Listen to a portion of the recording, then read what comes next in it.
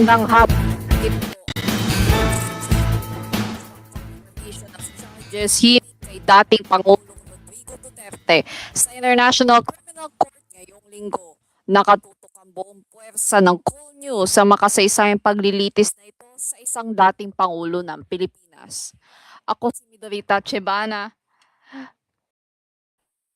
Magandang hapon sa inyong lahat at ito ang ating coverage of a very, very historic moment in the Philippine archipelago.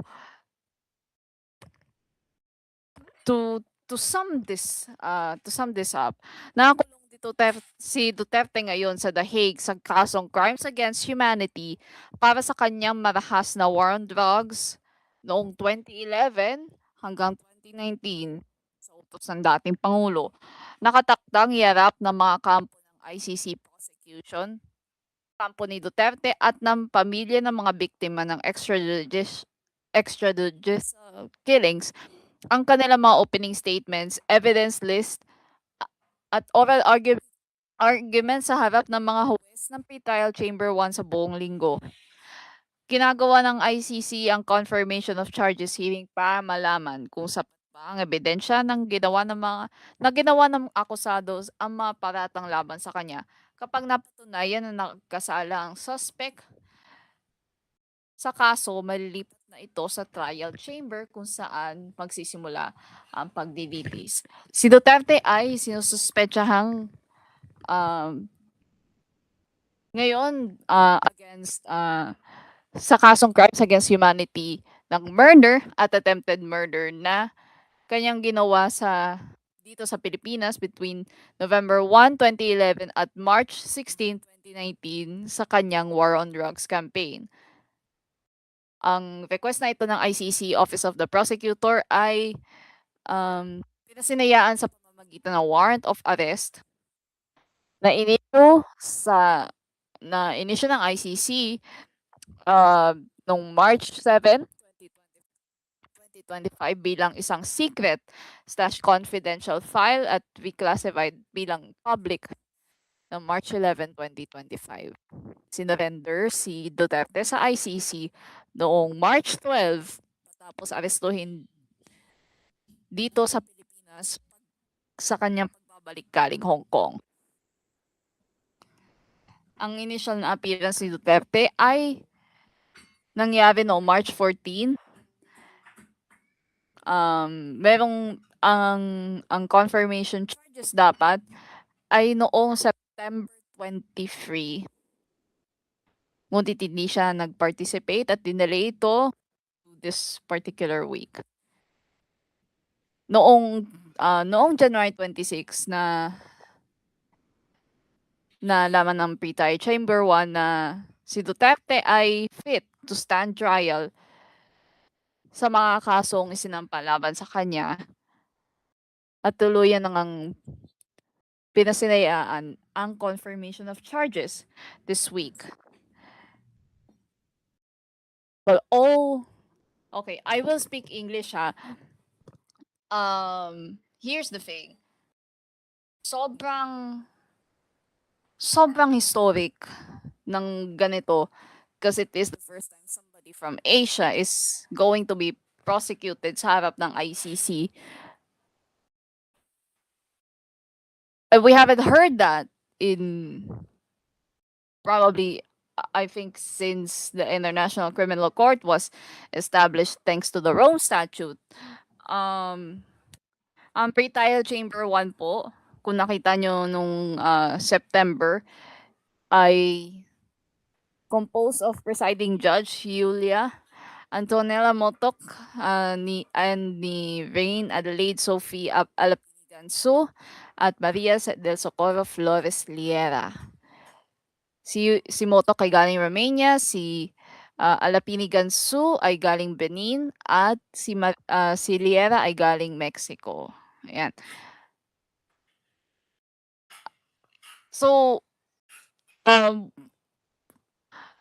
I want to hear your guys' thoughts. Nagsisimula na ngayon actually ang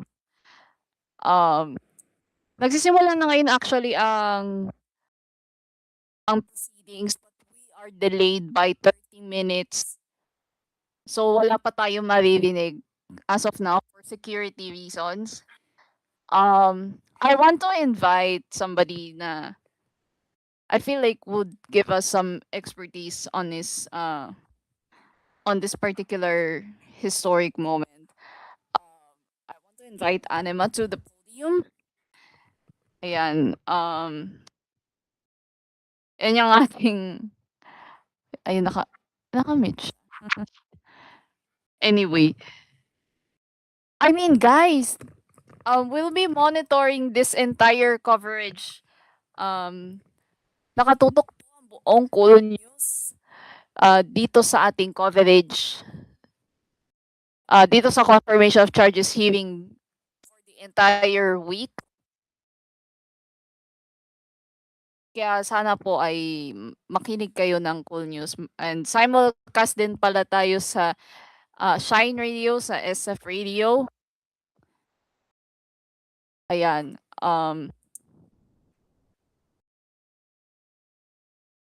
I want to know. Hi, Anima.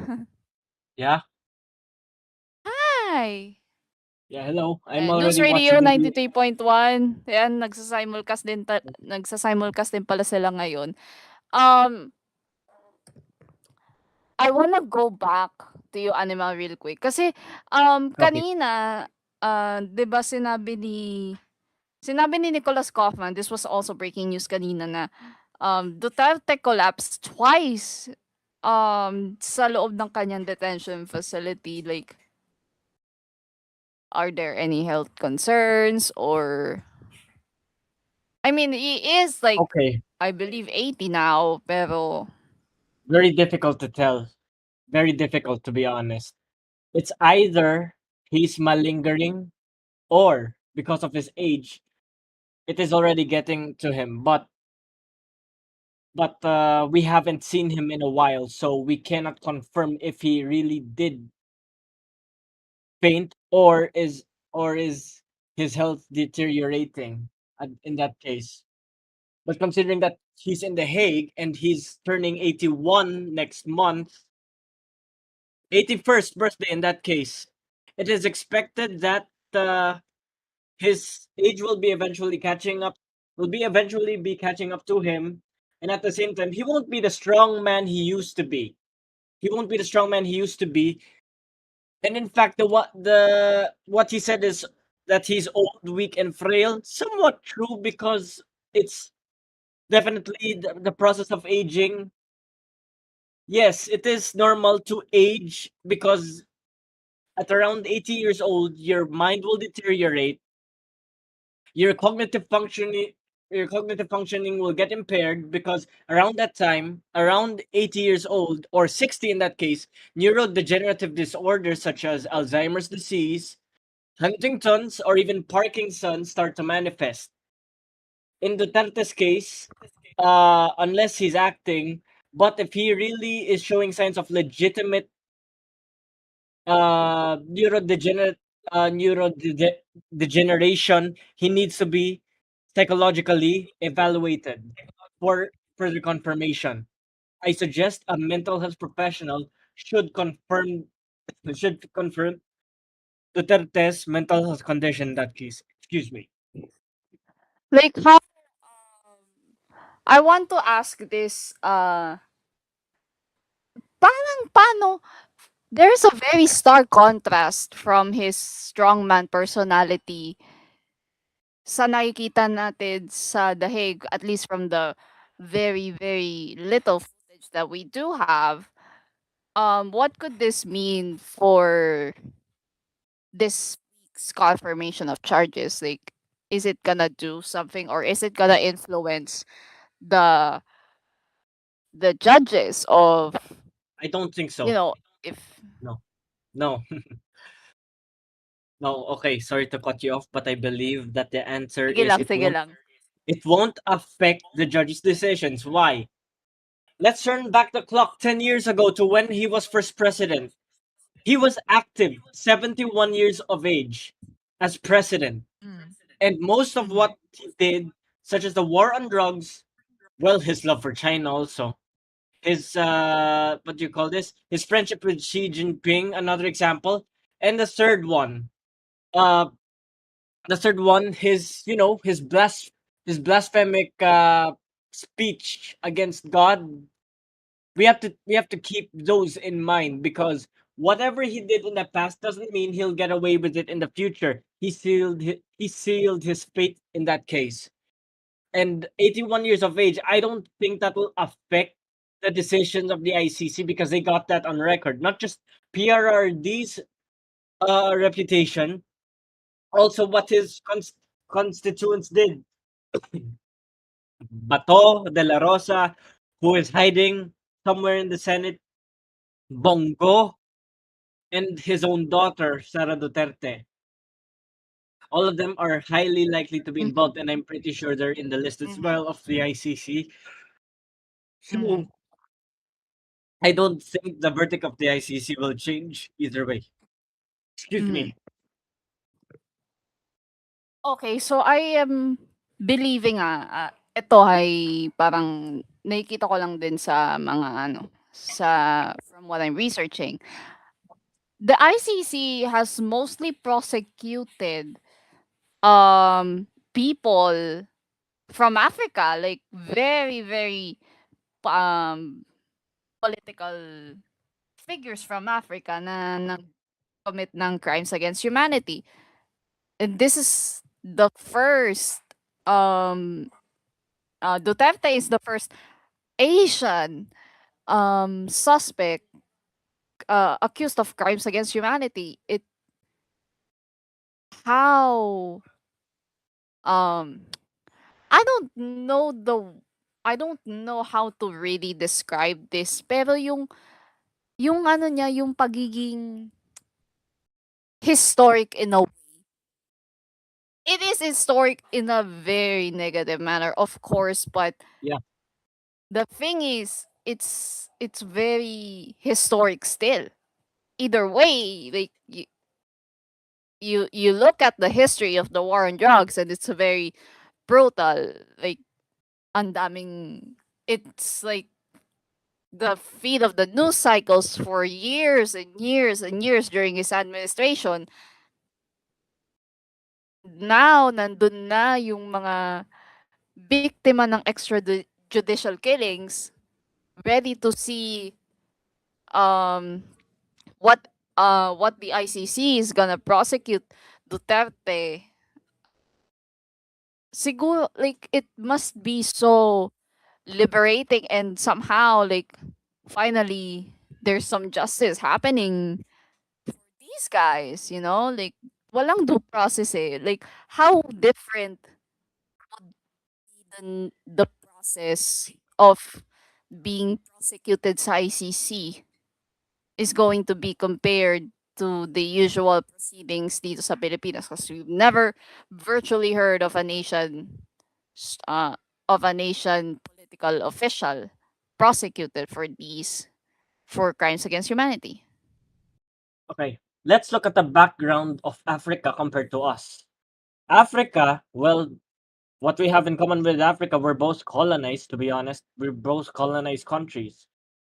Africa was heavily colonized back then, especially by the British. It was very rich like Mm, us, and now, uh, what do you call this? And now it's at a state of poverty, just like us, the Philippines. And what do those two have in common? They also have their corrupt system of leaders, dictatorships, for example. In that case, like what you mentioned, good research. Speaking of that, some leaders in Africa are imprisoned in the ICC, and now, for the first time, very first time in history, we have an Asian leader in Rodrigo Duterte to become the very first leader imprisoned or subjected to imprisonment by the ICC. But that depends on the verdict, so, but still, so, uh, he made history, but that history is forever going to be infamous on his terms in that case. So whatever the journey of the ICC will be, considering that they have already taken care of dictators throughout the course of history, I'm pretty sure this is going to be for uh for the victims. This is going to be for the victims of the EJKs, for the war on drugs, who have who have proven their innocence, yet have fallen, yet have their loved ones fallen under Duterte's brutalist approach. And at the same time, uh, once we hear the announcement, I am pretty sure that this will be a sense of justice, redemption, or let's say a sense of a sense of peace for the families affected by the war on drugs. Because personally, in the mental health field, Duterte had one shot, had one had one of the few solutions to solve the war on drugs approach, considering it as a socio-economical approach. And that Mm-hmm. is because we have RA 11036, which is the mental health law, which aims to prevent discrimination of those people with mental health struggles, and that includes those diagnosed with substance-induced disorders such as methamphetamine, marijuana, rugby, and the likes. Those stimulants mentioned,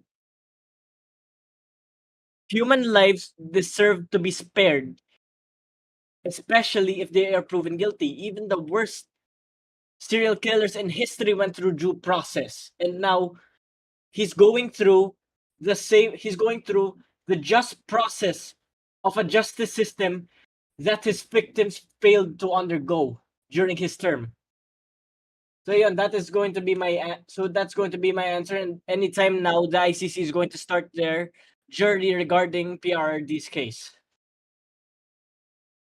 I believe kasi made-delay ng 30 minutes for security reasons ang Possible.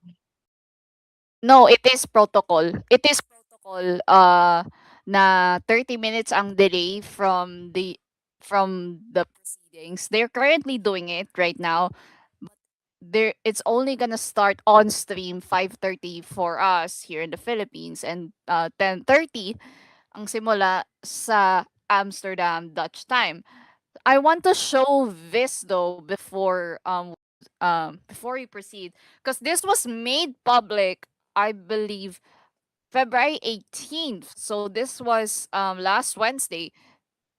Ito yung this was the office of the prosecutor ng ICC. This is the organizational structure of the president from during his term sa presidency. Okay. Well, ito ay pinapakita yung mga co-perpetrators ng drug war ng administrasyon niya during his term. So, obviously, there's him, there's Duterte, and then Medialdea, who is gonna be in the trial. Si Panelo will also be there. Javi Velker has not been seen in I don't know how many months it has been or how many years. Ernesto Abella. And then are here are the actual like people na that are under Philippine that are wards of the Philippine justice system. So Vitaliano Aguirre, Bernardo Guevara is also in there, but I believe that's only like for the time during the latter part of his administration. Jose Calida, NBI Director Dante Gueran from 2016 till 2020, and the very, very, very infamous Pato de la Rosa. So I believe itong mga red na ito ang pinaka-main perpetrators ng war on drugs. So that's why I believe they're red. So, and they have pictures as well. So, Bato de la Rosa is here. Oscar Albayalde and ayan, si Isidro La Peña na Chief ng Bureau of Customs. This was not um this was not public until last week. So when we see that we see this organizational structure, is it possible na, yeah, there could be an arrest warrant for them like with De La Rosa, but is it possible that these guys are also gonna be named co-perpetrators Highly officially likely. sa ICC? Highly likely. Okay, good that you have an organizational structure here. Let's look at this in an organizational psychology perspective. Industrial organization in that case. You see a hierarchy here, a hierarchy tree in that case. Well, traditionally, this is the organizational structure of every single traditional company in the Philippines, including the government. And this is one example. As you can see, you have Rodrigo Duterte at the top as president. Of course, he's the executive. And you have the office of the president. I believe the second in command, as you can say, aside from the VP, of course. His VP is Lenny Robredo by that around that time. So you have the executive secretary, Panelo, of course, Harry Roque, who is heavily involved.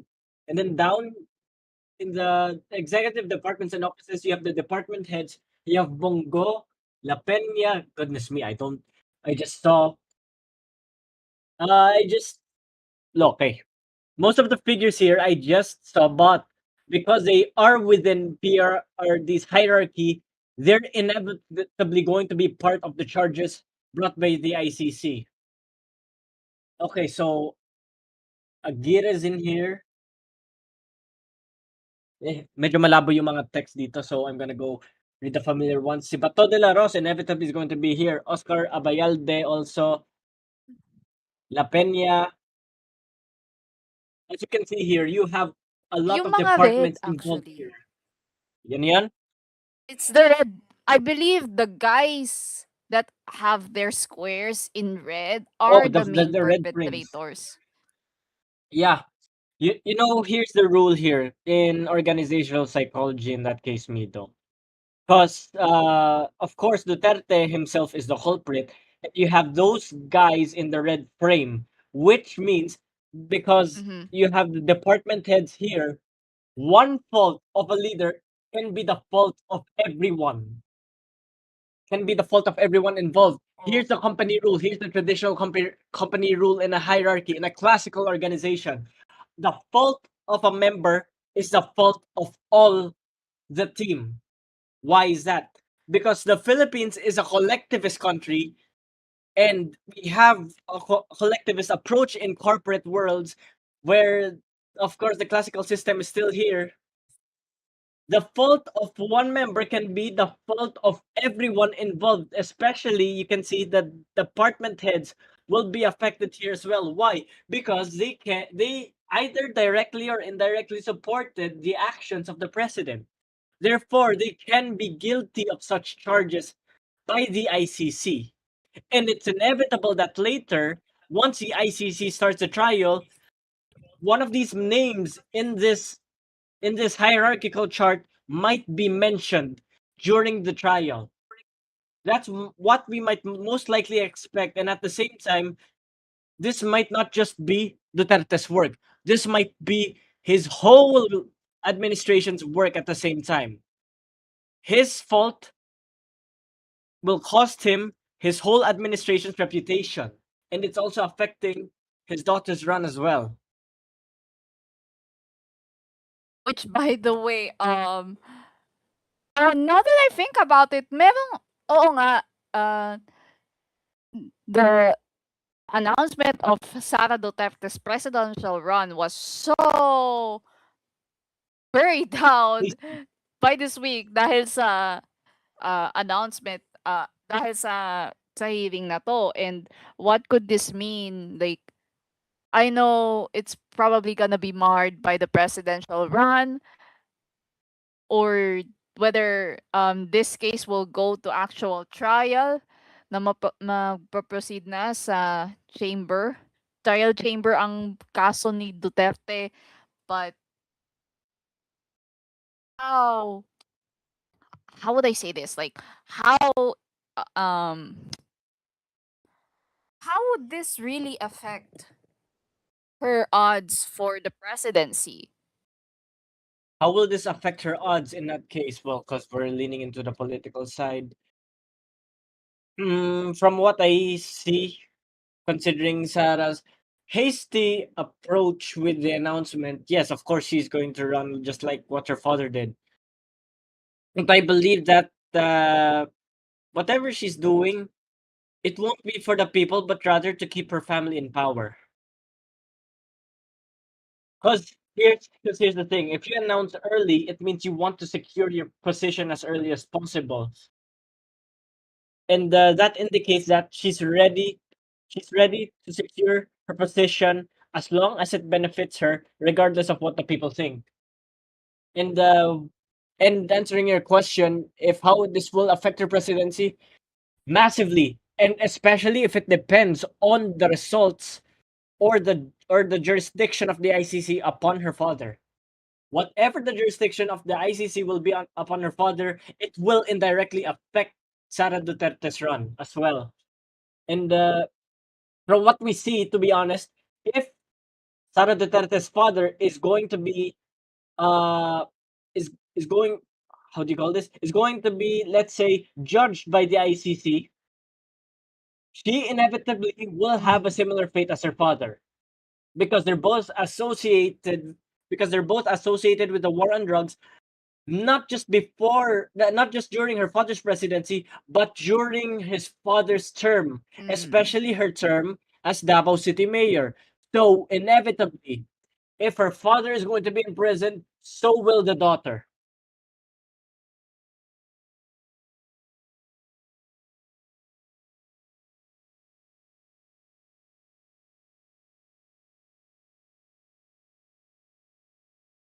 In the plan around to si political clan ng mga Duterte for being a strongman clan.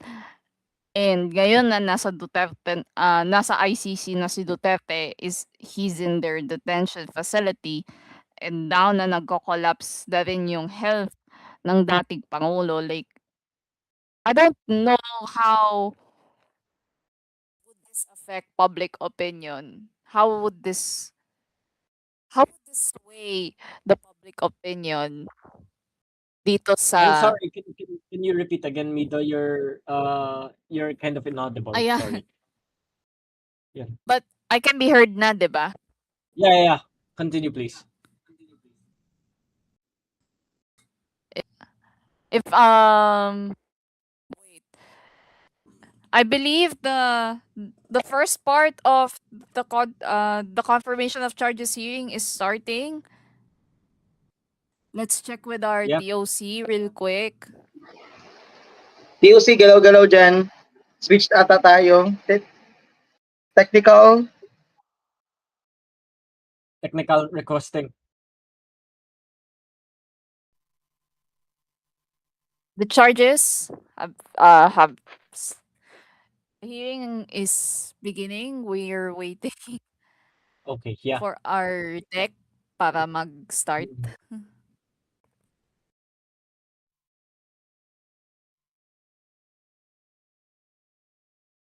Okay, if anyone wants to ask at least one question before this meeting starts, please feel free to do so while we wait for the hearing to commence. I cannot believe, like, we're we're actually seeing this in our lifetimes. We are so I'm oh, honestly, like, ironic na ironic na what we once knew as a strong man that instilled fear um in the people of the Philippines, eh ngayon nasa ICC na, and he's like kind of not recognizing the integrity of the ICC. And when you think about that, how how would that play into this particular trial? I'm sorry, repeat again. 'Di ba kasi Yeah, he's already disregarded yung integrity ng ICC yeah. ngayong nakaset siya for trial. Anong implication nun sa magiging trial niya in the future if this ever goes to actual trial sa ICC? Okay. So how will this affect his trial in the future? Depends. Well, it's on the gravity of his crimes in that case, considering we already know he's a human rights violator. I mean, he's done a lot of human rights violations because of his war on drugs. That is for sure. Mm. And the second with that, it's not just how do you call this? It's not just his rule in Davao when he was mayor, but also when he became president of the Philippines. So, what we expect for Duterte's case is that it won't just be focused on his co-perpetrators, his administration, or his war on Hello guys, drugs. veuillez vous lever. Okay, ICC starting, but also The ICC International will yeah, Court of ICC starting, but Networks also examination. uh, Audience de la but Cour also Pénale what we Internationale need est ouverte. to take note is how much the collateral damage has been caused during his war on drugs campaign. And now with that, let's proceed with the ICC hearing. Please be seated. Veuillez vous asseoir. Let's listen in. Yeah.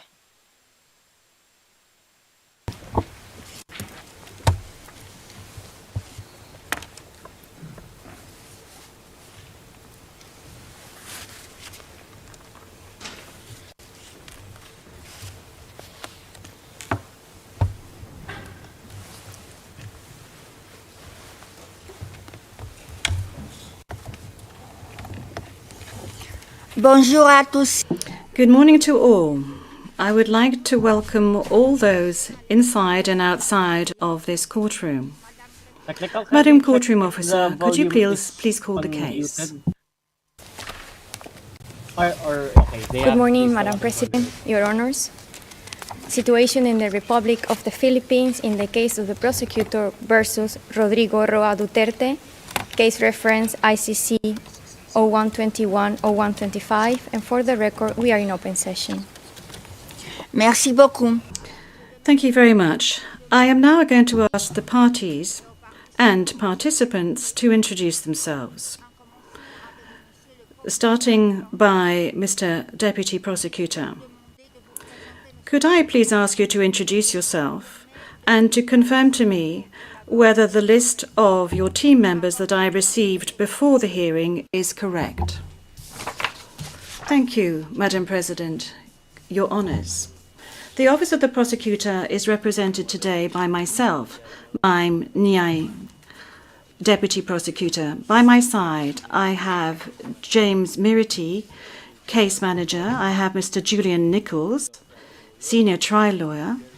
And behind us, we have Mr. Edward Jeremy, Trial Lawyer, Madam Robin Croft, Trial Lawyer, Madam Maria Berdenikova, Trial Lawyer, and lastly, Hannah Allen, Associate Trial Lawyer.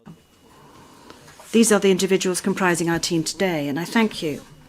Thank you very much, Mr. Deputy Prosecutor. Now, before moving on to the defence, I note that Mr. Duterte is not present in the courtroom today. Indeed, on the 20th of February 2026, the Chamber granted Mr. Duterte's request to waive his rights to be present at the confirmation of charges hearing. Pursuant to Article 61(2)(a) of the Rome Statute and Rule 124 of the Rules of Procedure and Evidence. In this decision, number 387, the Chamber concluded that the conditions contained in the provisions were fulfilled, namely that Mr. Duterte has the right and knows he has the right to be present at the confirmation of charges hearing and knows the consequences of waiving this right. However, Mr. Duterte's counsel is present today to represent him. Counsel, could you please introduce yourself and confirm to me that the list of your team members that I received before the hearing is indeed correct? Good morning, Madam President. Good morning, Your Honours. Indeed, the list before you is correct. May I introduce my team? To my left, I have Dr. Dov Jacobs. To my right, I have Ms. Havnit Sethi. Sitting next to her is Maître Alexandre Dezev-Dabi. Behind him, Attorney David Rancati. Sitting next to him, Maître Sandrine de Sena. And our two further lawyers, we have Nicolas Rousseau and also Kaylin Chen. And if Your Honour will permit me, there are also Filipino attorneys who are attending and supporting us today, and I'll briefly mention their names. Maître Salvador Mediadea, who Your Honours are familiar with from the initial appearance, Attorney Martin Delgra, Attorney Silvestre Bello, Attorney Alfredo Lim, Attorney César Doulay, and of course, Attorney Salvador Panello. Thank you very much. Merci beaucoup, maître. J'ai envie de... Thank you very much, counsel. I would like to now call upon the legal representatives of victims to present them, to introduce themselves and confirm to me that the list of your team members I received before is correct.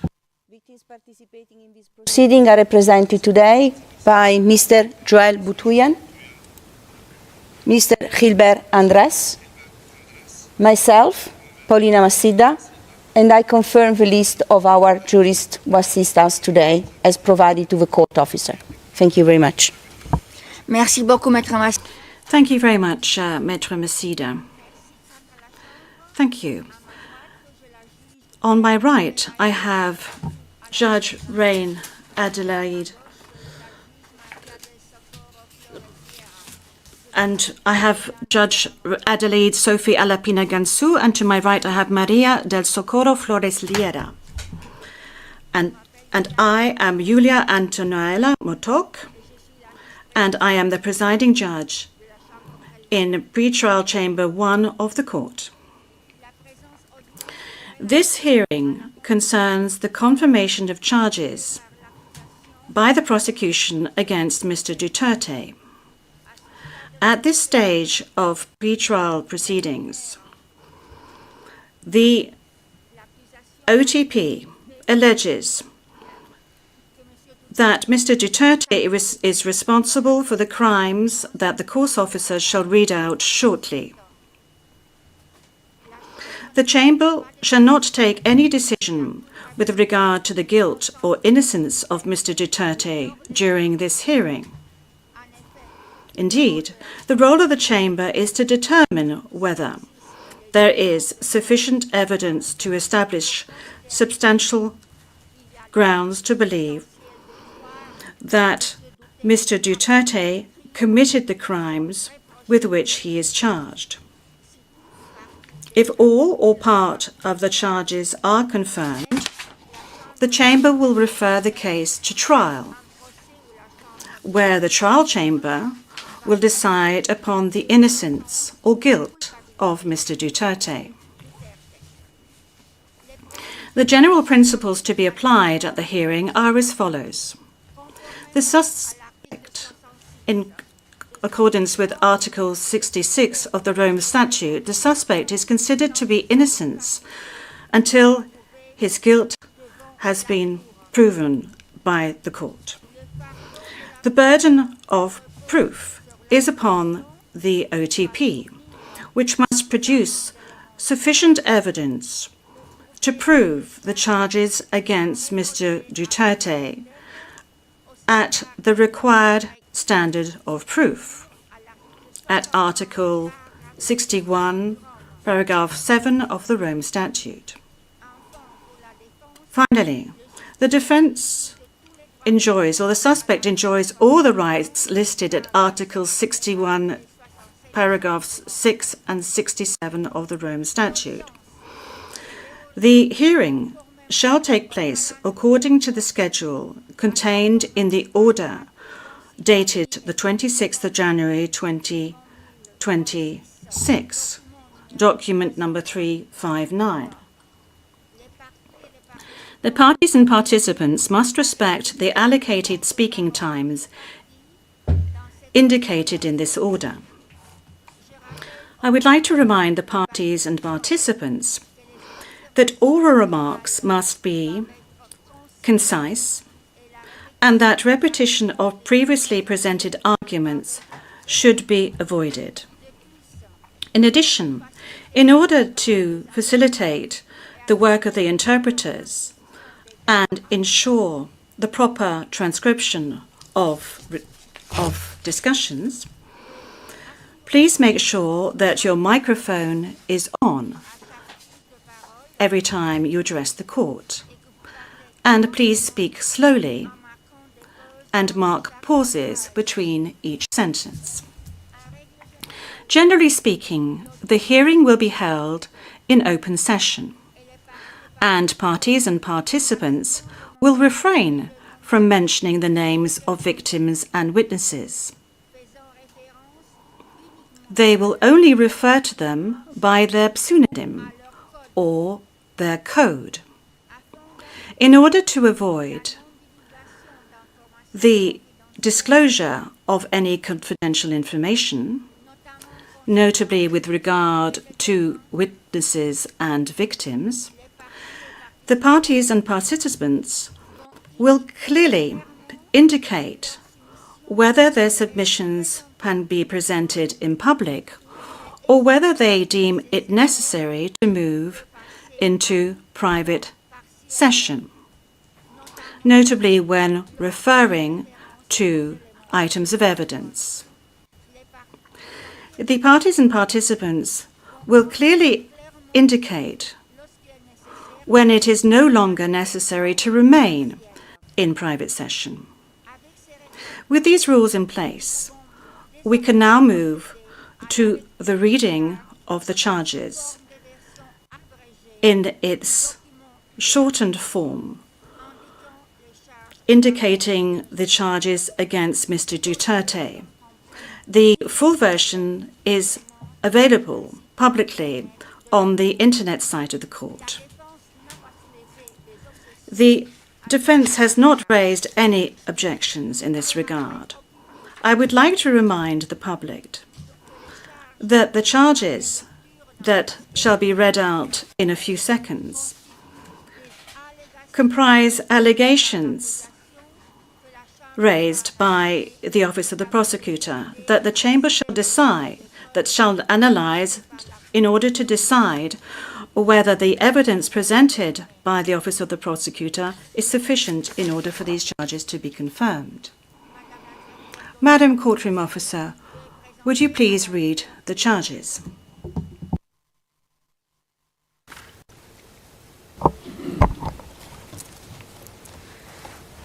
The prosecution charges Mr. Rodrigo Roa Duterte with 2 counts of murder and 1 count of murder and attempted murder as crimes against humanity committed between 2013 and around June 2016 and between around July 2016 and September 2018 in the Republic of the Philippines as follows. Count 1. Murder of 19 victims alleged to be criminals, including 3 children, who were killed in or around Davao City in the Philippines between 2013 and around 2016 by members of the Davao Death Squad, while Mr. Duterte was the mayor of the Davao City pursuant to Article 71A of the Rome Statute. Count 2.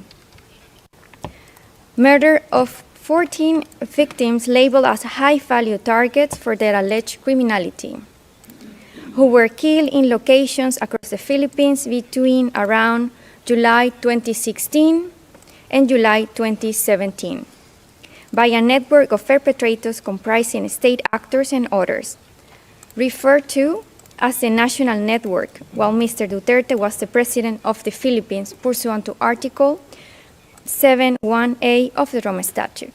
And count 3. Murder and attempted murder of 45 victims, comprising 43 murders and 2 attempted murders of persons alleged to be criminals, including 3 children who were targeted in barangay clearance operations in locations across the Philippines between around July 2016 and September 2018 by members of the national network, while Mr. Duterte was the President of the Philippines pursuant to Articles 71A and 25(3)(f in respect of the attempted murder of the Rome Statute. The prosecution alleges that Mr. Duterte is individually criminally responsible for all 3 of the above counts as follows. First, as an indirect co-perpetrator pursuant to Article 25(3)(a) of the Rome Statute. At least between 1st November 2011 and 16 March 2019, Mr. Duterte and his co-perpetrators shared a common plan to neutralize alleged criminals in the Philippines, including individuals perceived or alleged to be associated with drug use, sale, or production, through violent crimes including murder. Mr. Duterte and his co-perpetrators implemented this common plan through the hierarchically organized structures of the Davao City Police and Davao Death Squad, and then the national network. Within the framework of the common plan, Mr. Duterte made essential contributions to the crimes in counts 1 to 3 by A. Designing and disseminating the police to neutralize alleged criminals, both in his role as a mayor of the Davao City and also during his presidential campaign and as a president, including by endorsing the anti-illegal drugs campaign Double Barrel. B. Establishing and overseeing the DDS. C. Instructing and authorizing violent acts, including murder, to be committed against alleged criminals, including alleged drug dealers and users. D. Providing personnel and other necessary logistic resources, such as weapons, including those to be used in the execution of the crimes. E. Appointing key personnel to positions which were crucial to the execution of the crimes. F. Offering financial incentives and promotions to police officers and hitmen to kill alleged criminals. G. Creating and maintaining a system in which perpetrators knew they would be protected, including through promises of immunity and shielding perpetrators from investigation and prosecutions. H. Making public statements authorizing, condoning, and encouraging killings of alleged criminals, both as a mayor of the Davao City and as a president of the Philippines. I. Authorizing state actors to take part in the anti-drugs campaign and temporarily revoking such authorization, including to placate public outcry. J. Publicly naming individuals and holding up charts from lists of alleged criminals, including so-called high-value targets, some of whom were subsequently killed. Second, in the alternative, Mr. Duterte is charged with ordering and/or inducing the charged crimes pursuant to Article 25(3)(b) of the Rome Statute, and/or aiding and abetting these crimes pursuant to Article 25(3)(c) of the Rome Statute.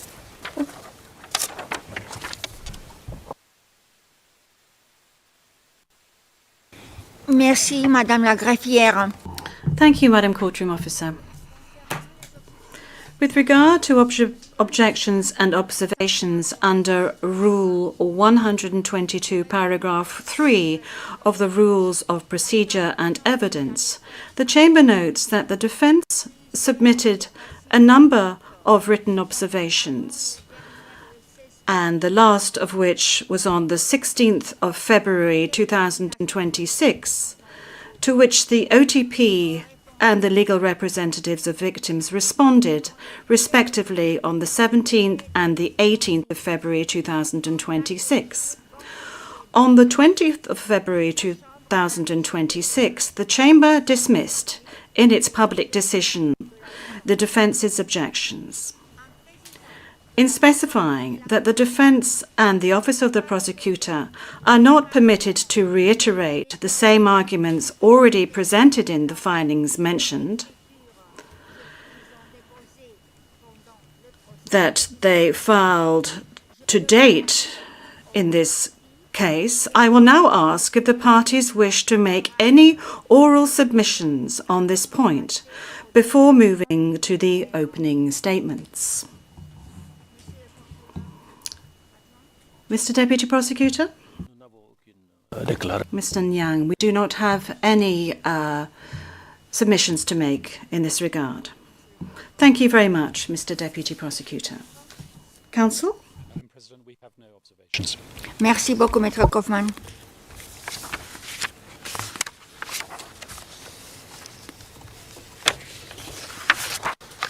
Donc, on peut maintenant passer à la phase. So we can now move on to stage 2, namely the opening statements, and I hand over to the Office of the Prosecutor. Mr. Deputy Prosecutor, please. Madam President, honorable member of the bench, all those following these proceedings inside the courtroom and outside, and especially those in the Philippines. Today marks an important day for international justice for the people of the Philippines, for the victims, and for this court. The commencement of the confirmation hearing against Mr. Rodrigo Roa Duterte is a reminder of the court's unwavering commitment to its mission to investigate and prosecute individuals for the most serious crimes of concern to the international community and to bring justice to the thousands of victims of the mass crimes and atrocities perpetrated in the Philippines.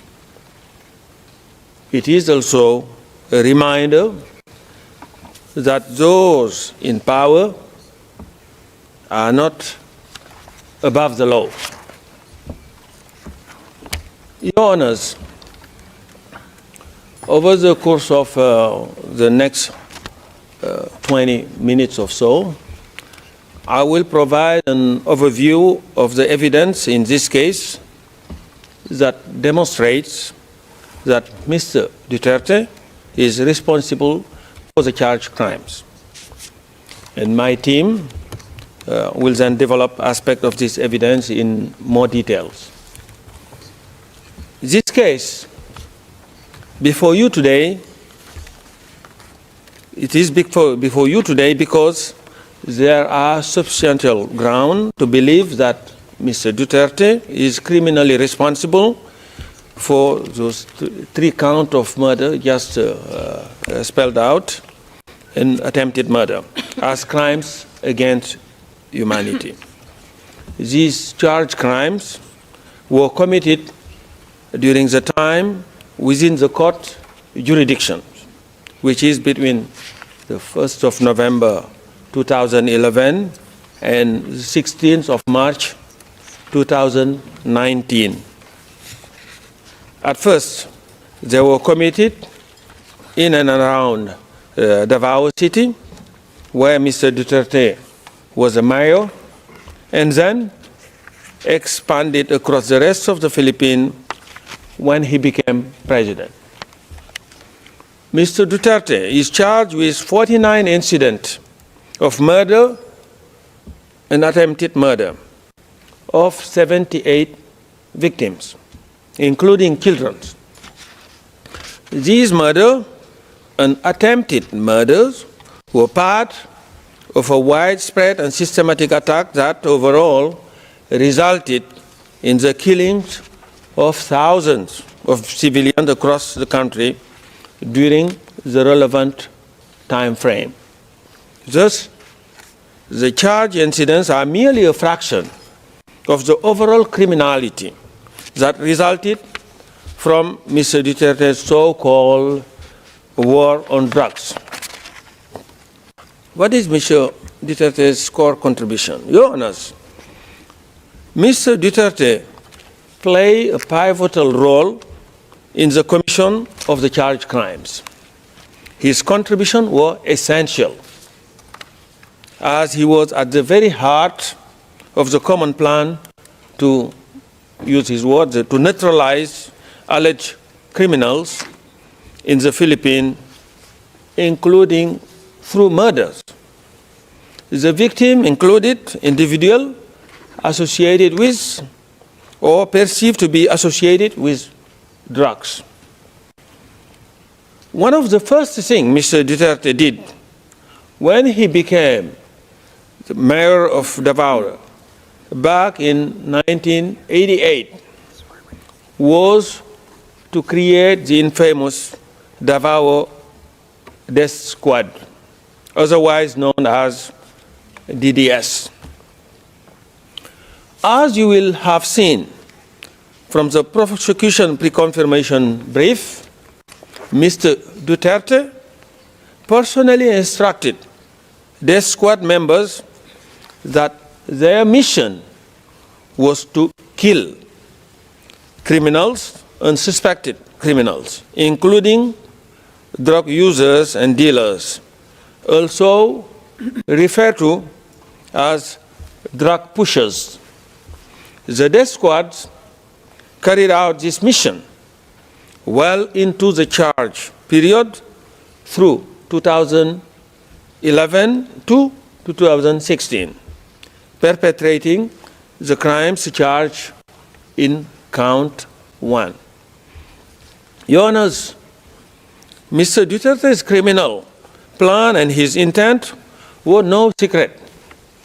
He not only shared them with his co-perpetrators and members of the death squad, but also made them abundantly clear to the general public in the numerous public statements that he made time and again.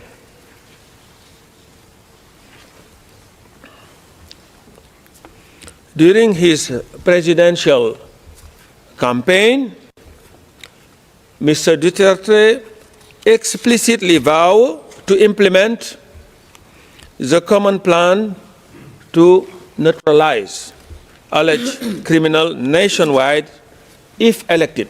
This was his program to be elected.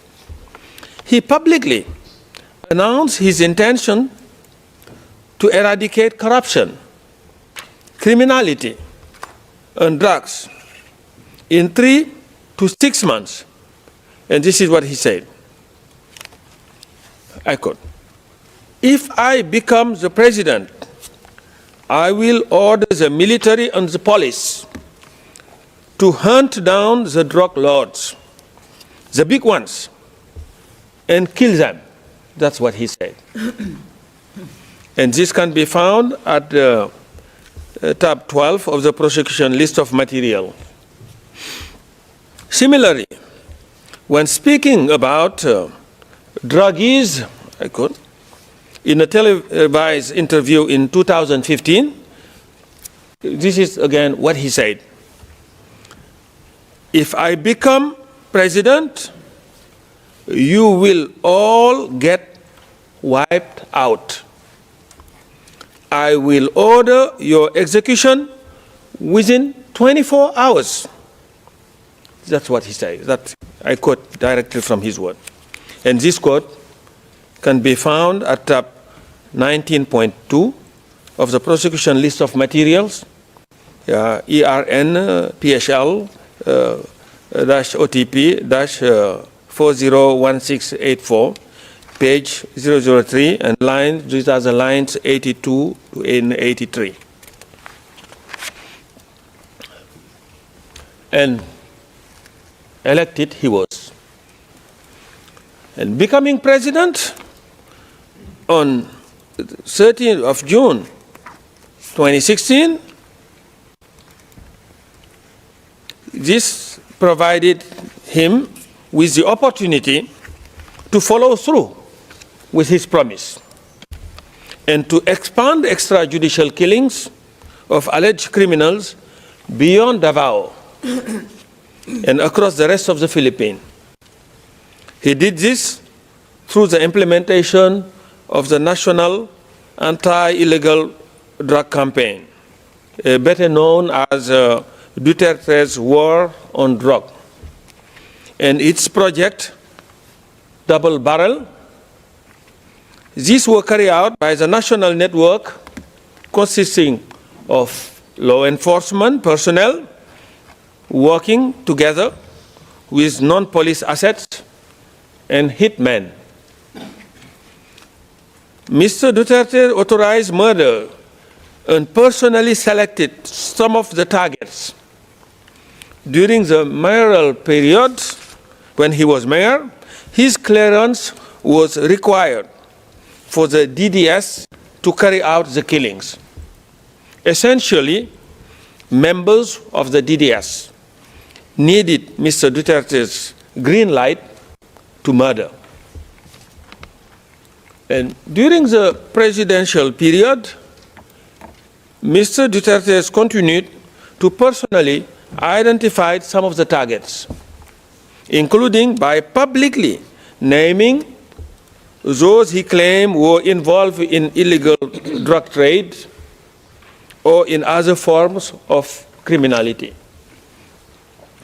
He also identified targets by holding up a list containing their name.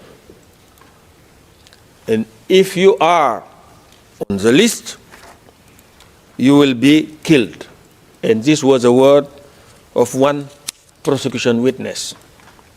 And this evidence can be found at tab 54 of the prosecution list of materials, ERN PHL OTP 00015 page 0009, and the relevant lines are 260 to 261.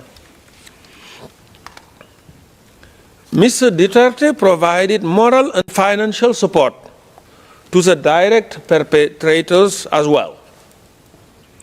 In a 12 December 2016 speech, Mr. Duterte admitted that he used to ride around Davao on a motorcycle looking for trouble, so he could kill. And he said, and this again his own word I'm quoting here, in Davao, I used to do it personally, just to show the guy that if I can do it, why can't you? And these are his own words. And this quote can be found at tab 16.1 of the prosecution list of material, ERN PHL OTP 000155547 at 0002 lines 7 and 8. And the evidence show that Mr. Duterte's Davao City Mayor office provided some member of the DDS with a regular salary. Financial rewards were also given to direct perpetrators in the form of cash per head of killing. And at a press conference in 2013, Mr. Duterte stated that shoot to kill orders and reward are, and I quote him, are legitimate tools of government to fight lawlessness. This is his own word. And if he surrendered to me or his carcass dead, then I double the price. And again, yeah, and that was what he boasted. This quote can be found at tab 17.2 of the prosecution list of materials, PHL-OTP-000094932 at 0002, and the relevant lines are lines 7 to 11. Deaths of drug personalities killed in anti-drug operation were endorsed by Mr. Duterte's administration and listed as official accomplishment in public reporting. Your Honors,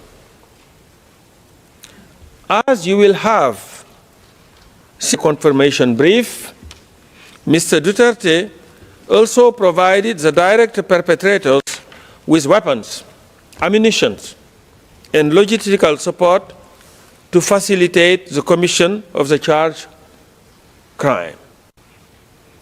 And he also had control, wide control over those crimes. And let me now turn specifically to that control. As mayor of Davao and later as president of the Philippines, Mr. Duterte wielded ultimate influence and authority over the physical perpetrators of the crimes. As mayor, Mr. Duterte was chief executive of the Davao city government, with responsibility for exercising general supervision and control over all its activities. He had formal operational supervision and control over National Police Unit in Davao. As creator and head of the DDS, he also had de facto control over the death squad's members. When Mr. Duterte became president on the 30th of June 2016, he sat at the very apex of the political power structure in the Philippines. He became the head of state, head of government, and commander-in-chief of all armed forces of the Philippines. He also became the leader of the country's police forces. This level of authority allowed him to wield de jure and de facto control over those implementing the common plan nationwide. Mr. Duterte's control over the crime is also apparent from his ability to interrupt their commission when he so chooses. And as outlined in our reconfirmation brief, he successfully suspended police anti-illegal drug operation on 2 occasions following public outcries in response to particularly notorious killings. On both occasions, the number of reported killings dropped significantly during the suspension, showcasing his control. So when he asks people to act, they act. When he asks them to refrain, they do so. So they oblige.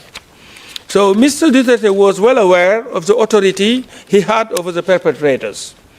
In a speech given to the National Bureau of Investigation in November 2016, he expressly acknowledged his position of power. And this is what he said. To the military, I am commander-in-chief. On the civilian side, I am the chief executive of the government. And when talking about the police, this is what he's saying. They are my subordinate, and I am ultimately responsible for their deeds. And these are quotations, and they can be found at tab 131.2 of our prosecution list of materials at ERN PHL-OTP-00095-679, page 0004, and the relevant lines are from 131 to 134. And the direct perpetrators complied with Duterte's order and respected his authority. Mr. Duterte was respected by the physical perpetrators.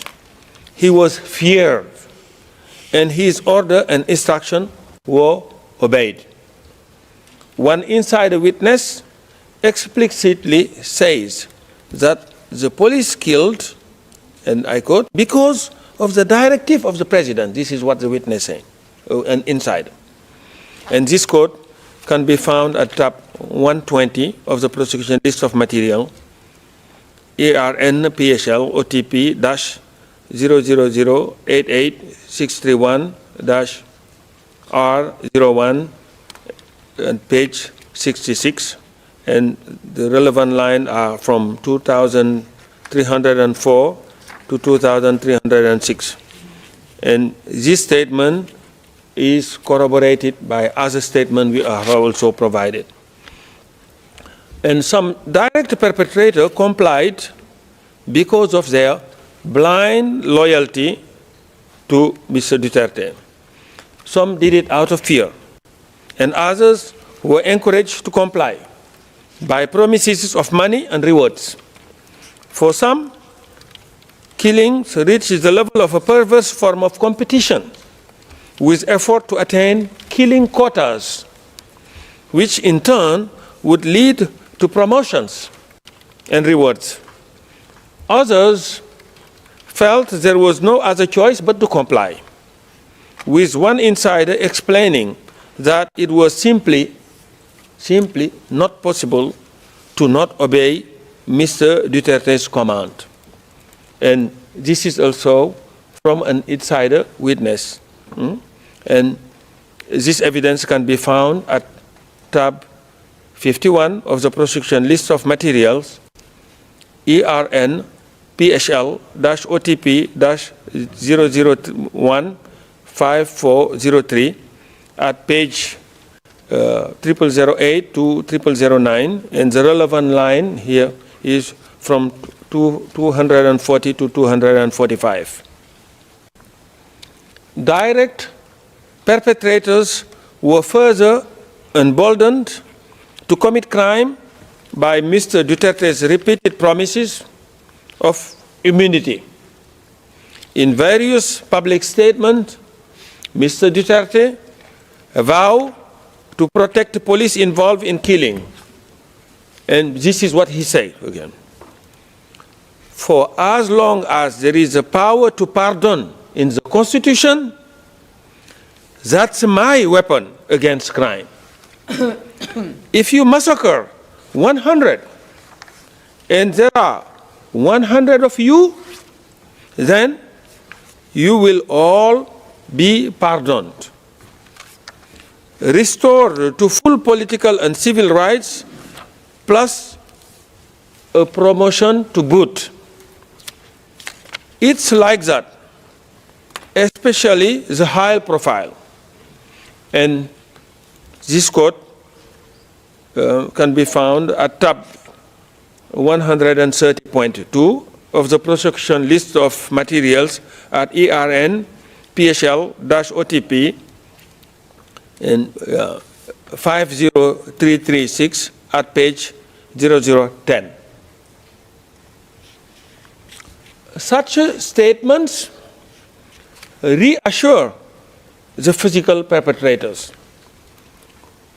One insider described that he felt confident to continue killing people because he knew that he wouldn't be arrested for that. And this evidence can be found at tab 38 of the prosecution list of material, ERN PSL-OTP-0001-2779 at page 0005, and relevant lines are from 130 to 131. Your Honors, let me now say a few words about Yes, the contextual elements. The 78 murders and attempted murders that Mr. Duterte is charged with in this case were not random. These were not random crimes. Nor was they spontaneous or happened in isolation. Rather, the evidence demonstrates that they were part of a widespread and systematic attack directed against the civilians population of the Philippines. The murders and attempted murders were carried out across the Philippines and over a substantial period of time. Overall, Duterte's so-called war on drugs resulted in the killings of thousands of civilians from the 1st of November 2011 to the 16th of March 2019. And many of these victims were... Excuse me, Counsel, you have 5 minutes left. Okay. Yes, were children. The victim of extrajudicial killing charge in this case were brutally murdered, some after having been abducted and mistreated. Unlike Mr. Duterte, who is represented by his counsel here today, they were deprived of any form of due process. The loss of every single one of these victims had the most profound impact on their families, their friends, and ultimately their communities. Their suffering was met not merely with Mr. Duterte's indifference, but with his mocking. In a 25 July 2016 speech, he expressly made fun of the iconic photograph portraying the partner of an extrajudicial killing victim cradling his body, which now visible on our screen. While the specific incident portrayed in this photograph is not charged in this case, Mr. Duterte's comment on it is demonstrative of his attitude towards the victims. In reference to this photo, Mr. Duterte, this is what he said. Those of you who are still sober, those who haven't tried illegal drugs, if you don't want to die or get hurt, don't rely on the priest, including human rights advocate. They won't be able to prevent death.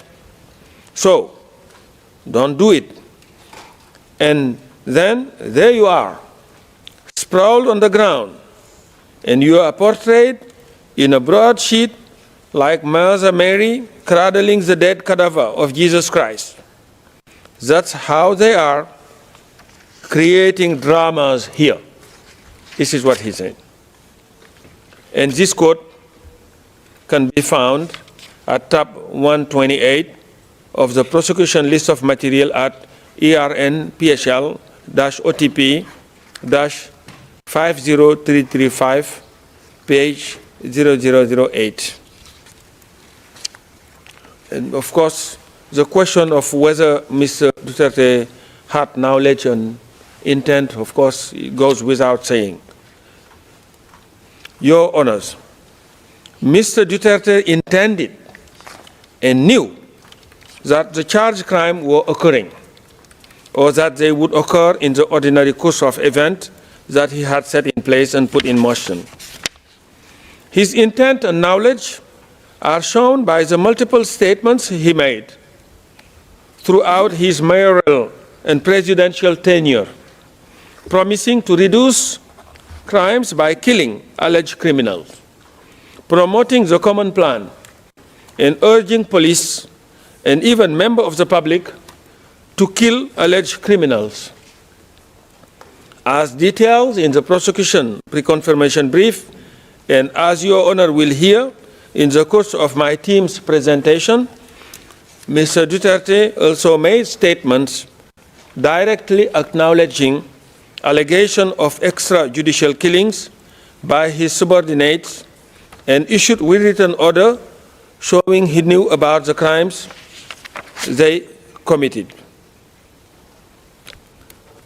Your Honors, the prosecution relies on significant and varied sources of evidence to demonstrate that substantial ground exists to believe that Mr. Duterte is criminally responsible for the crimes. This evidence includes multiple witness statements, including insider witnesses. It includes many speeches of Mr. Duterte himself, as well as the statement of his co-perpetrators. It also includes orders and other documents signed by himself. The prosecution further relies on official government documents, including material from the Philippine National Police. It relies on drug watch lists, on audio and video material, as well as on forensic and financial evidence.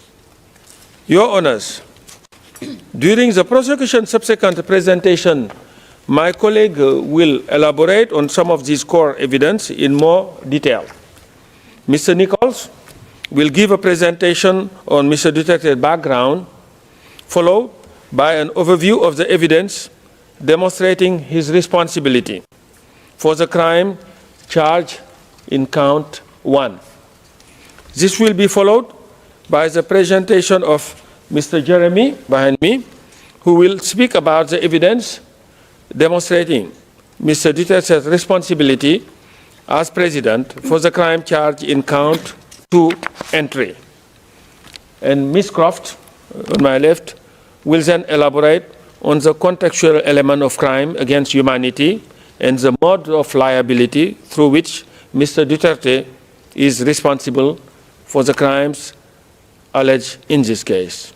And to conclude, Madam President, Your Honor, while this court cannot reunite victims with their loved one, it can help reveal the truth about what happened to them and bring a sense of justice to the victim. The charge before you today are serious, and the evidence submitted require their confirmation. And Mr. Duterte must be held to account, and this case should be confirmed for trial. I thank you very much. Merci beaucoup, Monsieur. Thank you very much, Mr. Deputy Prosecutor. Now we are slightly in advance on our schedule. I will now hand over to the legal representative of victims for her opening statements until 11, and then after that you shall continue. Please proceed, ma'am.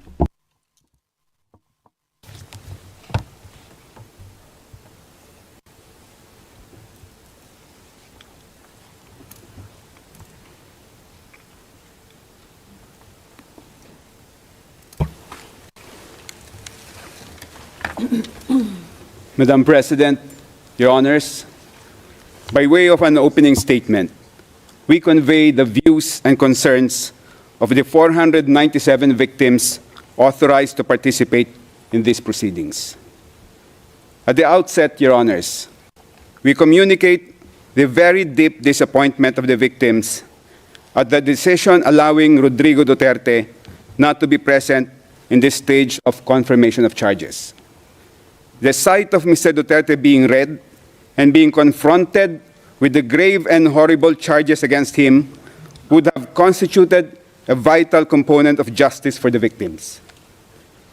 This case symbolically represents the last boat that the victims can board to go on a journey in search of justice for their loved ones who were brutally killed upon the orders of Mr. Duterte.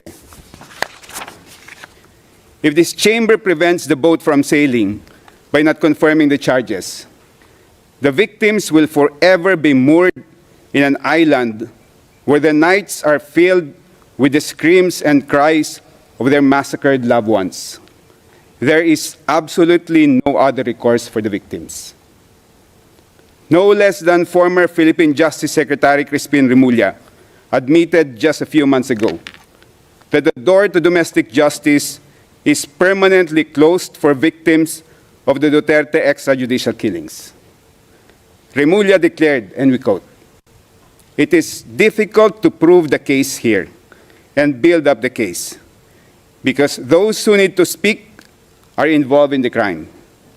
There's nothing, not even a police report. You don't have a scene of the crime, you don't have ballistics, you don't have DNA." Remulla further declared, and I quote, "Everything that could be erased was erased so that the cases would not push through. That is why this has reached the ICC." Under the Philippine justice system, Your Honors, no criminal case can reach the courts unless they are initiated and filed by the Department of Justice or the Office of the Ombudsman. From Justice Secretary, Remulla has been appointed as Ombudsman. So the two gatekeepers of justice are successively occupied by a ranking official who has declared that there is absolutely no hope for domestic justice for the victims. If the charges are not confirmed in this case, one of the gravest concerns of the victims is that Mr. Duterte will return to the Philippines as a conquering hero. He will resume preaching his gospel of impunity. In fact, if Mr. Duterte could threaten to slap the judges of this court, which he did while he was president, this chamber should imagine the kind of terror-filled threats and the violent actions that can easily be used against the victims if the suspect walks free from this court. If the charges are not confirmed, it is a very serious concern of the victims that Mr. Duterte will be portrayed in history by his multitude of followers as the leader who vanquished the ICC and who cleansed his country of 30,000 rapists, murderers, and dangerous criminals, which were the scornful words he sweepingly used against all those who were killed in his murderous spree. Your Honors, Mr. Duterte has been in detention here in The Hague for almost a year now, but there has been no peace and rest for the victims. From the time their loved ones were killed and continuously up to this time, they lived in constant fear for their lives. The arrest and detention of Mr. Duterte has not stopped impunity in the Philippines. The virus of impunity that he spread all over the country has become a cancer that has metastasized, infecting millions of Filipinos. Mr. Duterte has created clones of himself. He converted millions of peace-loving citizens into bloodthirsty disciples who have become converts to the belief that violence and killings are valid solutions to societal problems. The killings masterminded by Mr. Duterte continue to have consequences for the victims even to this day because of his clones.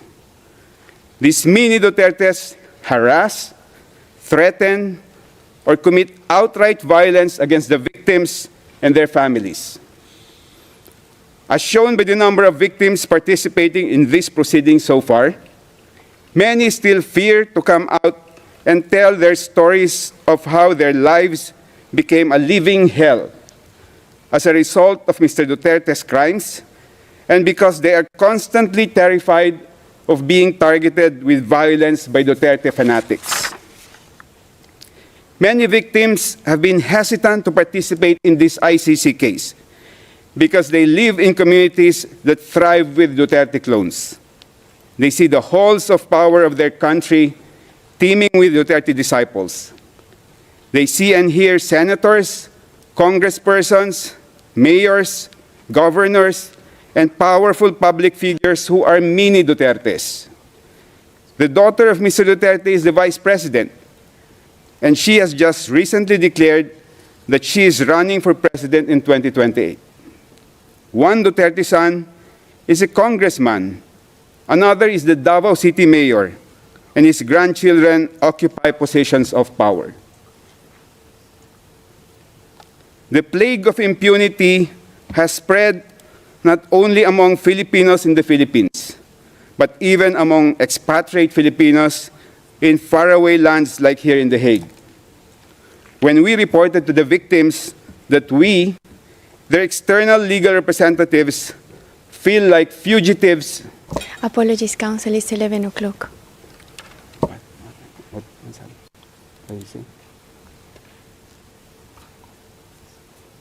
When we reported to the victims that we, their external legal representatives, feel like fugitives who avoid our own countrymen here in The Hague,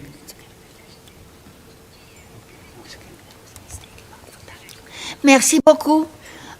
Thank you very much, Council.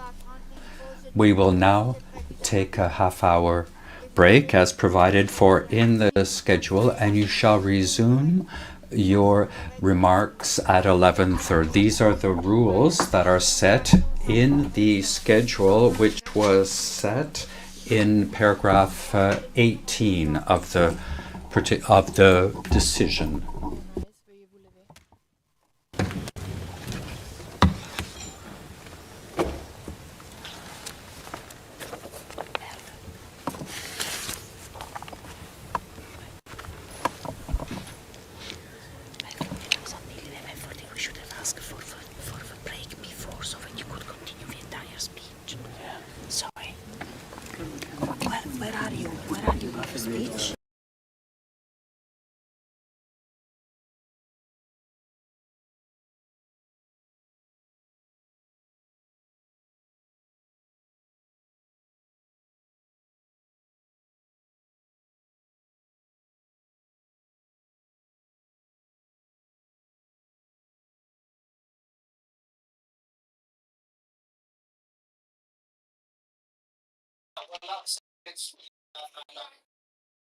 Hello.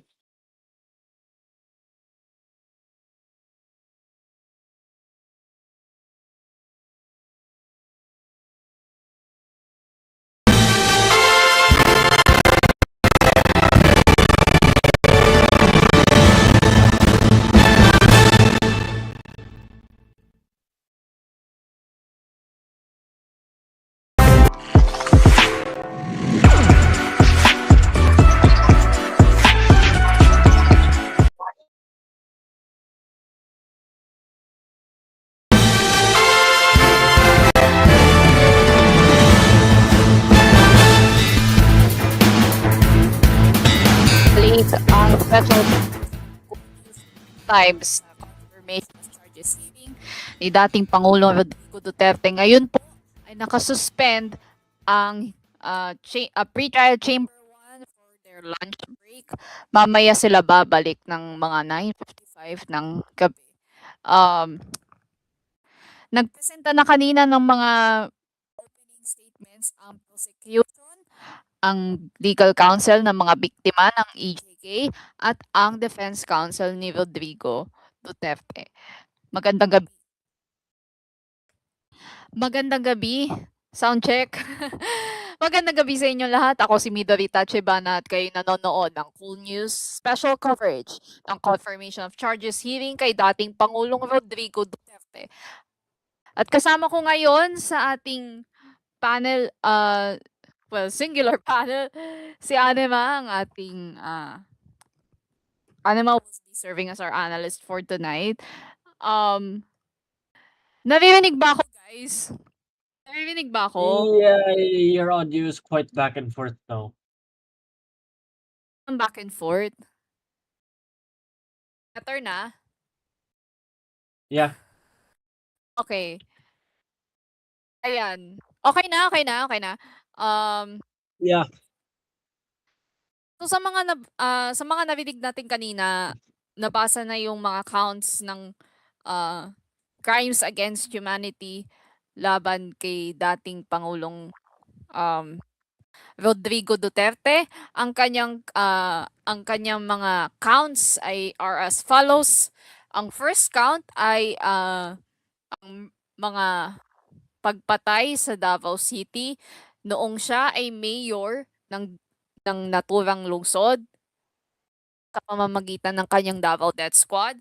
Ang second count ay pagpatay sa mga high value target, allegedly high value targets noong kasagsagan ng kanyang administrasyon, at ang pangatlo ay murders and attempted murders sa mga barangay clearance operations during the presidential period, o yung tinatawag nating Oplan Tokhang. Magandang gabi sa iyo, Anima. Alam ko Yeah. narinig mo kanina yung mga arguments between the three camps. How Mhm. powerful are, particularly first, how powerful are the statements made by the legal counsel of the victims na si Joel Petuyan? Very. Because to be honest, since he is a representative of the war on drugs, there are a lot involved. There are a lot of casualties involved during the war on drugs campaign that we can remember, and at the same time, what the victims experienced. To be honest, they're definitely, well, we can say traumatic, and it and those experiences might have haunted them up to this day. To be honest, those traumatic experiences, especially.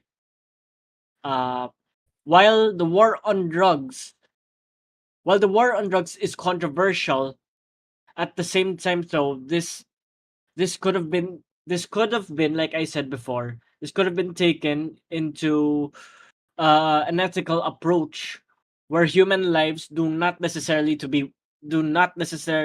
need to be wasted. In fact, it should be upheld according to the rule of law. Even the worst criminals we know, from, let's say, Al Capone, John Wayne Gacy, throughout history, we have the worst criminals, and yet they underwent due process because the evidence of their crimes are already there.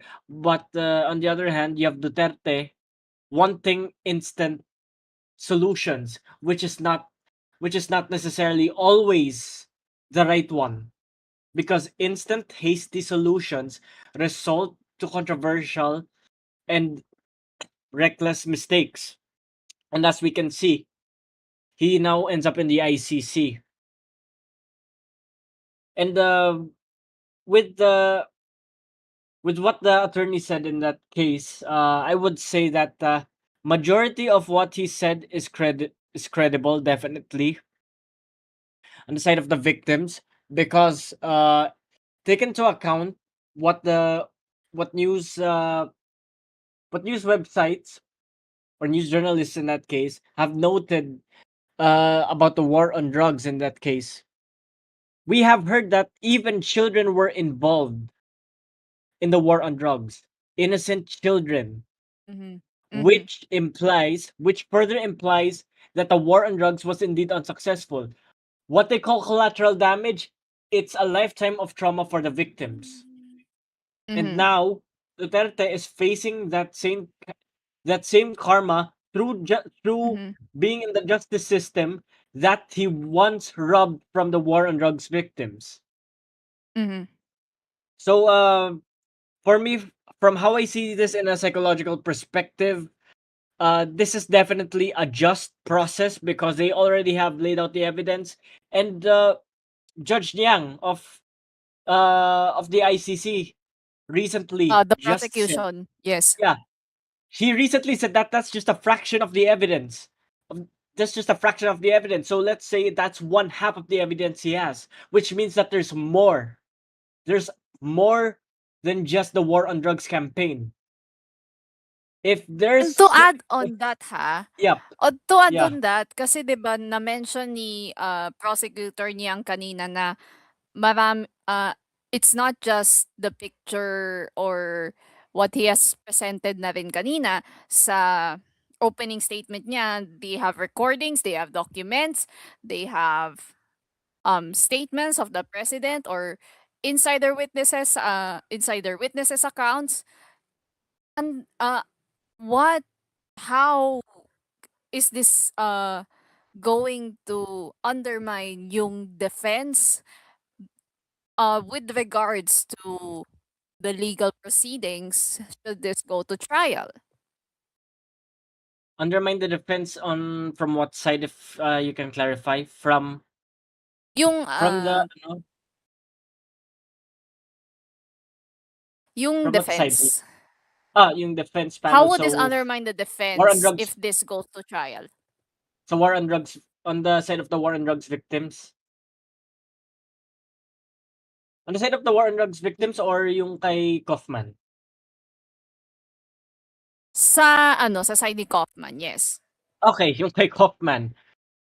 To be honest, I think yeah, knowing how many times he had defended Duterte in some of the other sessions they have, what I've noticed about Duterte, what I've noticed about Kaufman's defense, I don't get where the flowery language is coming from. Excuse me. I know he's British. I know he's British Israeli, to be honest.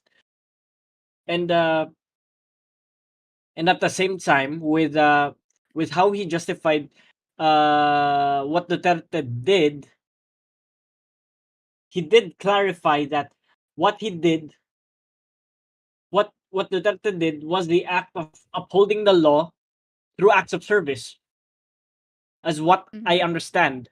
In fact, why would you serve the people by killing the people? That doesn't make sense. If you're serving Sabi the niya, people, to add din, he was stating, he was arguing it from the side of, from a self-defense perspective. Like, no, would you say na self-defense pa talaga yung mga ginawa niya nun? not necessarily. If that was self-defense, then extrajudicial killings would have been lessened. They would have been minimized. If that was self-defense, we wouldn't have children being in the death count. And if that was self-defense, I once had a debate with one of Duterte's followers, to be honest. I clarified to them that even children were included in the death count and they still justified it as a way to keep criminals under control. But that is not the case. Why?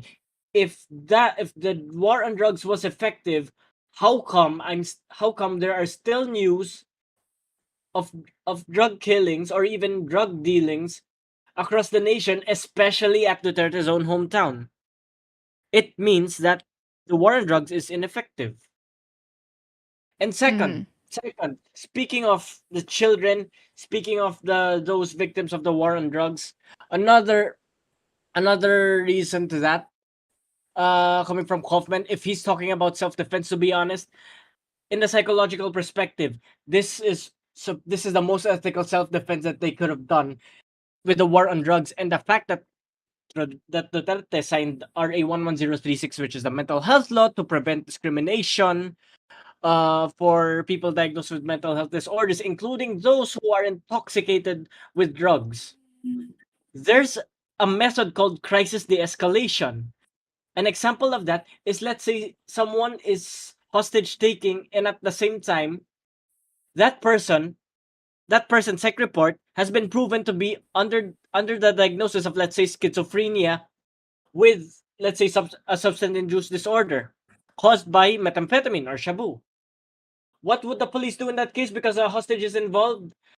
Walang barilan. If that was Duterte, matik babarilin. Pero but you have an innocent life at stake there. Of course, you have to de-escalate the crisis.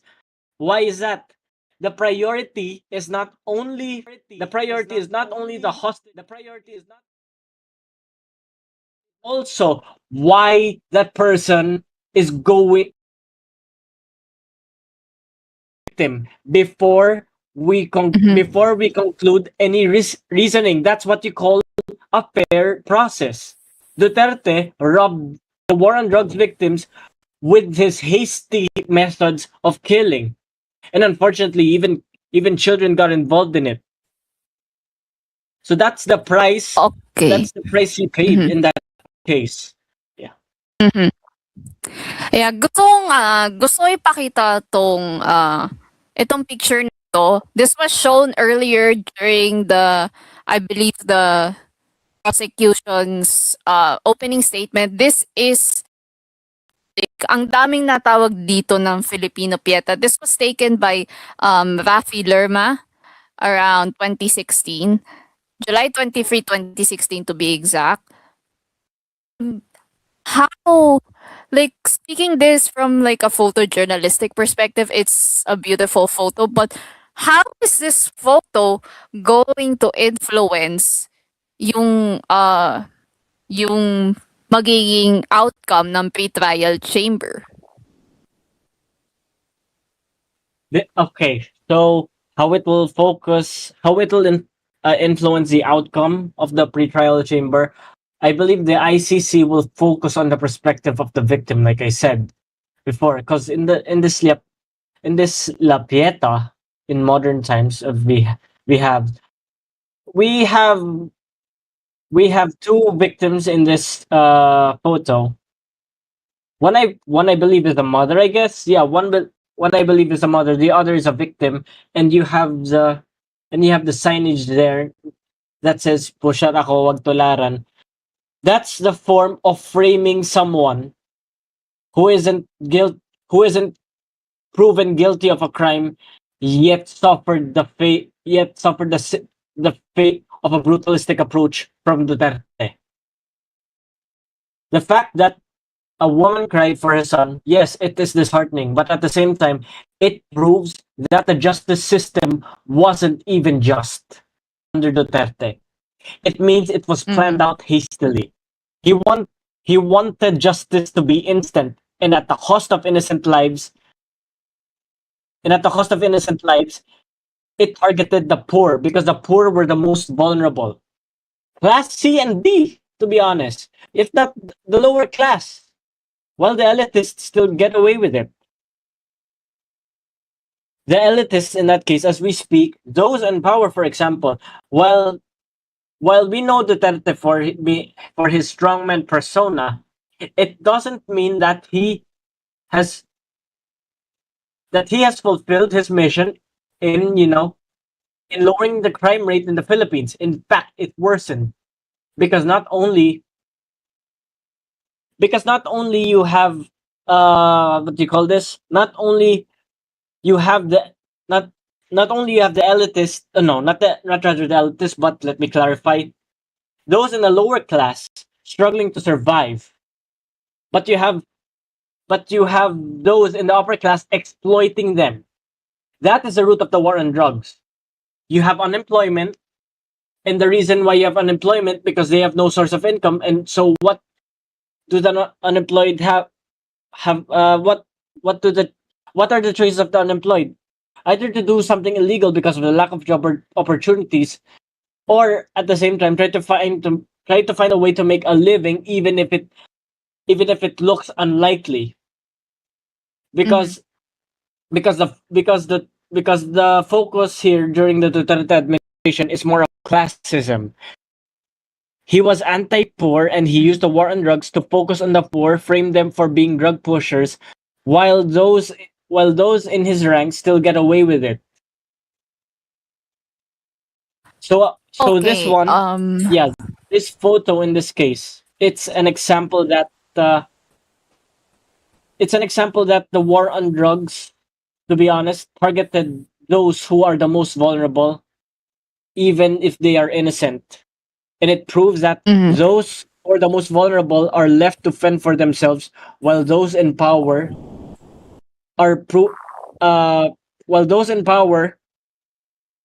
are indeed guilty of being accomplices with Duterte, and yet they still got away with it. It just means that the justice system during Duterte's administration was selective. Also, there's gonna be different interpretations, of course. That's how in depth the photo is in that case.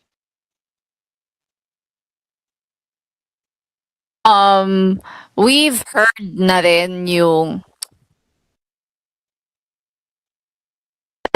mga statements, and what I was able to take down ay si Duterte daw ay, well, according to the prosecution, according to our lead prosecutor niyang yung nag-present kanina, Yep.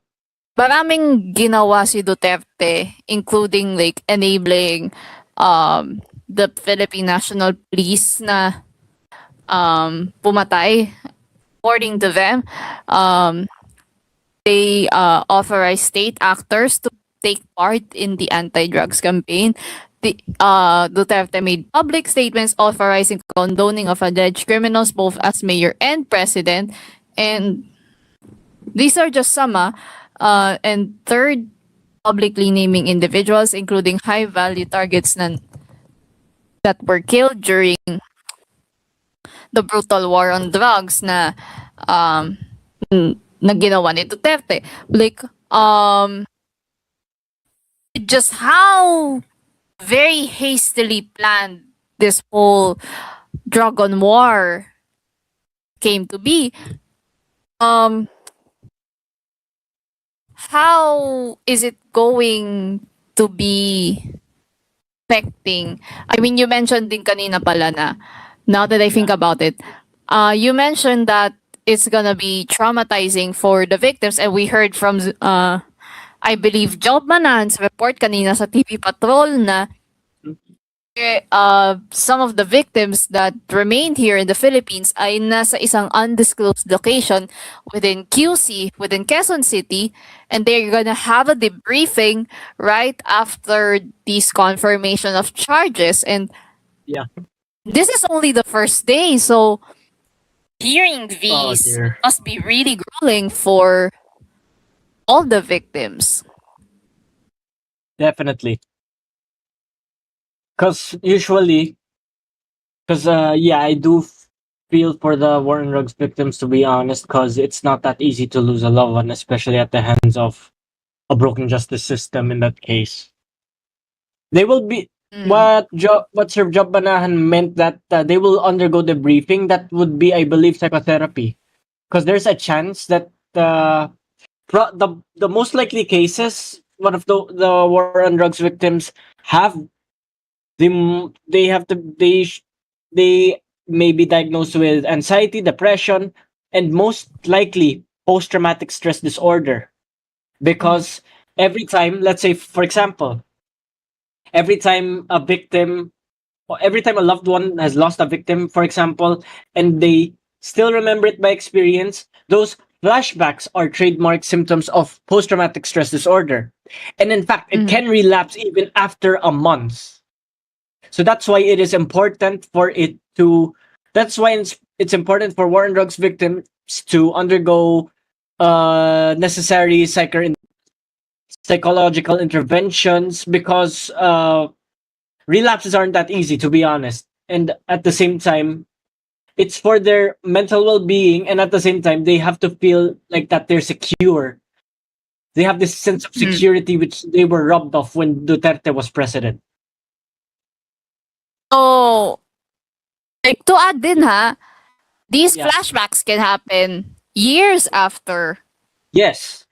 Like, True. it's gonna be something na hindi nila basta-basta matatanggal from even Yes, just seeing the bodies of, or actually the action being done, which is binabaril yung biktima ng drugs. Yes. How visceral are these pictures for a bystander or even the family of these victims? Okay. Well, that is tough, to be honest. But experiencing a crime scene firsthand, to be honest, it can be distressing for someone. especially with someone with PTSD, for example, victim, a war on drugs victim firsthand. It doesn't mean that they're safe, but it also means that it activated like a fight or flight response in our brain. To be honest, because we have this organ called the amygdala, which is responsible for a reaction of fear to fight or flight situations. For example, Mhm. like I said, a crime scene, and then they witnessed it. While they are not directly the victims of the campaign, it still caused collateral trauma. Why is that? Because firsthand they've experienced that, and at the same time, while they are not involved with it, they witnessed it. That's what can cause flashbacks. In fact, the perfect prime example for flashbacks is, of course, the bombings, the shell shock bombings. World War II veterans experienced back in the 1940s because they were in the line of fire, which is the same exact response the war on drugs victims had experienced. Once they hear a bullet, they'll associate it with Duterte's war on drugs because Duterte funded the police to mitigate crime, which unironically, or in this case, ironically, did much more harm than good.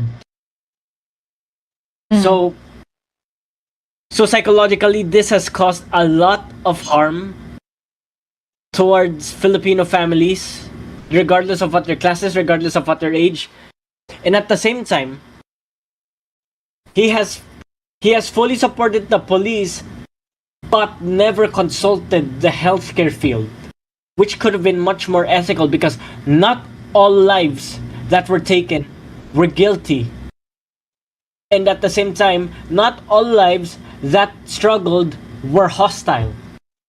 He handled it hastily, he handled it brutally, and he was never, let's say he was never, let's say, he was never gentle with the approach, but rather, he didn't even consider the science of his war on drugs.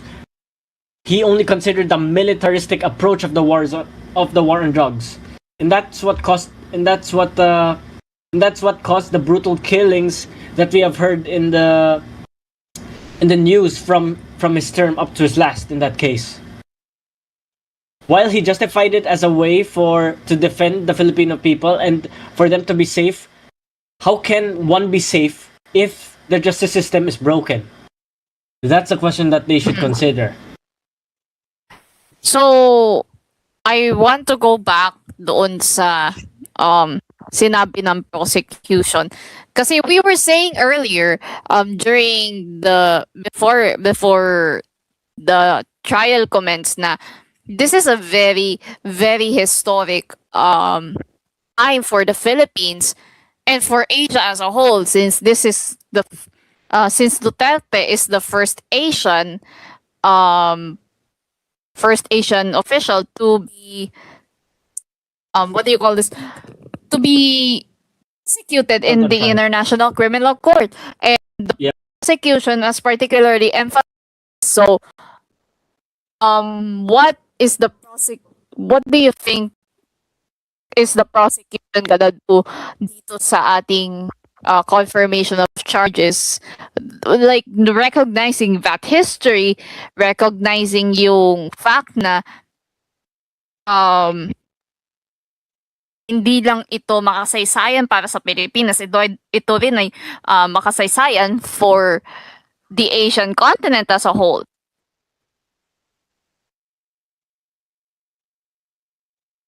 Well, the prosecution of the ICC definitely, it's because we've heard their judges saying all the cases of Duterte. Just a fraction of that. I mean, there's more.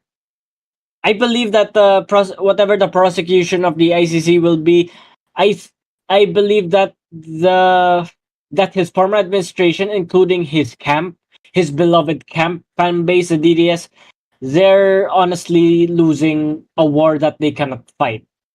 because this at this point, this is not about the Filipinos. This is about international jurisdiction. Some Because Duterte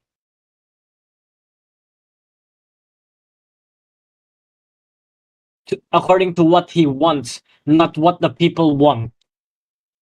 While the ICC, known for going after people like Duterte with their anti-humanitarian approaches, they of course have recorded every single action, including what his co-perpetrators did, and as a result, he's now in the ICC facing his trials, and at the same time,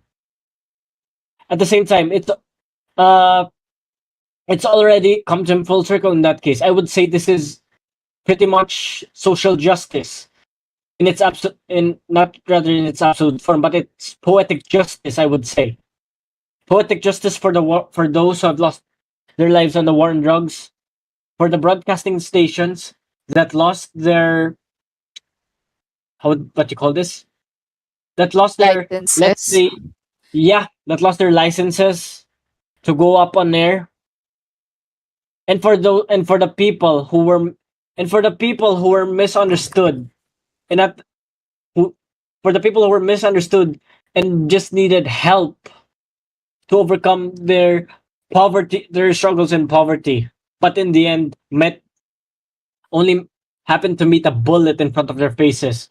This is social justice as we are witnessing it. I okay, regarding din, ang daming on the scene at the ICC, maraming mga nakikita tayo ng mga supporters of both camps. Like, we heard protests from the victim side, and we also have people from the Duterte supporters camp. Like, is it gonna affect, is it gonna impact yung pagiging integrity based ng ICC with this particular trial? Like, I don't think we have really seen protests that are like this, even during the time na African strongmen were prosecuted sa ICC at the same time.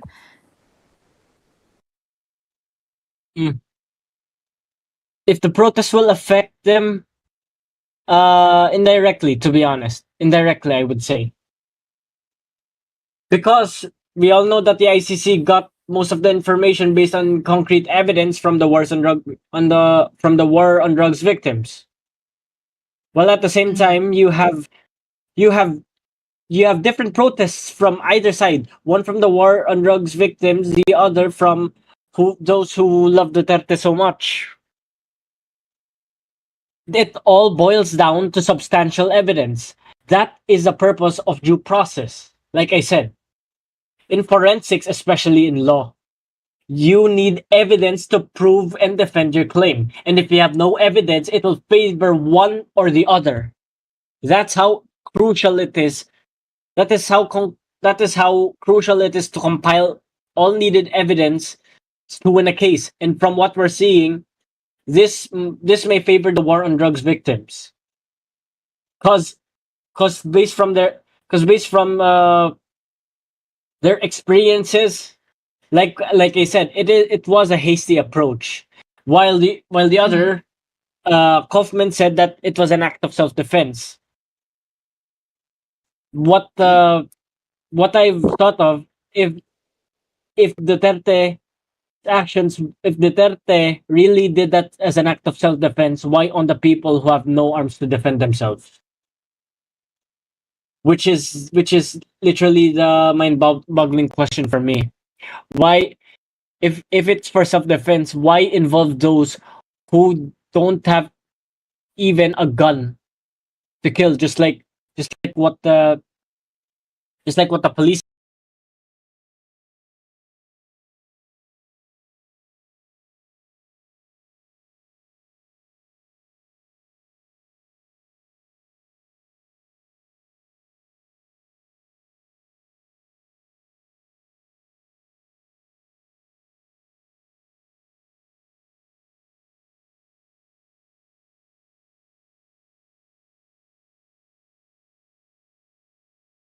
that the case should not be concluded through let's say rapid action. In that case, rapid instant actions. It should be methodical. It should be tactical. But but in this case, it was rushed, which debunks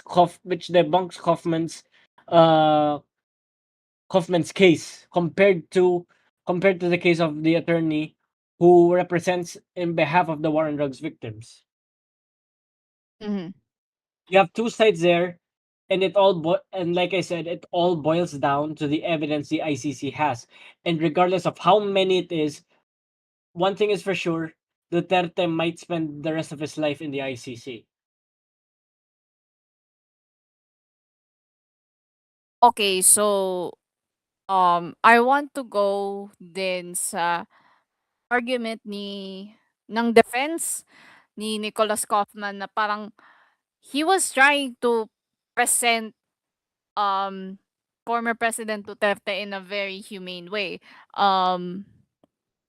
Despite the deeds of his actions being, well, utterly inhumane. So, what exactly does Kaufman have to do to, at the very least, turn the odds towards his client's favor?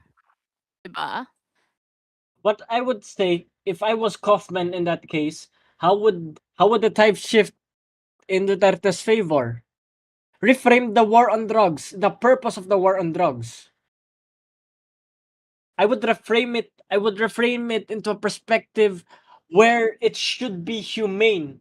It should be a humane method for criminals and in and innocent lives alike in that case. But considering that we did hear about that self-defense earlier, I th- I think how Kaufman will justify this, as we can hear, he used a lot of, I believe, flowery languages in that case to frame Duterte to frame Duterte's method as a humane approach, as like what you said. But I believe that won't be the case at all, because violence is violence, simple as that. Violence does not justify but violence does not justify the means, and at the same time, justice is not expressed through violence. That's how you should explain the due process of the law. Mm. The most horrendous criminals in history never were killed without due process. They went through a lot of psychological examinations, even verdicts, trials like this one with the ICC is doing with Duterte, before eventually they were executed via death penalty. Why? Because because the evidences were against them, and it proved their actions. And in Kaufman's case for Duterte, I cannot remember one case where he actually defended Duterte. Honestly. So I believe that whatever Kaufman will do, I believe will contradict or probably not convince or not persuade the ICC to change their minds either way, because the evidences of what he did during his administration is already there. It's already embedded even in the victims. That's what you can't erase. Sure, you can revise the justice system. You can change this. You can put your cronies in one government, but you cannot change the experiences of those innocent lives that their loved ones were unjustly taken and were brutally executed without due process. Hence, we have the extrajudicial killings. I believe whatever justification Kaufman has, I don't think it's going to put up. I don't think it's going to convince the ICC to drop the charges or acquit those charges against Duterte. Mhm. You may proceed, You Nino. were saying earlier, yung mga biktima, Yes. na-mention din kanina na ang daming mga bata. Yes, Well, a exactly. lot of victims were minors that were Yes. killed during this particular drug war, the particular drug war. And Mm. how do you think is it going to sway the Like, the opinion in favor of the victims of of this brutal war on drugs? okay, you talk about minors. Amnesty International has put that on record. Minors were indeed in the casualty count of the war on drugs. And the most notable example of one of those minors involved in the war on drugs was Kian de los Santos. He was a student. Mm. He was a high school student hunted down by the police. He was innocent, not not until he was framed by the police, and his last words were that he has an exam tomorrow, to be honest, and he never had the chance to speak for himself. He was just brutally executed. He was just brutally executed by the police and framed for being a drug dealer. Cause in the Well, you demography, mentioned yeah, okay, I'll cut you off there for a quick bit. sure, You mentioned kasi Kian de los Santos, and he was one yes, of the named victims. There are particularly 5 named victims doon yes, sa kaso ni dating Pangulong Rodrigo Duterte. And Kian was one of these key victims that were applied to the ICC para para matulungan ang ang mga biktima na magsampa ng kaso ng crimes against humanity. And how, like, why particularly Kian? I mean, we probably know the reason why, pero reiterate it for our viewers and listeners na hindi masyadong alam yung kwento ni Kian de los Santos. Why was he an important name doon sa mga listahan ng biktima that were named in the ICC earlier today? yes, cause according to, well, upon my research from the Commission of the Human Rights Philippines, and at the time, Kian was 17 years old. Yes, he is a minor in that case. And 4 years ago, according to the CHR, his life was claimed in the name of the war on drugs, and was gunned down in August of 2017. Died without any armory or any weapons during an anti-drug Mhm, operation mhm, in Caloocan. mhm. The claims that nanlaban si Kian did not even make any sense, and those 3 officers involved in the killing, they were charged with murder. So it means that what I said about that the war on drugs was indeed impulsive. Yes, it is. Why? Because they do not base it off of concrete evidence. They just had to go for it to end it. That's how ruthless the war on drugs campaign was. And in Mhm. fact, Kian isn't the only notable figure that got killed. Even even Carl Arnaiz, for example, according to my research, then. But considering Kian de los Santos is the most notable one, I believe that there's more than just Kian. There's multiple Kians involved, just like in the death count recorded by Amnesty International about how many children were killed. Kian isn't the only one who got killed in the hands of the war on drugs. In fact, they were all defenseless. That's what they had in common. They were all defenseless. They were all innocent, and they were all. And the only justification for the killings is nanlaban sila. Why would children fight for their lives, to be Mhm. honest? That that And itself, well, yeah, you were bringing up the okay lang ika-cut off kita for a minute. sure. Kasi nasabi mo na nanlalaban, 'di ba? Yun yung Yes. usual na binibigay ng pulis sa mga korte dito sa Pilipinas na nalalaban sila. But during the statement of Attorney Joel Putuyan of the victims camp, nasabi niya na lahat ng mga nabura dahil um,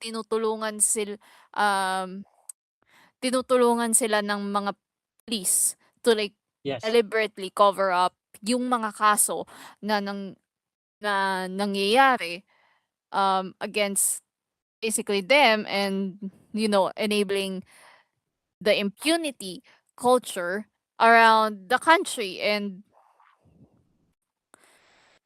the fact that this was deliberately covered up by our police dito sa Pilipinas and Yes. caused them to file the case to the ICC. What how grueling is that process exactly?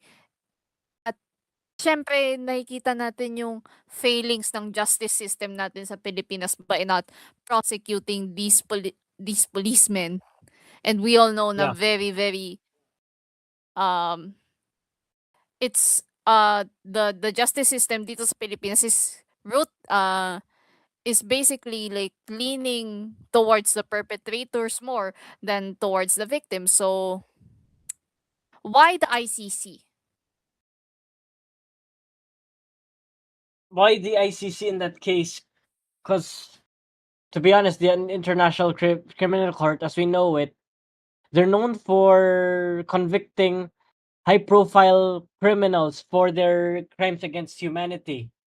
In that case, and you have, well, notable African leaders there as one of those criminals, and now you have Duterte as the first Asian leader to be convicted. Because the justice, like I said, the justice system we have is broken. And here's the thing: we withdrew from the ICC during Duterte's term, and now the ICC through Interpol arrested him last year, if I'm not mistaken. Yeah, Yes. arrested Duterte last year. The same criminal court where he withdrew from came back to haunt him because the justice system we have is broken and dysfunctional. It only favors those in the upper class, while those in the lower class are left only to fend for themselves.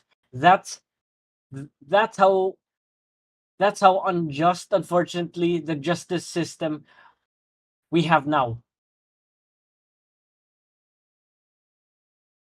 In that case, We hopefully believe that answers na the question. Sige, go lang. Yeah, hopefully that answers the question. So proceed.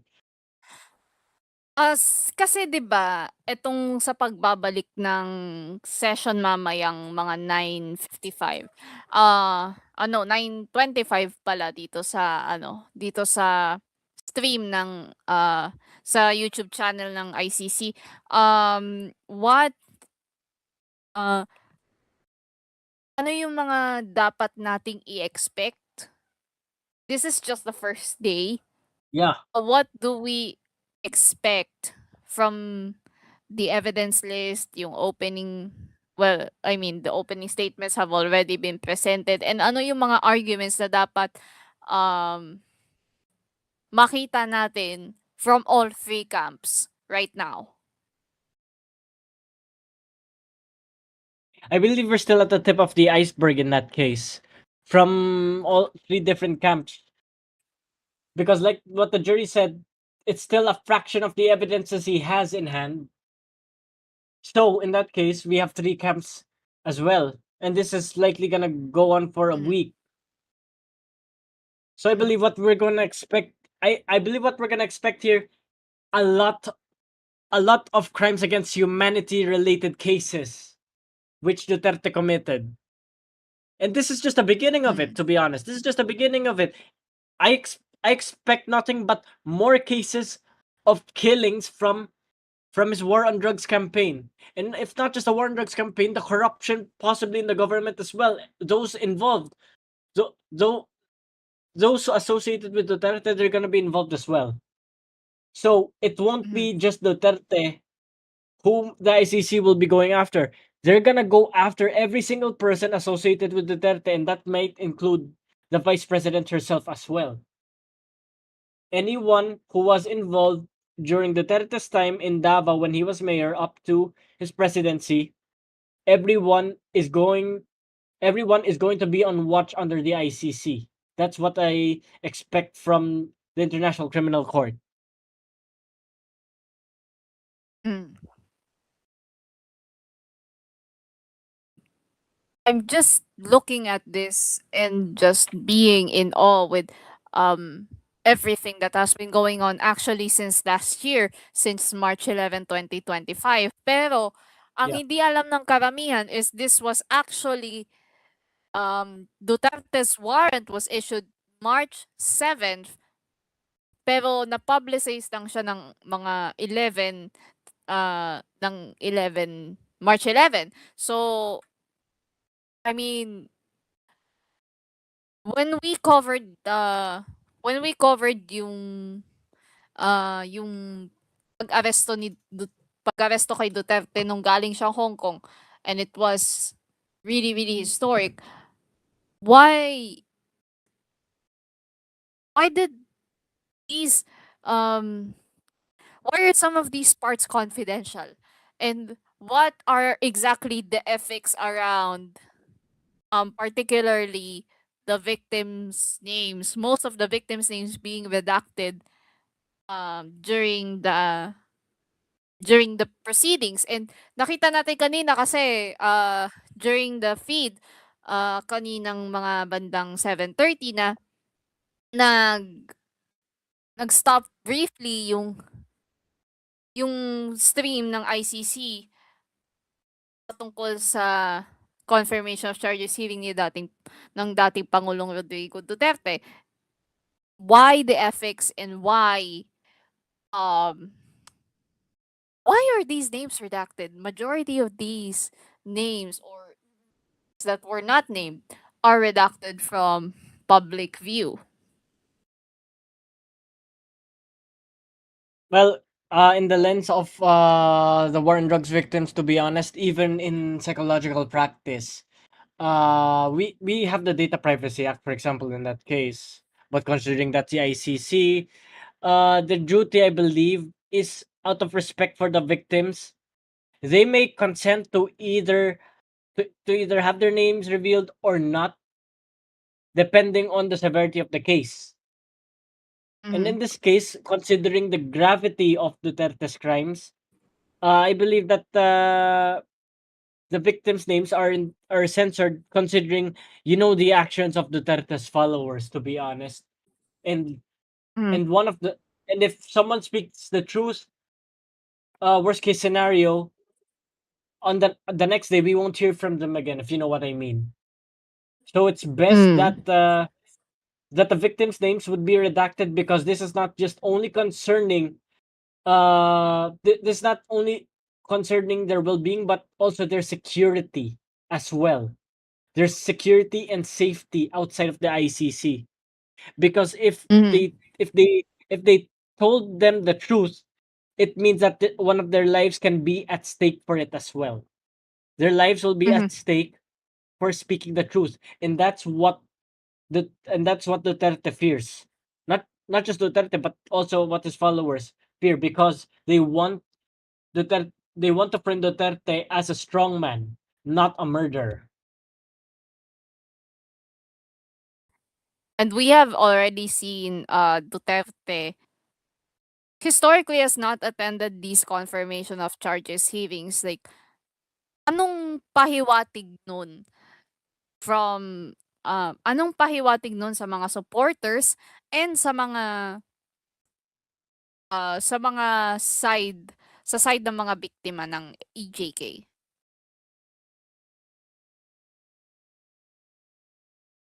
Yung pahiwatig nun sa mga supporters, pati yung sa mga biktima ng EJK, I mean, you call this? There's so many things to describe. There's so many things to describe in that case. I believe that's about the ICC. Yeah, of course, it's about the ICC. Uh, for the Duterte supporters, for the Duterte supporters in that case, the war on drugs being brought to light in the ICC, they justify it. They justify it as a way that it keeps them safe from harm.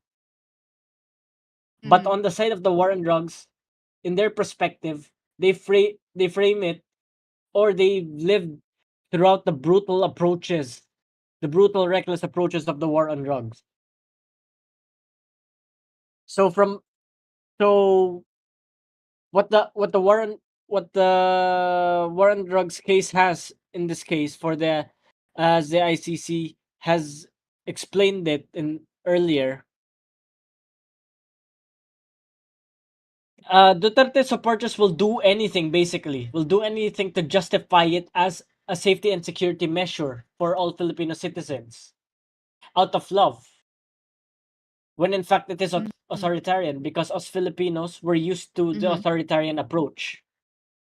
But at the cost, but the cost of at the cost of an authoritarian approach, we have the war on drugs victims, most of them defenseless and never were able to speak for themselves, whether if they are indeed guilty of a crime or not. So yes, goes the verdict will ultimately go to the people who have suffered much and at the same time never met justice, because the person who is because the person who is now already under jurisdiction by the ICC will will meet will meet proper due process, will meet proper justice, which which the innocent lives that were involved in the war on drugs campaign were robbed of.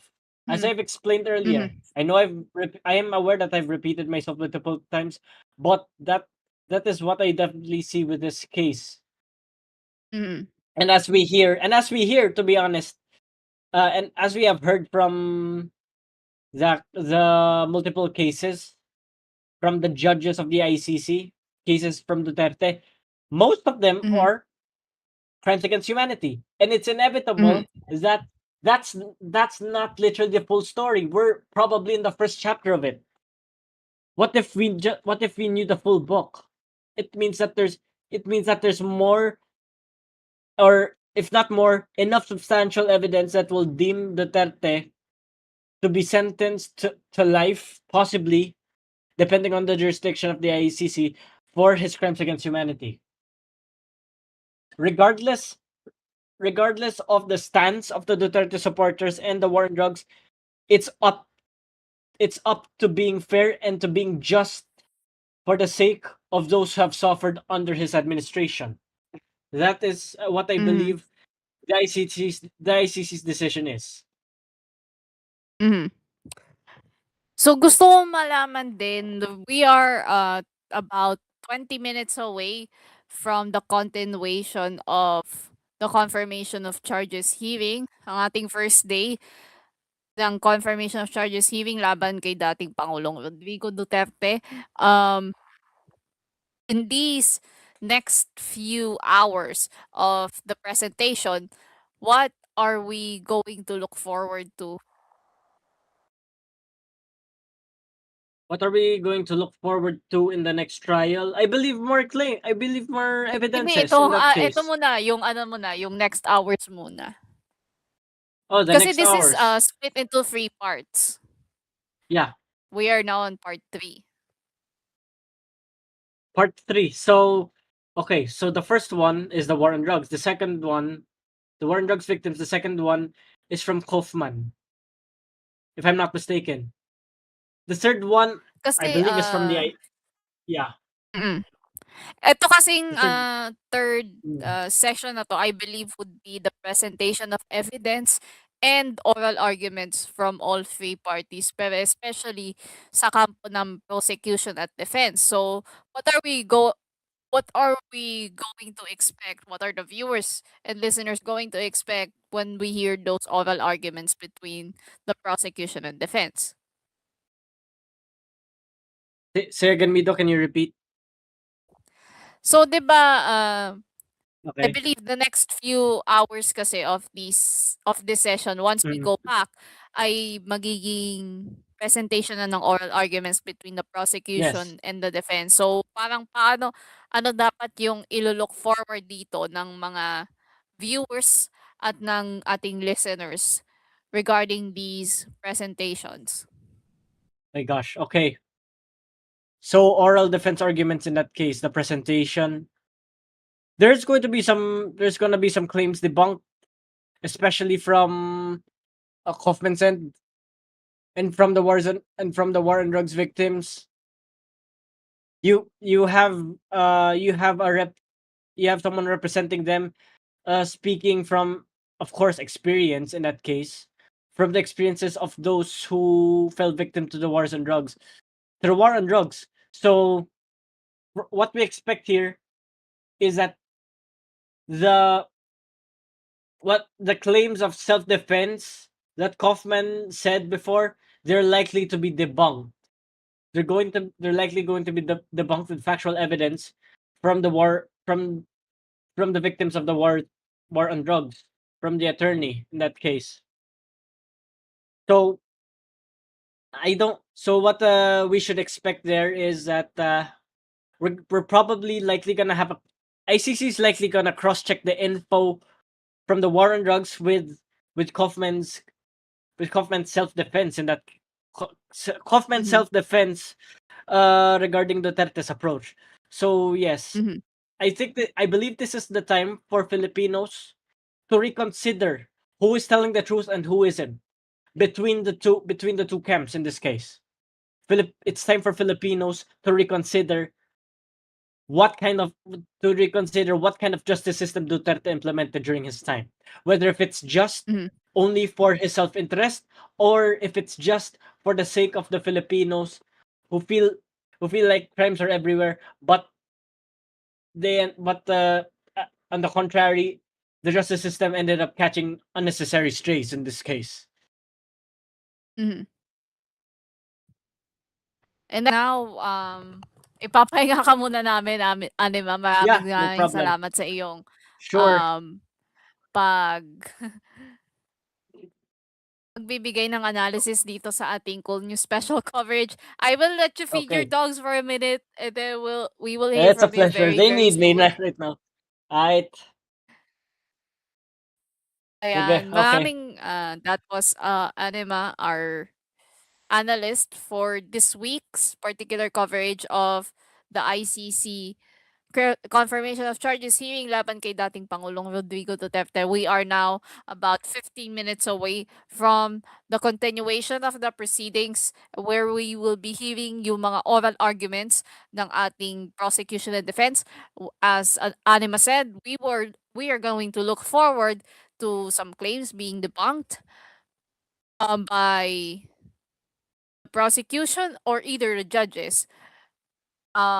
I want you guys to present din your opinions dyan din sa ating live chat. I want to encourage you to please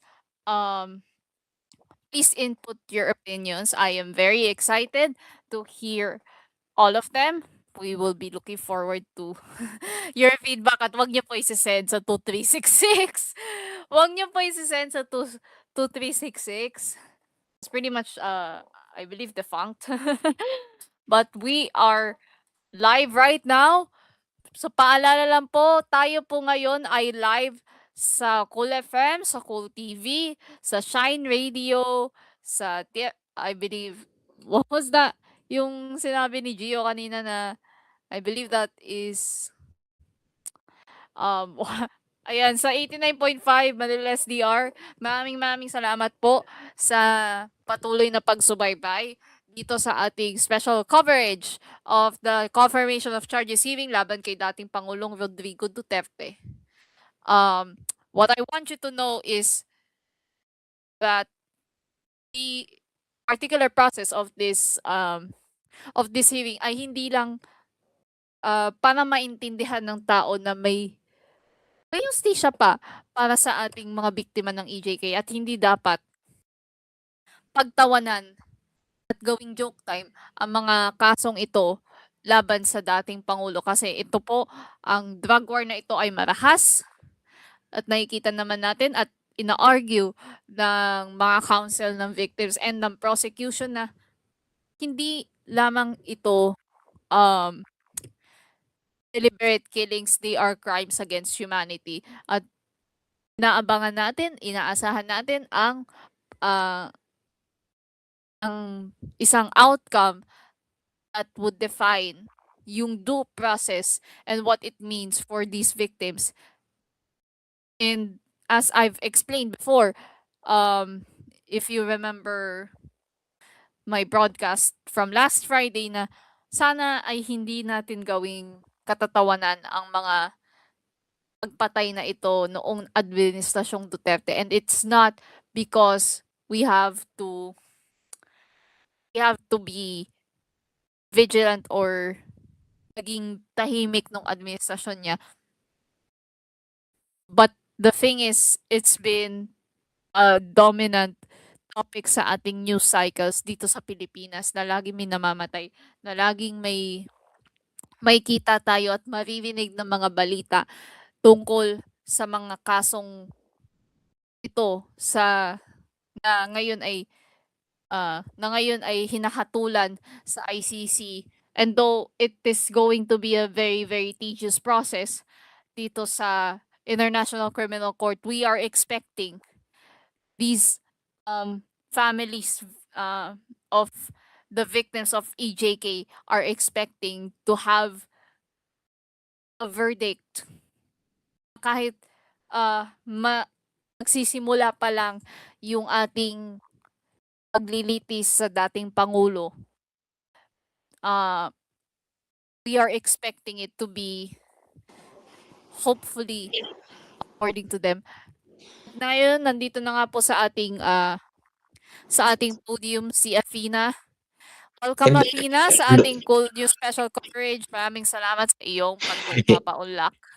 Hindi pa 'to analysis pero konting paglilinaw lang, hindi pa po nagsisimula yung paglilitis. Ang kasalukuyan pong Oo. dinidinig ngayon ay yung kumbaga sa Bigayan. kung may bigat yung kaso or kung sufficient siya to go on to a trial.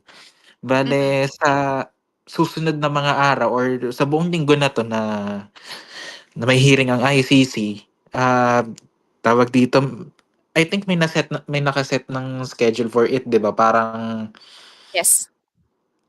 wait lang, let me check yung sched ng confirmation of charges kung ayun. Believe ano For pa rin to? for today, wait Sige, lang. go. For today kasi ang naka-schedule are the following: opening of the confirmation of charges hearing. Yun nga, nagbukas na kanina. Reading of the charges, yung formal na pagbabasa ng mga sinasakdal o yung mga kinakaso sa kanya. Mga opening statement ng parehong panig, ang prosecution at ang depensa at yung pagsasubmit nila ng merits. For the next 2 days, which is February 24 and February 26, ay magpapatuloy lang din yung mga, kumbaga siguro, based on what I can see right now, ang lalamanin ng mga susunod na dalawang hearing ay yung at kung kumbaga sa yung merito nila kung bakit kailangan siyang kasuhan or sa panig naman ng depensa bakit kailangan yun ma-dismiss o mabasura. Uulitin lang namin, wala pong hearing ng February 25. Sa mga nag-aabang po sa Pebrero 25, wala pong hearing nun.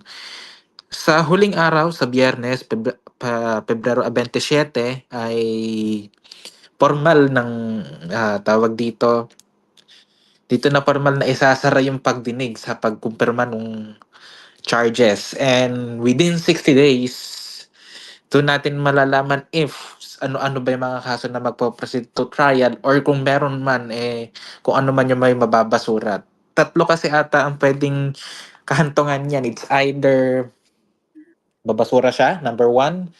Number two, ano muna siya, what do you call that?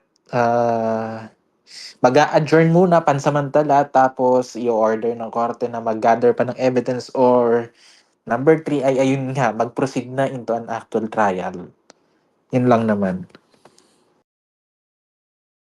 brought up kasi, Athena, yung tungkol sa 3 outcomes na puwedeng mangyari, dito sa confirmation of charges hearing. Like, I'm thinking, paano yung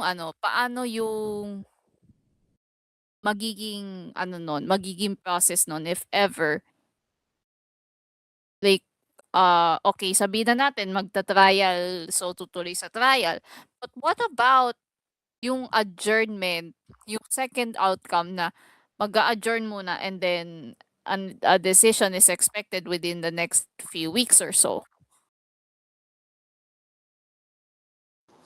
I am not sure kung anong magiging ano nun, pero as far as I know, hindi kailangan pa din mag-request ng depensa na eto, pinag-uusapan lang natin kung makakalaya in regards kung makakalaya si Duterte in the event na mag-adjourn para mag-gather pa ng evidence sa prosecution. I think kailangan pa nilang i-ano yun, tawag dito, mag-file ng formal Ifa-file pa. request, oo. Pero pag tuluyang Mm. nabasura yun, automatic makakalaya siya.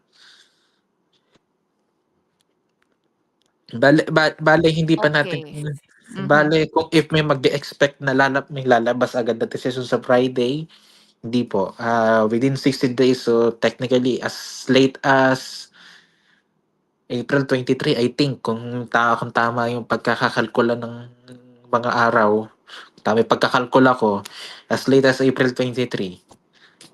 Basta in that part, between February 27, sorry, between February 27 and April 27 pa lang, dun lang natin malalaman if may kaso na magpo-proceed or not. Yun. Mm. So, we have mentioned din kasi kanina na 3 counts ng crimes against humanity yung isinampa, sa ICC laban kay dating Pangulong Rodrigo Duterte. So, um, oh my God, I forgot. Pero ano yung, okey, sabihin na natin in the event na makalaya at mabasura. Pero paano kung may kahit isa man lang dun na magpo-proceed into trial doon sa trial chamber? Kulong pa din siya. I mean, kahit Mhm. ma-dismiss yung dalawa tapos may buhay pang isa, well, technically, makukulong pa din siya. Hindi siya makakalabas. Hindi porket na-dismiss yung Hmm. halimbawa, yung isa sa mga kaso, makakalaya siya. No. Dahil may dinidinig pang dalawa at well, hindi natin alam baka in the event na mag-proceed yung other cases, well, technically, hindi pa din siya makakalaya until, well, kasi pag nag-alimbawa, pag napagdesisyonan na ng ICC na mga Mhm. huwes doon na mag-go na into trial, in that period hanggang magkaroon ng final verdict, kulong siya. Mhm. And Mhm. in the average, ang trial ng ICC, yung pinaka-actual trial would last from 3 to 7 years. So that's, well, Okey. Oo. yun ang medyo ano na, mahaba-haba din talagang proseso itong Mhm. pagdinig sa mga kaso niya. But in the event though na Duterte would die within the detention facility, would these trials proceed pa rin? Based on that, tawag dito, sa nabasa kong procedures ng ICC, I think madi-dismiss siya. Kasi Mm. it's Mhm. more than academic. Para ding ano yan, dito sa Pilipinas, yung mga kaso-kaso dito. Pag namatay halimbawa yung tawag dito, Suspect. yung oo, ganun. Madi-dismiss yung kaso kasi it would rendered mo din academic na yun. Mhm. Again, we are now less than 5 minutes until the session resumes sa International Criminal Court. Tayo po ngayon ay nakaabang sa stream ng ICC, although, paalala lang po sa ating mga viewers and listeners, ang mga proceedings na ating maririnig sa mga streams ng ICC and those that are being covered by news outlets dito sa Pilipinas ay delayed po ng 30 minutes for 30 minutes for security purposes po yan. May mga media na nasa loob ng Hague ngayon, The Hague, pero bawal po sila magdala ng kahit anong recording devices, phones, laptops. They only have a pen and paper to report para po To jot to take down down notes. notes doon sa Nasa gallery proceedings sila na ng nangyari. ICC building. Yes. And we've heard kasi from Zen Hernandez's report kanina sa TV Patrol na parang emotional ang atmosphere sa loob ng ICC lalo na't katabi niya yung mga ng mga counsel, yung mga pamilya ng mga biktima ng EJK na to. And we just have to emphasize that this is important for them kasi ano to ito na rin sa wakas yung parang hustisya na inaasam-asam nila na hindi nila makuha dito sa Pilipinas as emphasized by Ombudsman Remulla quoted by attorney Butuyan kanina. And now as we inch closer to the continuation of the first day of the confirmation of charges hearing, we are expecting na magkakaroon ng merit. Ayan. Yung third session kasi na nakatalaga ngayong araw ay submission on the merits. So parang ang what I am inferring here is parang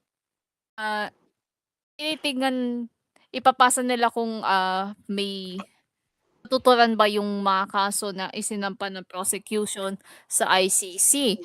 At ngayon inaabangan na natin they will go live anytime na sa official YouTube channel ng International Criminal Court. And we are also expecting na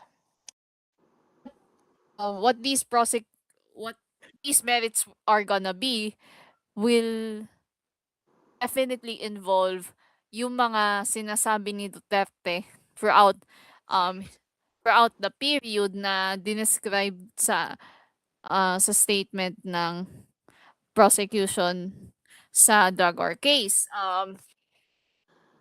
We are now only a minute away. They're going to be live anytime now dito sa ating confirmation of charges hearing. You are currently watching the koolNews special coverage of the opening of confirmation of charges hearing. Ayan, explain muna natin habang hinihintay natin yung stream to go live. Bukas po ay magkakaroon matutuloy ang Magpapatuloy yung merits. hearings Yes. on the bale ang magiging yung pinaka bukas will be the submission of merits of the case. Yung bigat ng kung bakit doon na doon nabibigyan kumbaga ng prosecution kung tawag dito, doon nabibigyan ng pagkakataon yung prosecution para ipakita yung bigat nung kinakaso nila kumbaga. And on the other hand, yung defense, which I guess probably by February 26, doon naman nila gagawin yung tawag dito, yung bakit kailangang ma-dismiss naman yung mga kaso. May binigay din time allotment sa kanila as far as I know, di ba? Parang 3, Yes. ano ba? Yes, they have. Kanina yung confirmation, yung opening is 30 minutes, then 30 minutes sa opening statements ng prosecution ng legal representatives ng mga biktima at yung defense. And then, ito namang susunod na session ay matutuloy for an hour. So, ito po yung nakalink sa ating voice chat now, yung PDF that I am currently reading. So, may break po in between these particular proceedings. We have a 30-minute break and a 90-minute break for each of these 4 sessions So ayun, na nakwento na rin ni Afina kanina yung ano, yung kung paano magpo-proceed yung next few days. And he actually forgot yung mangyayari sa Friday. Yung mangyayari po sa Friday ay matutuloy po yung arguments ng defense to dismiss the case against the former president, and magkakaroon din ng statements sa closing statements ng prosecution ng victims camp at ng defense closing statements. And then on the third session, magkakaroon po ng hearing sa ang hearing whether Duterte will stay sa ICC or will be let go, I believe. Pero I have a quick question na Fina habang hinihintay natin yung stream ng ICC. So whether he stays or what is the other outcome na ine-expect dito sa hearing sa whether he would stay sa ICC or not? What is the other outcome?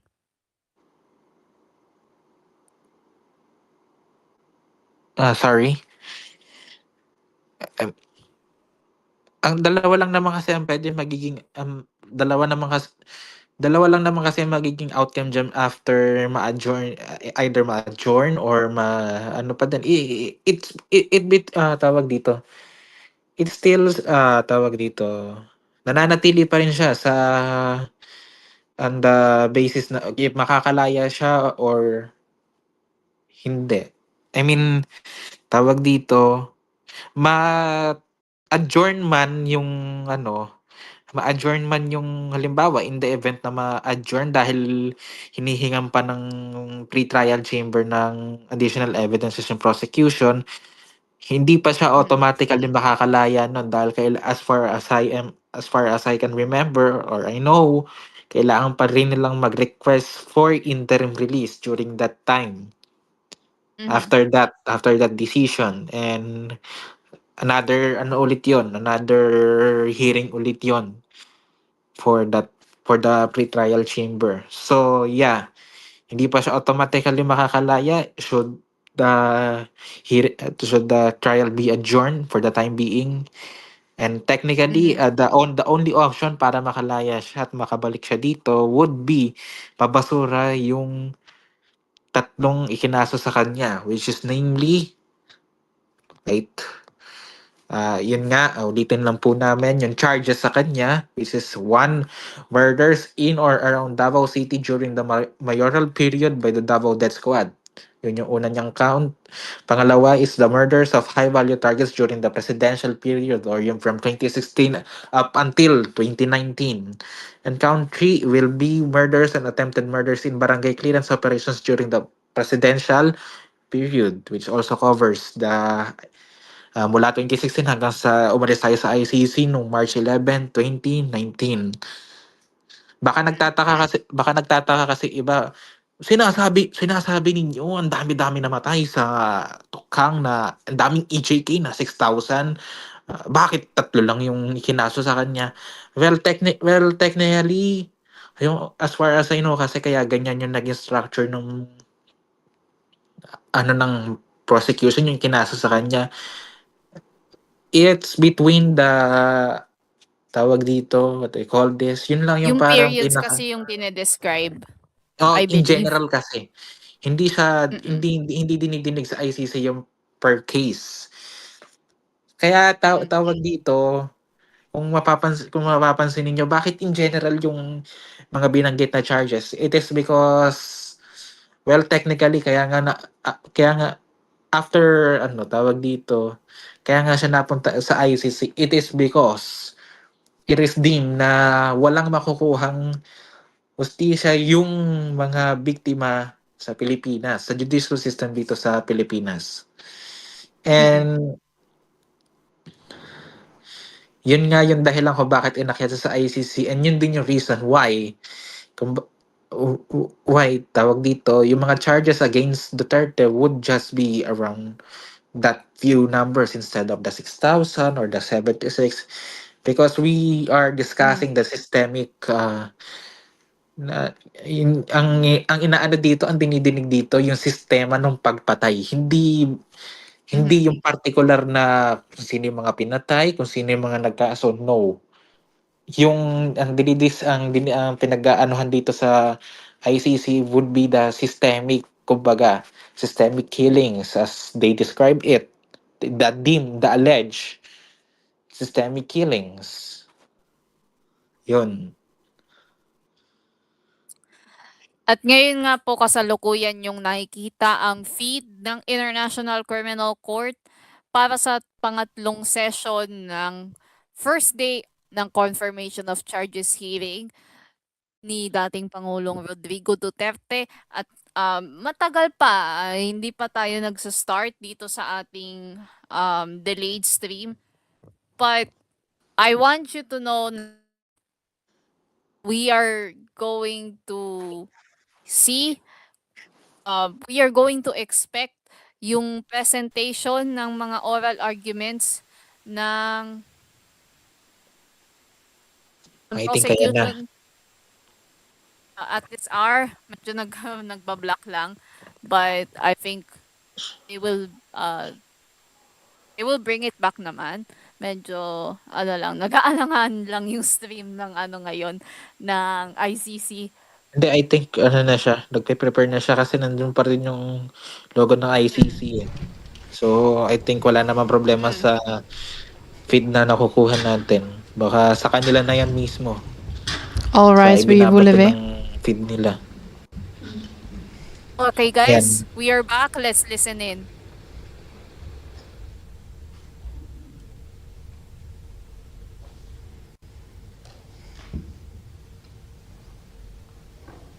Please be seated. Veuillez vous asseoir.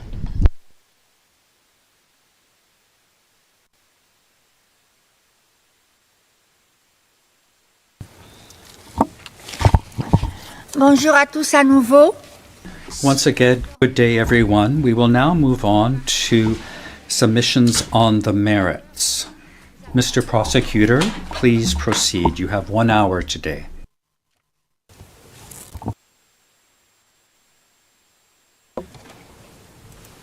Thank you very much, Madam President, Your Honors. My name is Julian Nichols, and good afternoon to you and to my colleagues on the other side and to everybody in the courtroom. Your Honors, we're here today because the evidence shows, despite what we heard for the last 30 minutes before the break, that Mr. Duterte murdered thousands of his own people, Filipino men, women, and children. He was at the center of a common plan, which included the murder of alleged criminals throughout the Philippines. The plan was first implemented in Mr. Duterte's hometown of Davao. While mayor, he promised to clean up the city by killing alleged criminals. He kept that promise, and he murdered hundreds through so-called liquidation squads, death squads. These liquidation squads became notoriously known colloquially as the Davao Death Squad, or DDS.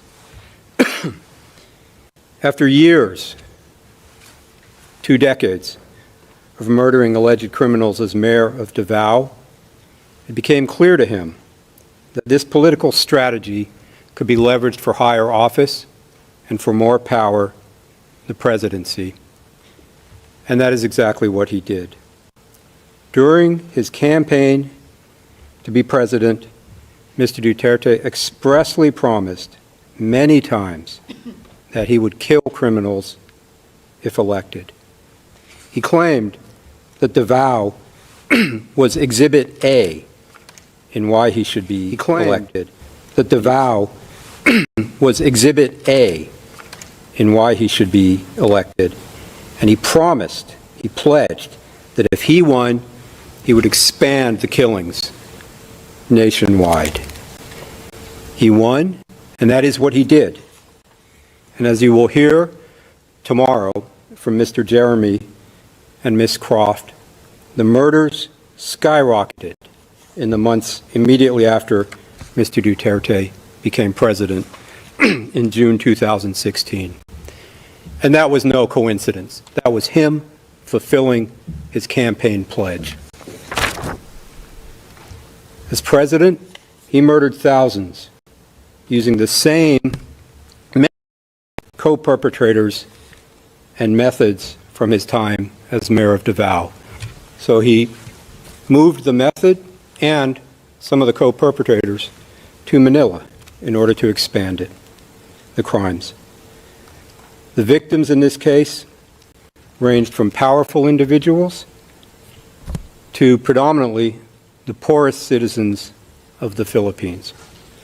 Now, why were the poor selected? They were the most vulnerable, and they didn't have the families and the power to make police reports, and they were the most afraid. Mr. Duterte boasted about the killings that resulted in thousands of deaths at his order, and not once at any time has he shown any remorse.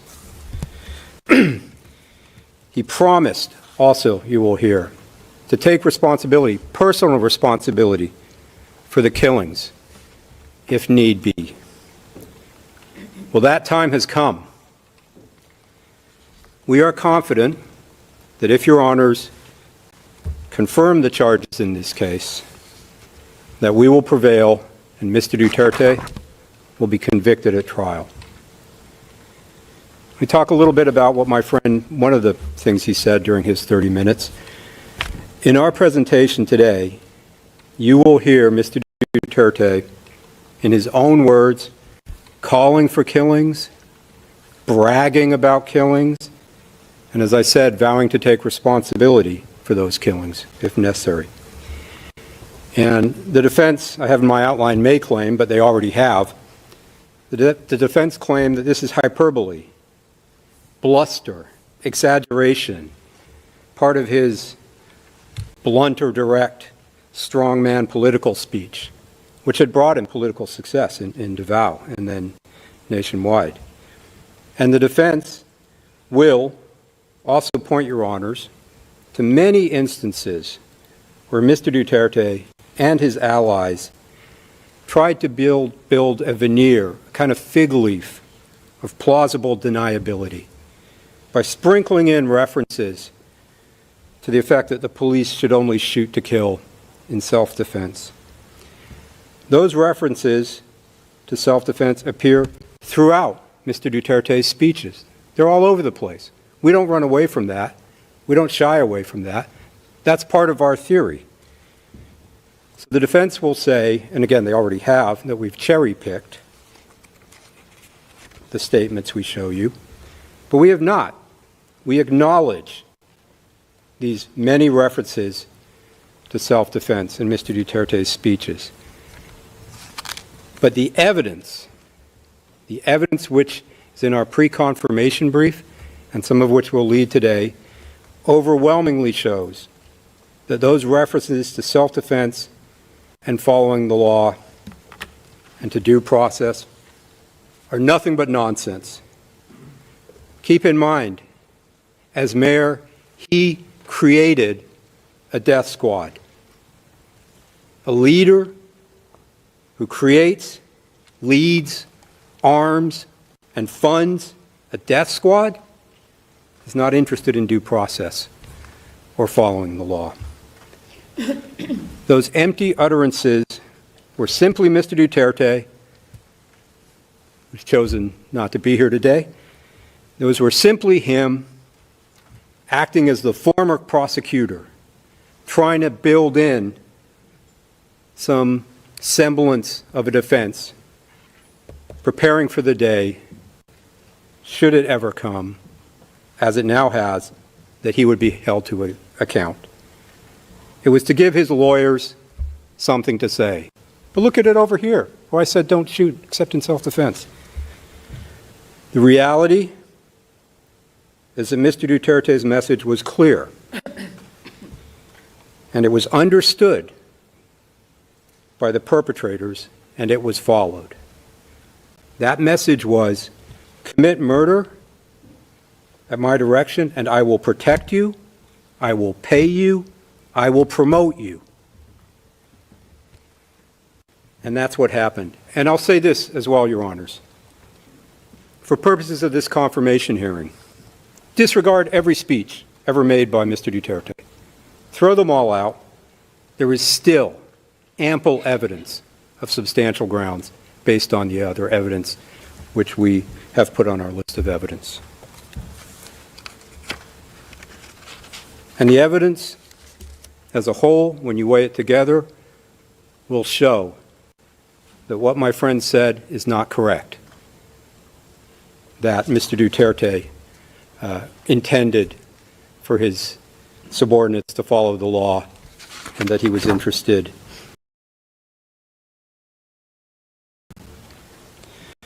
I'll talk briefly now about the charges in the case. As the deputy prosecutor stated, we have 49 incidents totaling 76 murder victims and 2 victims of attempted murder. And of course, those are expanded upon in our pretrial brief, or PCB. Now, as my friends said in the LRV, while there are countless victims who've experienced harm as a result of Mr. Duterte's crimes, we have focused the charges in this case to these 49 incidents and these number of victims in order to ensure that this trial can be expeditious and that it can be efficient and that it won't go on for years and years. So these charged murders are emblematic. They're representative of Mr. Duterte's larger killing campaign.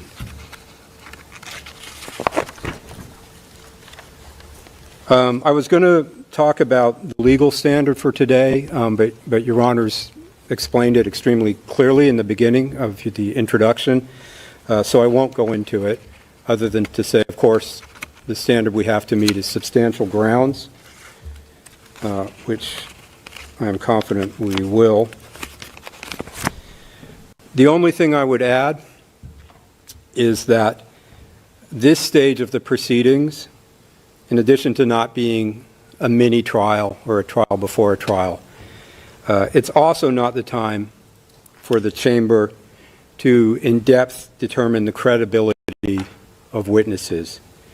That can only properly be addressed at trial by the trial chamber when the witnesses are called to testify before the judges and their evidence is properly tested.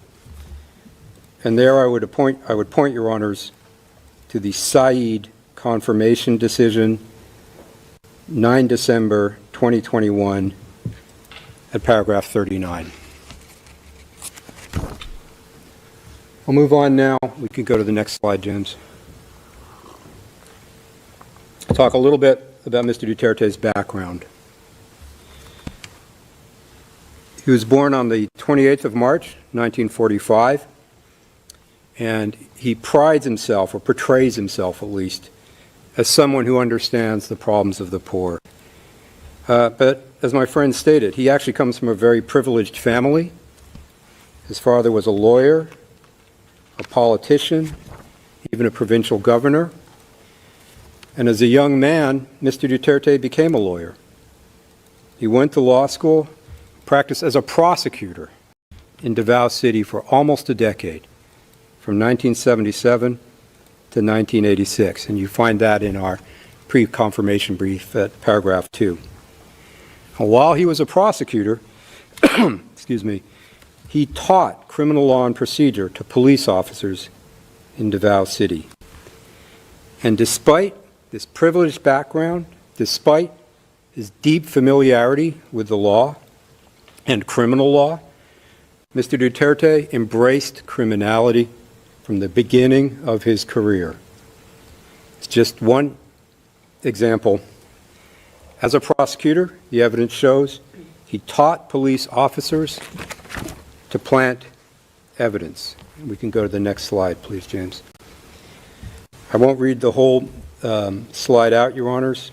This is tab 57, PHL OTP 000-15506 R01. But this witness with direct knowledge stated, quote, "He's like planting of evidence. It is necessary," and the he is Duterte. He called it necessary evil.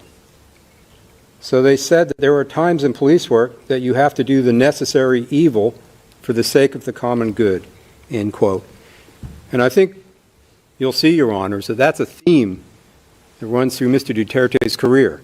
He's willing to do whatever he considers the necessary evil, either for the common good or for his political advancement, or both. And Mr. Duterte confirmed years later, in 2024, when being questioned under oath, that planting evidence was his strategy as mayor. Now, at first he denied it in this hearing, but then he admitted to planting evidence in this exchange. If we can go to the next slide. This is tab 46.1, Your Honors. Chairperson, quote, so you really did plant evidence. Mr. Duterte's answer, well, that was part of the strategy as a mayor and as a leader of the law enforcement agency in the city, end quote. His privilege, his legal background makes this betrayal of the law and embrace of murder even more inexcusable. He knew, as a lawyer, as a former prosecutor, that his so-called crackdown on crime was a criminal attack on civilians of the Philippines. And overwhelmingly, the evidence shows, on poor civilians. The poorest of the poor were his victims. He knew his conduct, at its core, was criminal. And not only did Mr. Duterte clearly intend his criminality, he openly bragged about it. Right up until his arrest, and we'll get to that later, but right up until his arrest, he bragged about it. He thrives on a tough guy persona or image that he's tried to create for himself. My friend talked about him riding motorcycles. Well, one example I'll show you is from 2007 now, if we could play that, James. And I should say this is tab 18.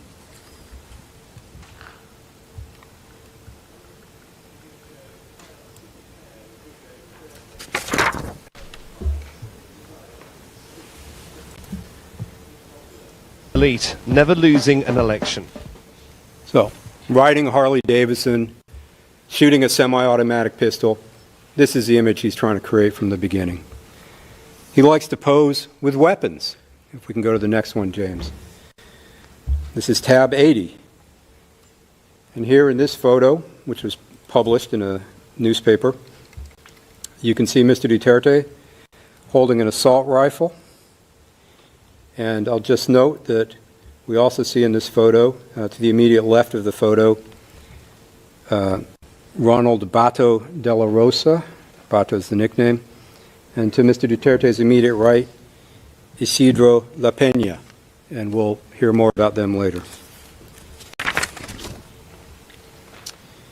Even days before he was arrested, 3 days before he was transferred to The Hague, this tough guy persona was on display again during a speech in Hong Kong. He brushed off the possibility of an ICC arrest warrant, and he referred to the ICC, quote, as motherfuckers who have been after him for a long time, end quote. This is him on March 9th, 2025. If you could play that, James. This is tab 136. Sa totoo lang, baka ang balita ko may warrant daw ako pag Hindi, totoo.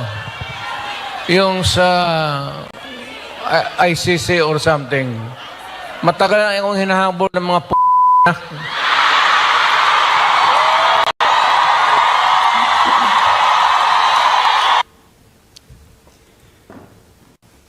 That's him 3 days before coming to The Hague.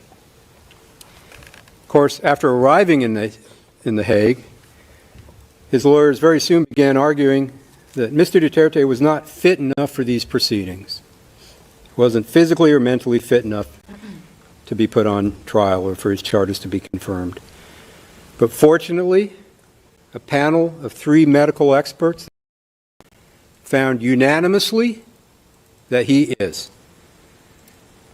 The point is that despite what the defense may say, here or to the press, Mr. Duterte is perfectly fine. He's able to attend the proceedings today. There is nothing stopping him except that he doesn't want to be here. He chose not to face the court, not to face the victim.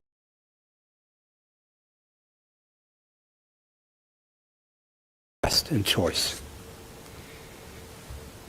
I'll move on now briefly to his time as mayor in Davao, Your Honors. If we can quickly bring up the map, James. There we see Davao in the south. We can zoom in. I don't think there's any dispute where Davao is. He was first elected mayor of Davao City in 1988. And served as mayor for more than 20 years, between 88 and 2016. And as the deputy prosecutor has noted, jurisdiction for this case is 1st November 2011 to 16 March 2019. We're limited to that jurisdiction. So that is the period we will concentrate on today, although of course before and after may be relevant. As mayor of Davao, Mr. Duterte promised a crackdown on crime. To quote, crackdown, end quote, on crime and drugs, Mr. Duterte created liquidation squads, death squads, made up both of Davao City police officers as well as non-police officers who were essentially hired hitmen, hired killers. And this system of his became known as the Davao model. The Davao model was murder, not being tough on crime legally, as my friend said. And you have to think, it's a little strange cracking down on crime by committing the crime of murder. Of course, Mr. Duterte did not commit these crimes alone. We discussed the co-perpetrators, including during the mayoral period, in our pre-confirmation brief, Your Honors. And you'll find that at paragraphs 8 to 23. I'll talk about just a few of them now, just to introduce them. First, if we go to the slide, thank you. Ronald Bato de la Rosa, who was a chief of the Davao City Police Office, or DCPO, from 2012 to 2013. Next, Vicente Danao, another police chief in Davao during the period. Next, Christopher Bongo, who was Mr. Duterte's aide, special assistant, and important advisor from 1998 to 2016 for the Davao period, and then continued later in the presidency.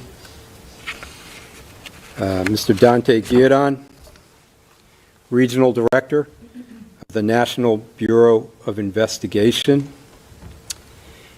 And finally, Italiano Aguirre, who is a lawyer for Mr. Duterte and for some of the DDS members during the mayoral period. And Ms. Croft will discuss these co-perpetrators and their roles in more depth in her presentation, which will be tomorrow. Let me talk now a little bit about the structure of the Davao Death Squad, or DDS. And as we say in our brief, it's a pyramidal structure. If we go, James, to the next one. Again, this colloquially became known as the Davao Death Squad, and it had a hierarchical pyramid-like structure. At the very top, as mayor, Rodrigo Duterte.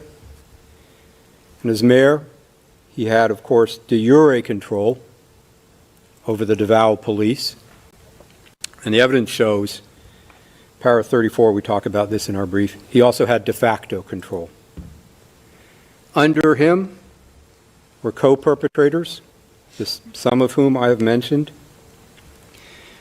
The co-perpetrators had different roles, but one of them was to relay orders and instructions down from Mr. Duterte to the DDS handlers, and also to relay reports back up to Mr. Duterte. So a typical chain of command.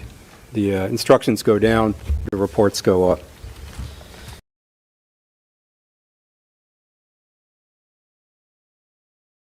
Death squads, or DDS members. And at the very bottom, the lowest rung, the DDS members who actually perpetrated the killings, who carried out physically the murders. And they were made up of both police officers, who were generally lower level police officers, as well as non-police persons who were hired.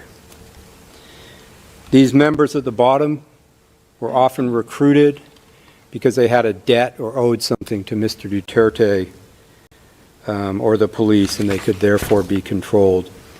And those members at the very bottom were at risk themselves, because if they did not follow orders, or if they tried to leave the DDS, they could be tortured or killed, or both. And there is evidence of that in this case. I'll talk now, just for a few moments, about the founding of the DDS, Duterte's death squad, the genesis of the death squads. One witness described his initiation into the DDS. He described it happening in 1988 at a dinner meeting in a hotel in Davao City. And this was a huge deal for this witness. I mean, it was almost unimaginable being invited to a dinner in a hotel in the center of Davao where he was going to meet the mayor. Mr. Duterte was present, and he openly told the new members of the death squad he was forming that their job was to kill criminals. If we can go to the next slide, James. This is tab 50, Your Honors. This is what the witness recalls of the meeting. Quote, he, Duterte, told us that your job here in the city would be to kill the drug pushers, the snatchers, and the holduppers. That's what our job is going to be, end quote. And in private, with his paid killers, Mr. Duterte didn't say anything about self-defense. He then provided these death squad members with guns and ammunition, and again, in a festive way, a basket was passed around filled with handguns, and the new members could pull one out, like getting a prize, so they would each have a weapon for their new job. It was a celebratory event for Mr. Duterte. The witness explained Mr. Duterte was happy at this dinner meeting. He was laughing, and he even sprayed a bottle of champagne to celebrate. That's at para 5 for our PCB. One witness recalls, we can go to the next slide, James, thank you. Recalled, he, Duterte again, said it was like a baptismal, like a launching. He was very happy at that moment, end quote. That's tab 51. Mr. Duterte was very happy at the birth of the DDS. It's important to note, Your Honors, Mr. Duterte has freely admitted his role in the Davao death squad. He doesn't deny it. Well, now he does, but he did not before he came here. During an interview with a local news station in 2015, he admitted that he is the Davao death squad. And if we could play that now, please, James. This is tab Ako daw ang death 11. squad. So how do you react to that?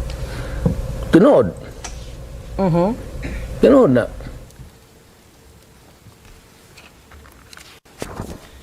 They say I'm the death squad. True. That's true. You know, Your Honors, in some ways, this case is not exactly complicated. That's not the only time Mr. Duterte admitted his role with the death squad.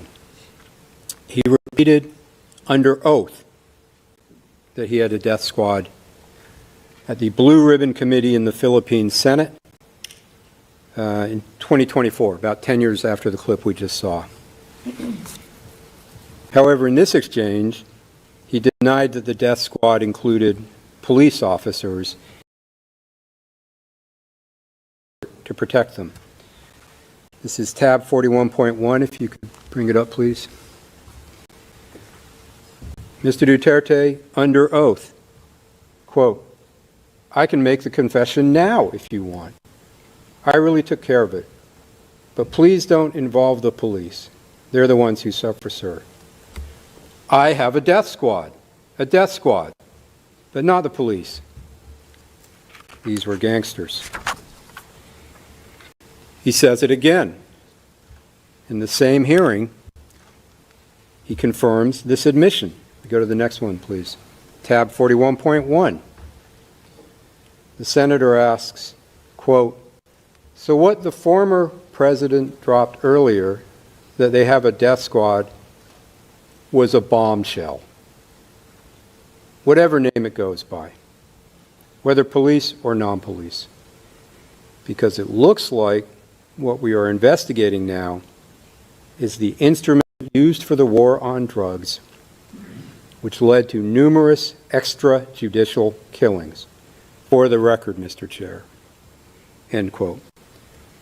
Mr. Duterte's response, quote, you are correct, ma'am. You are absolutely right. End quote.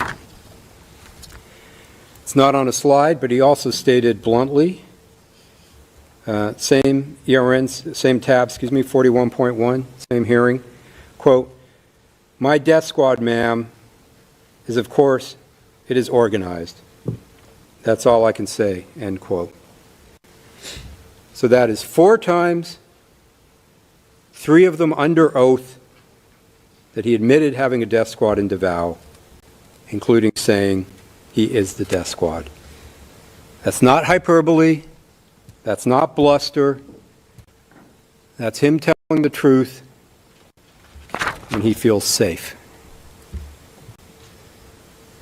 And that he can bank on his continued impunity.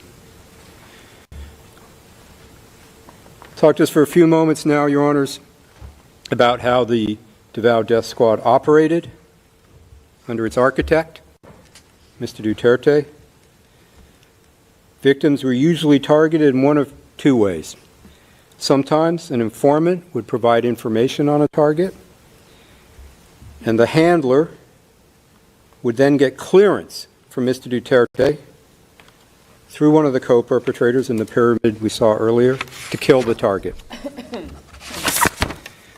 Sometimes Mr. Duterte himself would give the target's name, would say who to kill, which would be communicated by one of the co-perpetrators to a handler, and then down to the DDS member tasked with actually carrying out the killing. But whichever way it took place, Mr. Duterte's clearance, his approval was required, his permission was required for DDS members to conduct these murders. Several witnesses confirmed that, and I'll go through them in a minute.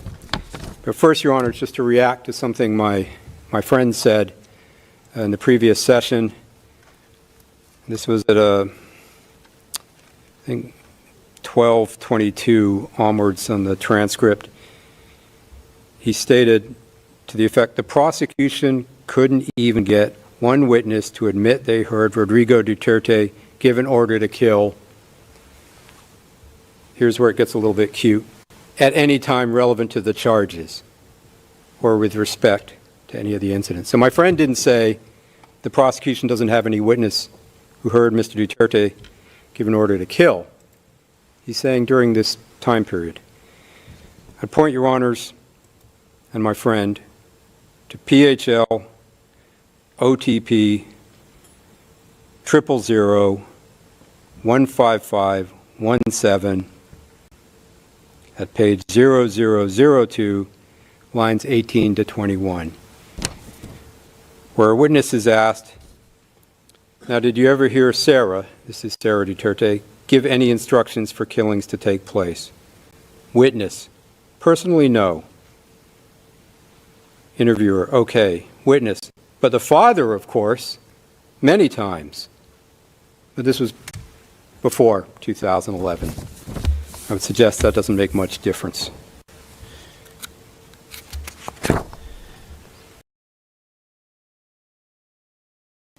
If we could go to next slide. Yes. This is tab 35, Your Honors. The witness stated, quote, only one person was making the decisions. You had to ask Duterte. Because if we didn't make that request, if we didn't ask for authorization, we would be chased or we would be pursued. End quote. Another witness stated, if we go to the next one, please. Tab 58, quote, we cannot conduct a clearing or killing operations without his clearance. Speaking of Mr. Duterte, we called it clearance, end quote. Finally, on the next slide, perhaps the simplest, the witness recalled, quote, a different witness recalled, quote, you cannot just kill anyone in Davao City without Duterte's approval.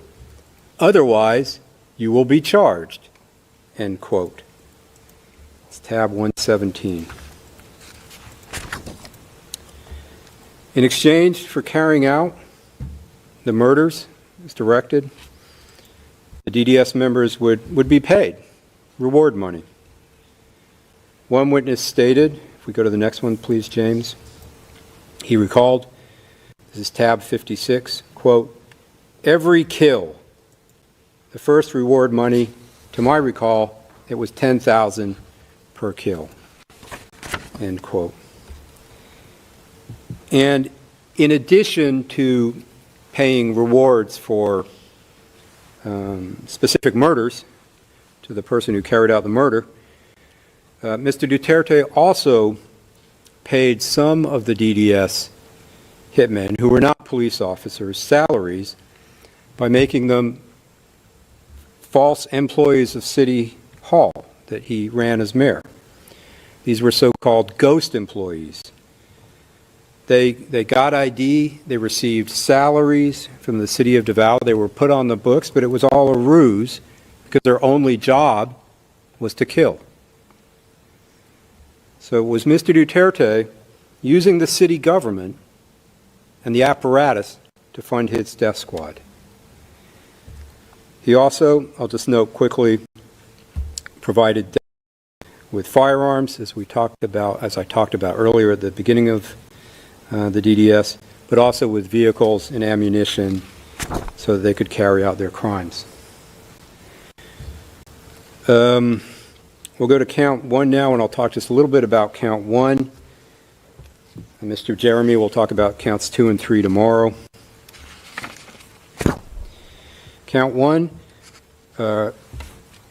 is in relation to murders in and around Davao City during the mayoral period by the DDS. It encompasses 9 incidents of murder by Mr. Duterte's death squad of 19 victims in total. 3 of those 19 victims were children. I'll go to just one quick example. Incident 3 in our pre-confirmation brief, murders in Agdao Market. I'm just going to go through one of them.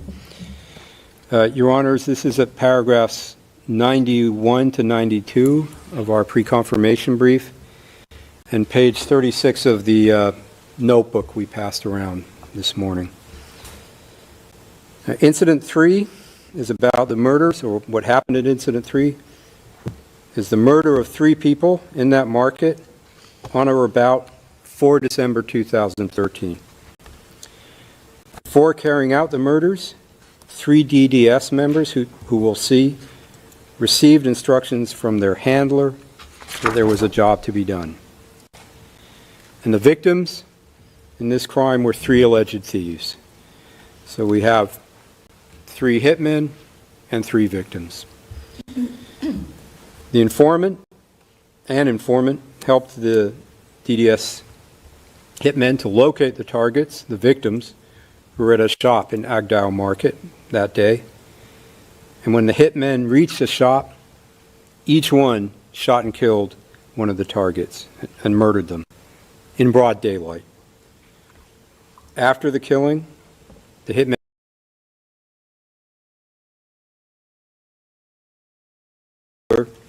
in this case then informed Sonny Buenaventura, who at that time was one of Mr. Duterte's most trusted men. The reward for this incident, for these 3 murders, was 90,000 pesos total. That's at our brief at para 91. Now, what's interesting about this incident is that a few weeks later, after the murders, a video of Mr. Duterte watching the crime on CCTV was posted to YouTube. And I'll show that video, Your Honors, in a minute.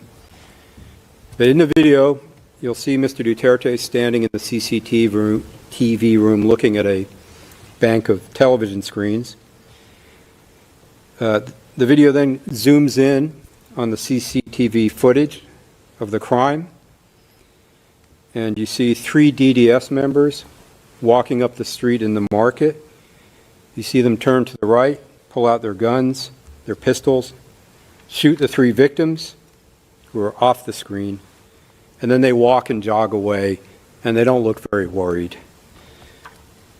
And the video then zooms out, and you see different people running to see what has happened because they've heard the shots.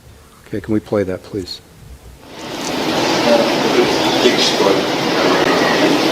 Sa Makati, ganito din. At most warning sa nagdadalo. Katong patay sa Agdao. Sige, tanawin mo yun. Tanawin doon kalakaw. Kanawa. Fiskal, pati pambot kasi mo. Morder mo din klaro. Mulang kanawa. Kaya, upada. May pagkita ni Esar Salis. Kawan isang rin nalianay mo. Kagana. Larat, tulog. Ano ba? Tanong reaksyon sa mga tao.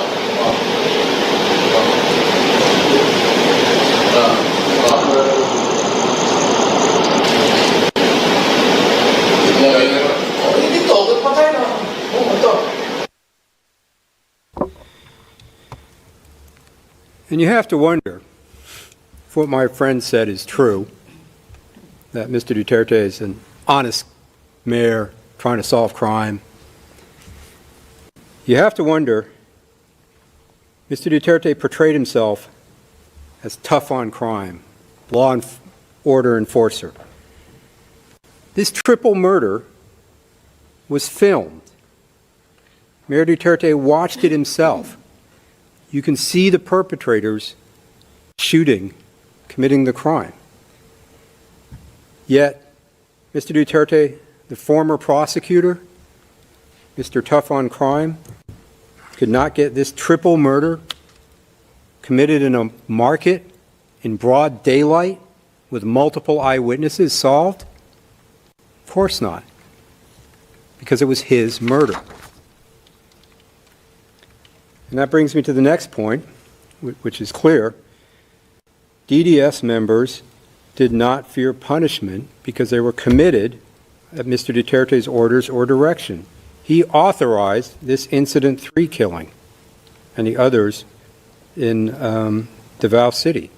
That's at our PCB, our brief, 71 to 72. And that's why, of course, the death squad members were not being arrested, worried about being arrested for the murders they carried out. And if we go to the next slide, James, one of them says very simply, quote, when asked if he's worried about being prosecuted for the killings he committed, his answer was, quote, no. As long as it has been cleared, I wouldn't worry. End quote. Tab 30.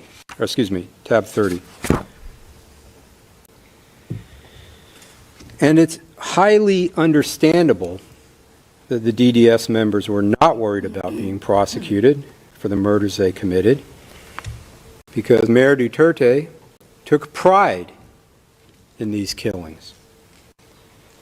He was interviewed as mayor in late 2015, and a reporter put a question to him, asked him about a human rights report which suggested that he had killed 700 people in Davao.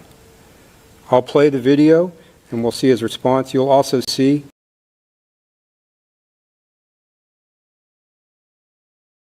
Duterte's right.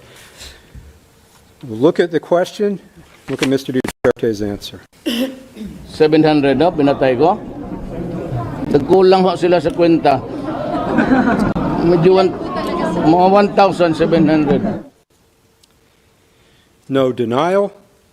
Instead, he takes credit for 1,000 more killings. That isn't bluster. That's not hyperbole. That's the truth.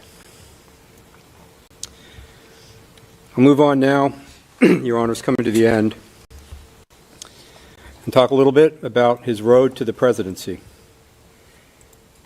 He saw that the political success of his Davao model, as my friend said, he kept getting reelected. It was working. He saw that the political success of the Davao model of killing alleged criminals could be leveraged for more power, higher office. As I said in the beginning, that's exactly what he did. During his presidential campaign, he campaigned on a promise, a pledge to implement the common plan to kill alleged criminals nationwide if elected. I'm going to play a video now, Your Honors, that are just some of the speeches he made. It's a compilation of 4. This is a tab 12 of 4 videos. It's about 4 minutes, but it gives an idea. These are not all the statements, but it gives an idea of the man who ran for president in 2016. If we can play that, James. 3 to 6 months, sabi ko, I will eradicate corruption, criminality, and drugs.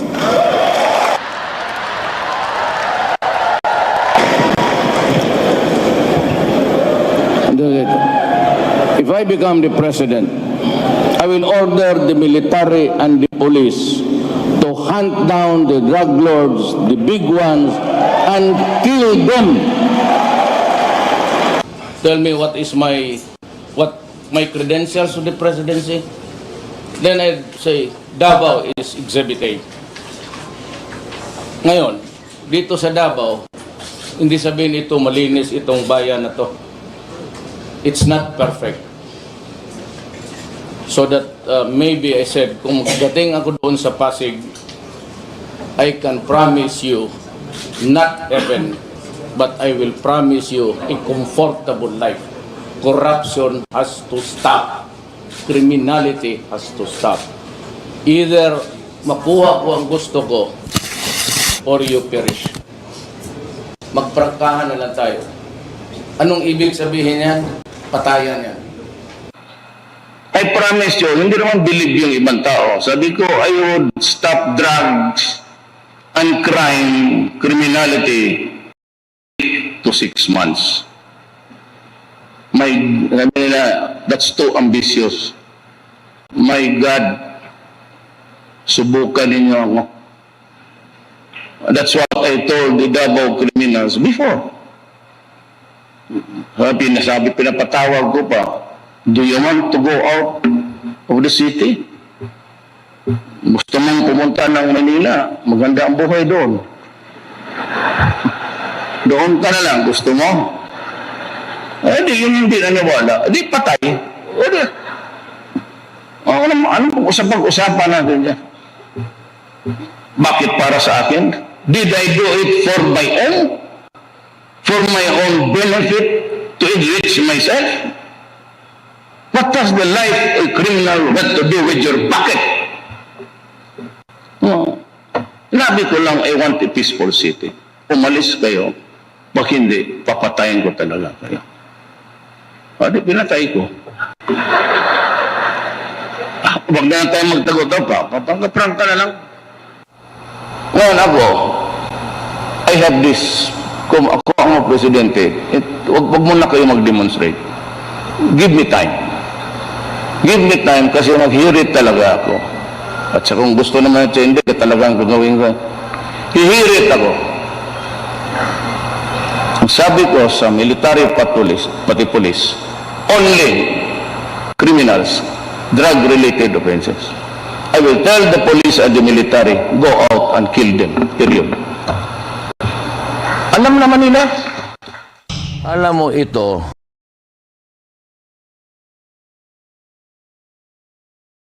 Presidente ako, magtago na kayo. Yung 1,000 nan, it would reach 50,000. I would kill all you making the life of the Filipino miserable. Mapatayin ko talaga kayo. Kasi manalo ako dahil nga yung breakdown sa law and order. I do not want to commit a crime.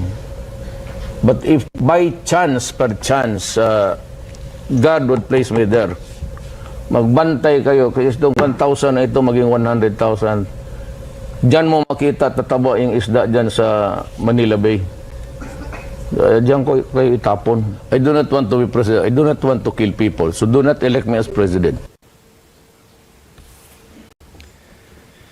If I become the president, I will order the military and 3 to 6 months. Oops. Sorry. So, if I become the president, I will order the military and the police to hunt down the drug lords, the big ones, and kill them. Tell me, what is my credentials to the presidency? Then I'll say, DeVal is Exhibit A. Either I get what I want or you perish. Let's be straightforward. What does that mean? That means killings. You should get out. If not, I will really kill you. So I killed them. Let's not play hide and seek anymore. Let's just be frank. I will tell the police and the military, go out and kill them, period. I will really kill you. I do not want to kill people, so do not elect me as president. That's the man before you for this hearing, even if he's not in court today. He repeatedly promised to kill people, his own people, if elected president. He said it, he did it, that's who he is. He won the election, became president on 30 June 2016, and did exactly as he said he would.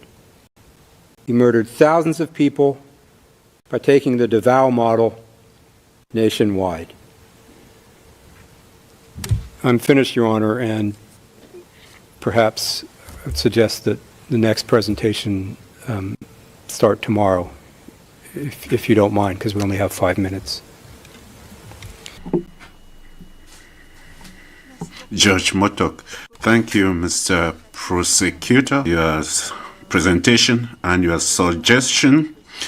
We have now come to the end of this first day of hearings. I would like to thank all the parties and participants, as well as our interpreters, the registry, and the technical staff, as well as all those who contributed towards the success of this hearing. The hearing is adjourned, and we will resume tomorrow according to our schedule. See you tomorrow.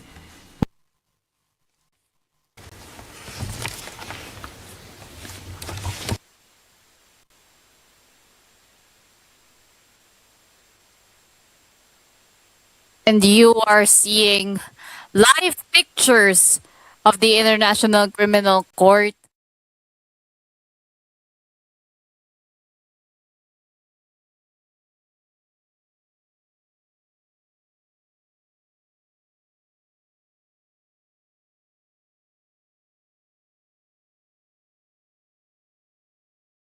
Sa ating minomonitor na kaso ng crimes against humanity laban kay dating Pangulong Rodrigo Duterte. Good evening, everyone. And you are currently watching the live coverage of the confirmation of charges hearing laban kay dating Pangulong Rodrigo Duterte. Magandang gabi. Ako si Midorita Chibana, and I will be your anchor throughout this very historic week of coverage dito sa International Criminal Court sa Hague. I would like to invite back sina Afina at si Anem to help us analyze and to help people know what to help break down what we've seen dito sa presentation ng ating senior trial lawyer na si Julian Nichols. Magandang gabi muli sa inyong dalawa. Anem, I want to go to you because wow, I mean, Yeah. that is just bombshell after bombshell after bombshell of evidence, and we've seen like the first, I believe, yung presentation kanina na where there were of his time as mayor.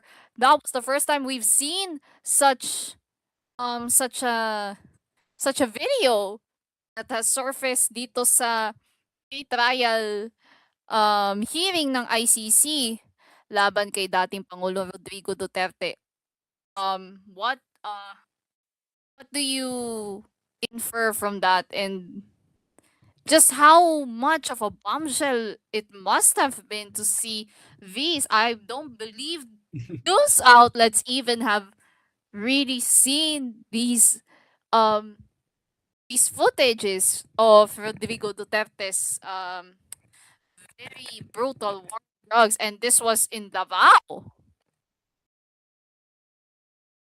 Boy, am I not surprised, to be honest. I am not surprised. Remember what I said earlier? Everyone from A to Z in the hierarchy will get involved, and look what the ICC did. Everyone in the hierarchy is involved and are now tagged as part of the crime. That is exactly what I meant earlier.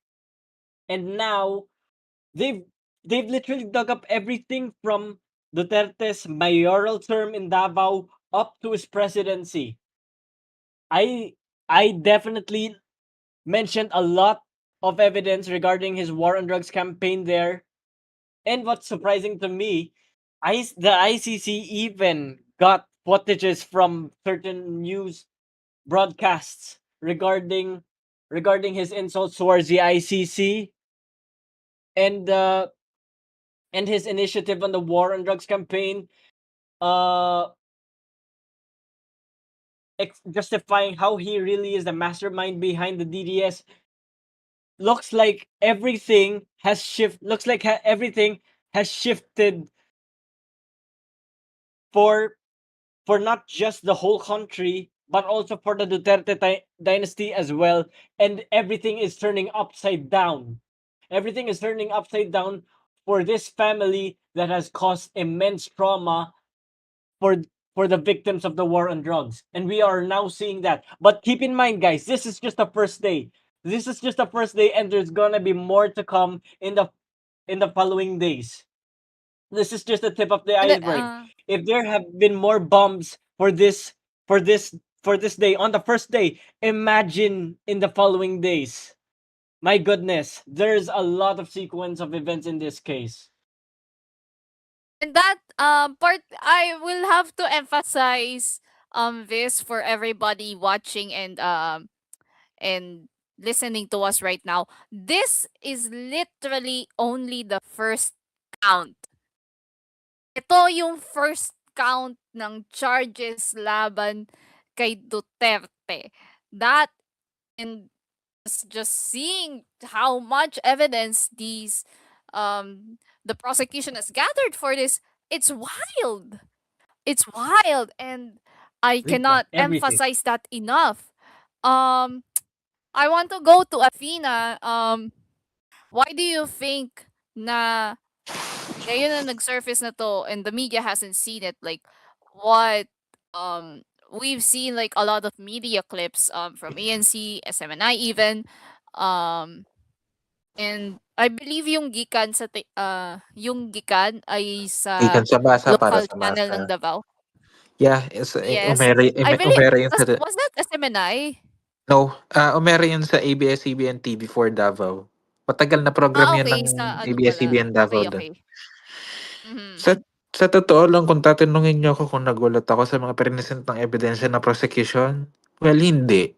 Kasi, biases aside, yung mga remarks ni Duterte na yun are just basically publicly available na para bang tawag dito kung sa tutuusin parang hindi naman din lingid sa kaalaman natin mga Pilipino na talagang harap-harapan na talagang inaamin niya na may existence ng Davao Death Squad, etc., etc. Kung tutuusin, if it was a bombshell evidence, well, hindi sa dina-downplay ko, but I think we're just tama yung sabi ni Anima, it's just the tip of the iceberg. Kumbaga, hindi siya necessarily a bombshell, pero ano din yun, mahalagang ma-cite din yun sa, ayan nga, sa hearings sa ICC because Mhm. yan yung susubukang pahinain ng depensa sa mga susunod na araw. Pero kung ako ang tatanungin, paano mo pahihinain yung yung mga ganong pag-amin sa media? Kasi parang Mhm. sa parang tawag dito sa kabuuan naman ng termino ni former President Rodrigo Duterte na parang sorry I mean we just have to be frank about it pero nasaan na yung lipunan natin o yung sosyedad natin sa perspektiba na tawag dito alam nating mamamatay tao tong presidente natin. Alam nating siya yung nasa likod ng ganito, ganyan. So, nakakagulat ba yung mga ebidensya? Hindi. No. Pero tawag dito, mahalaga din na, to be fair, mahalaga din na makita din natin yung ipipresenta ng depensa either siguro bukas or sa sa Webes. Doon natin tawag dito, mas mahihimay natin 'to ng maigi kung paano nila iaano 'yun. Hindi ko nasasabing mental gymnastics pero well, basically yun na rin yun. Kung paano nila tawag dito, pahihinain o i-dismiss yung mga well, obvious na parang evidences that could incriminate their client, which is former President Rodrigo Duterte.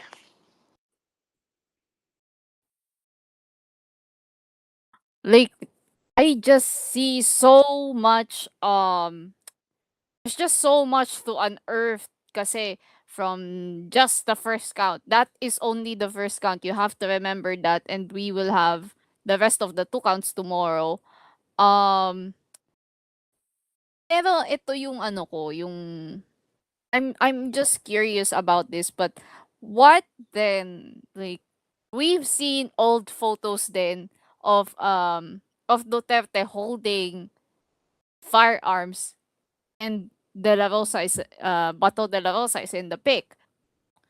Um with his history going back to the 70s and 80s, um what parang paano yung how do you think the prosecution is painting the picture for the judges para makita na okay, we can see this going to trial. I will go to Anima first, and then Afina can answer next. Okay, sure.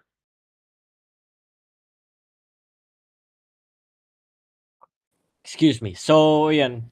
So, what we're gonna talk about here is basically everything that the ICC has emphasized regarding, of course, Rodrigo Duterte's cases of war on drugs from his mayoral term in Davao up to his presidential terms. So I'll just keep it short and simple the best way possible. So, in a psychological perspective, in this case, as a mental health professional myself, it did justify my explanation that his war on drugs approach was indeed hasty. I did hear the ICC, maybe once, yeah, that they mentioned it to be a ruthless, hasty approach in that case. And we can see from the footages from the ICC that you know how his constituents moved in solving one of his cases. It was like it didn't look like it came from the police. It looked like it came from a syndicate in that case. It was like seeing, how do I compare this? It's like I'm seeing freaking Mexico City. Yeah, exactly. It it's like I'm seeing it's like I'm seeing like an undercover operation of a Mexican cartel in that case.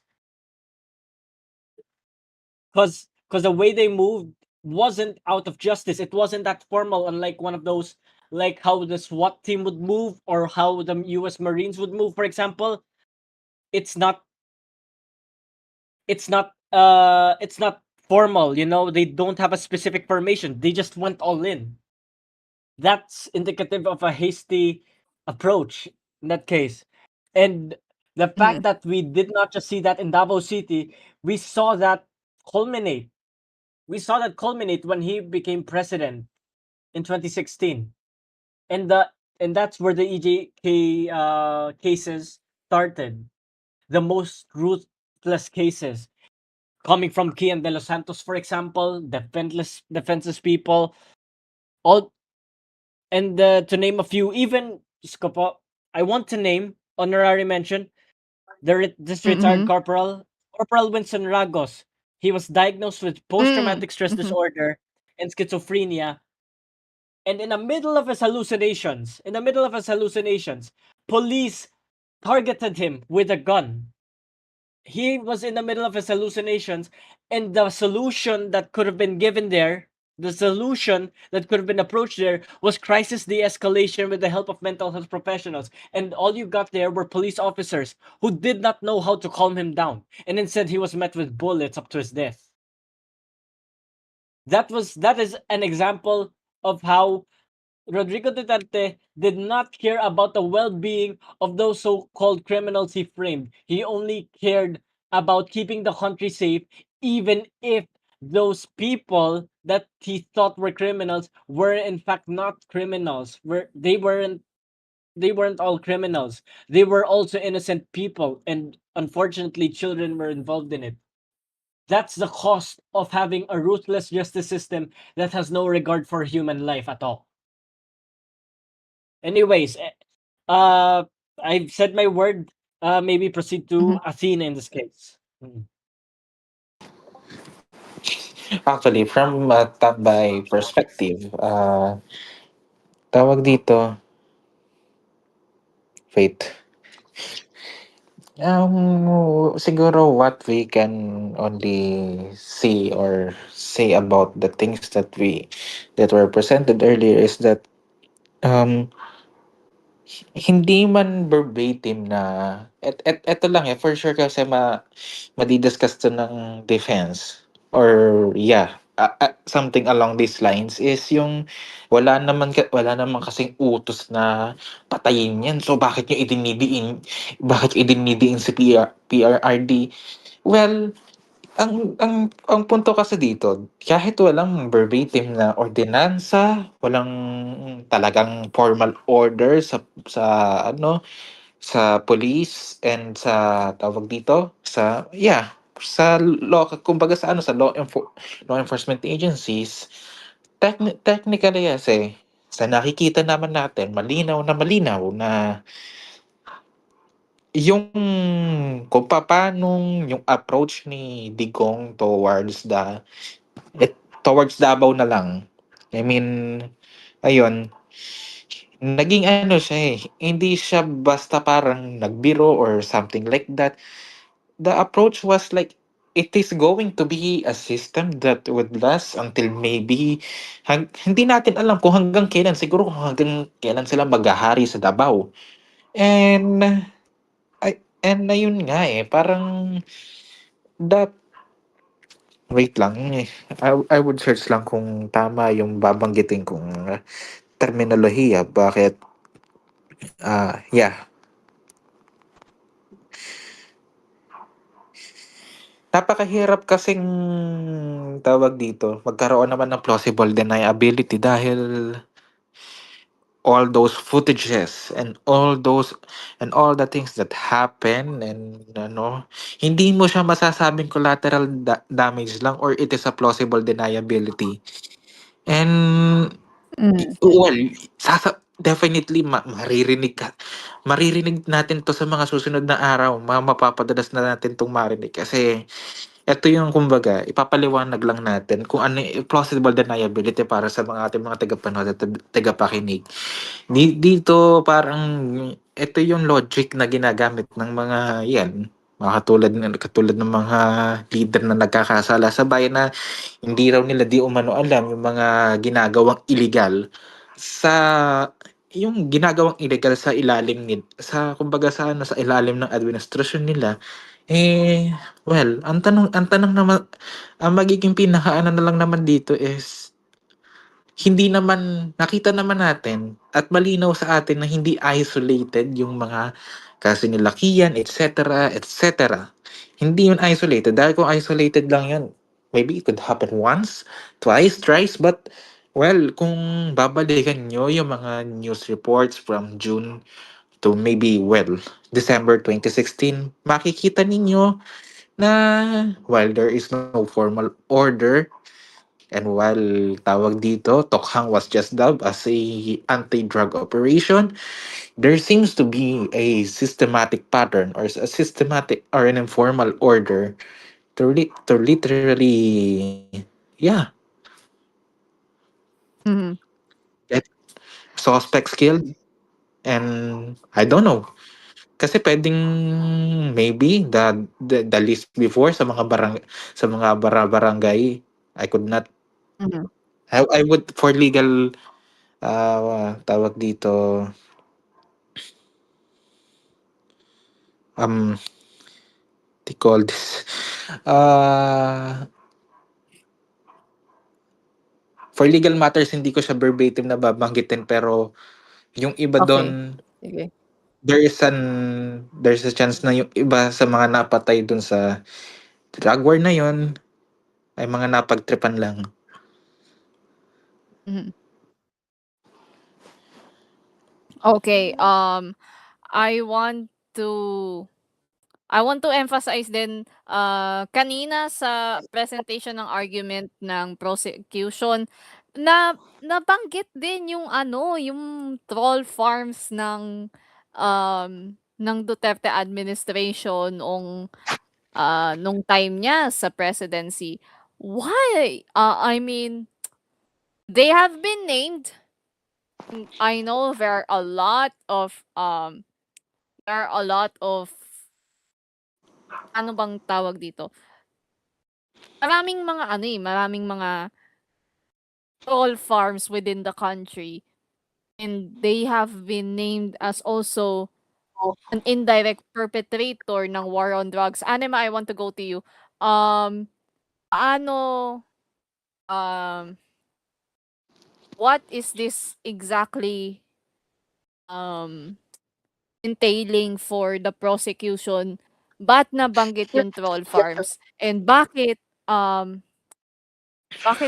parang na na parang nai-indicate, nai-implicate na rather yung kanilang ginagawa to influence the Duterte case?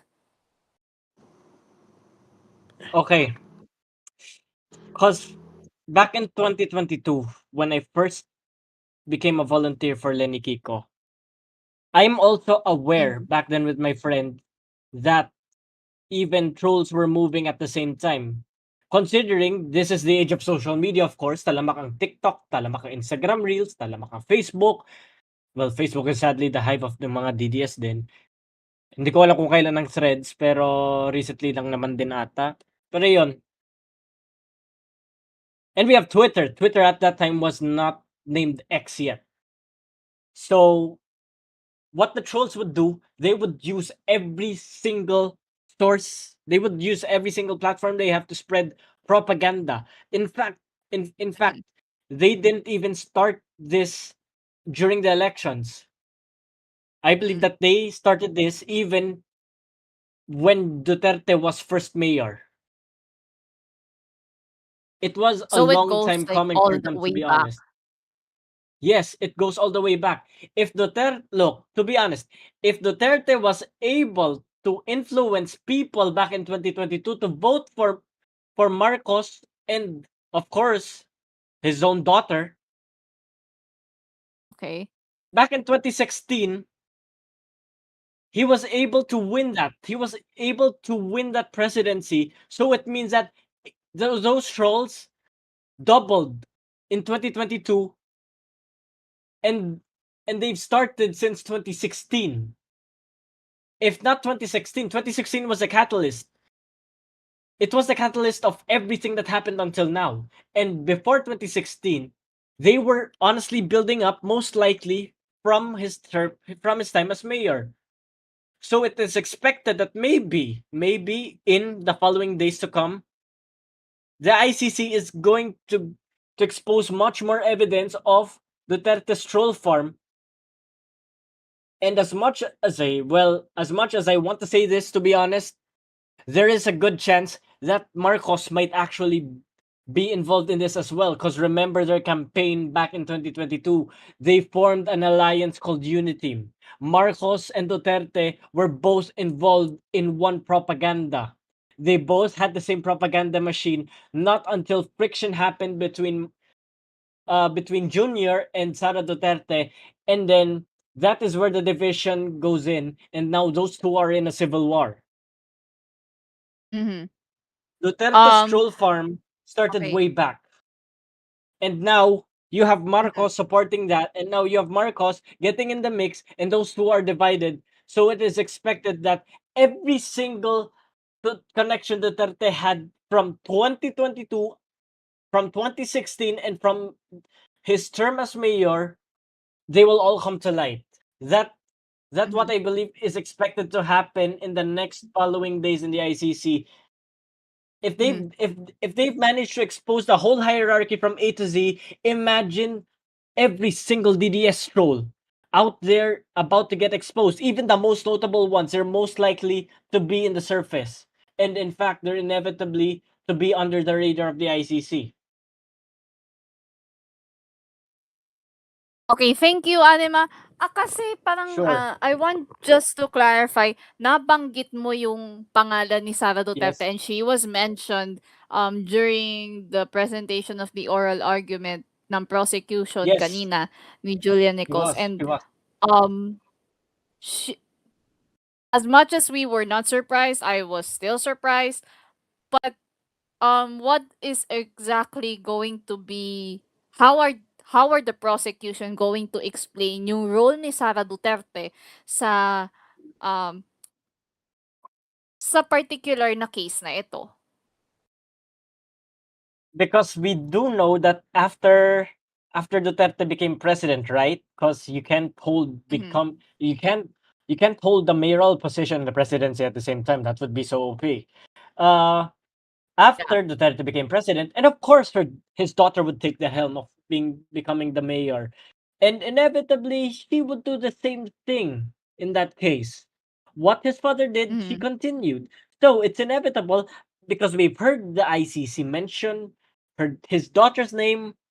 It's inevitable that eventually in one of those days, maybe in day 2, maybe in day 3, her name will be in the list as well. Her name will be on the radar, which means that she, along with Bato, along with Bongo, might be eventually arrested in the future, just like Duterte himself.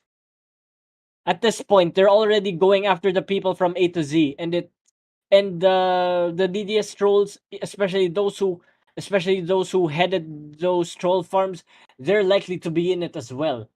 It's literally a web. It's literally a web, not just a web, but rather a pyramid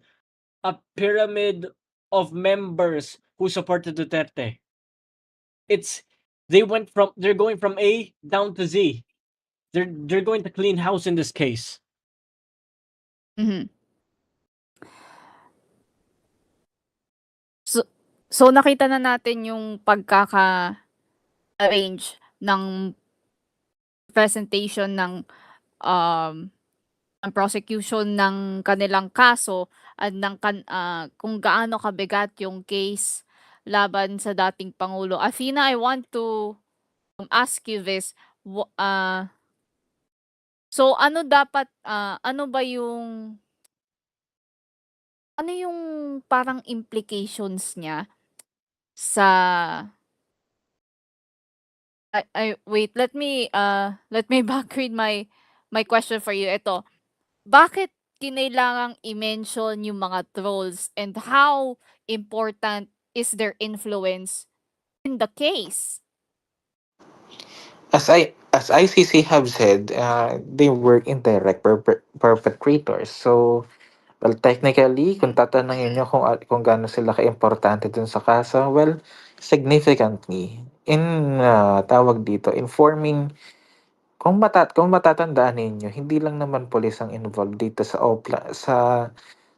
tokhang na nangyari sa anti-drug war. If you can remember, there were vigilante groups that literally involved themselves in hearing suspected drug addicts or whatever. But the point here is the trolls have been the trolls have long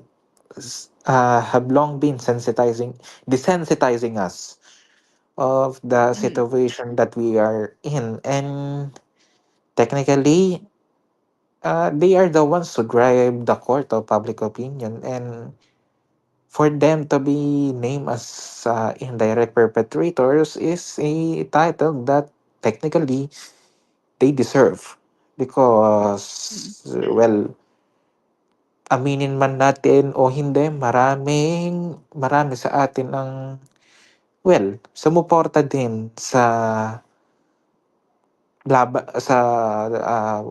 war on drugs na yon. But the thing here is ano yung mga magiging implications nito sometime in the future. Well, ang masasabi ko lang dyan is, as the trial goes on, as mentioned na rin naman before, dadami pa yung mga tao mapapangalanan within the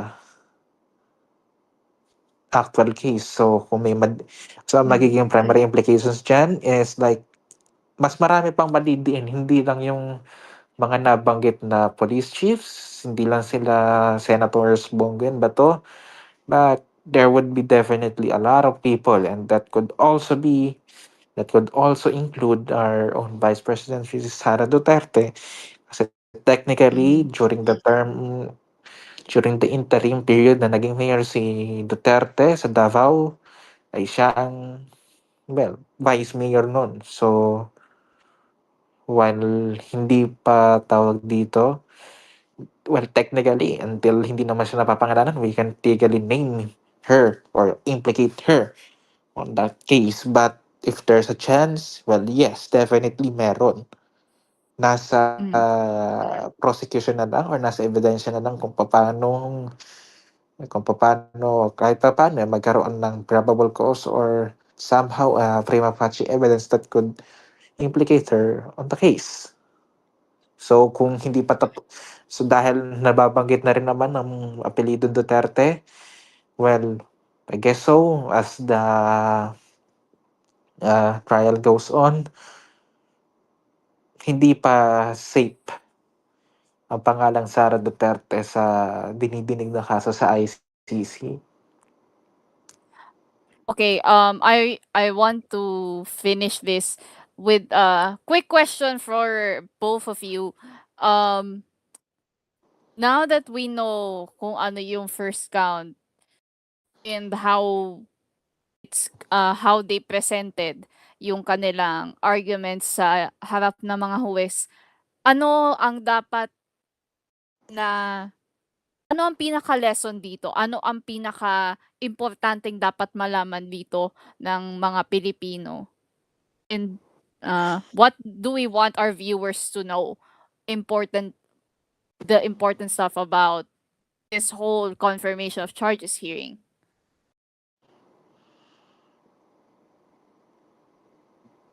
Okay, Mauna, so mauna muna yeah. siguro si Anima. Okay, sure. Thanks, Anet. Thanks, Athena. Anyways, I'll keep it short and simple then. So yun, my message to the public dito. The lesson here, especially that our history is hanging in the balance, especially in the modern times, the modern digital era. Always choose the right side of history.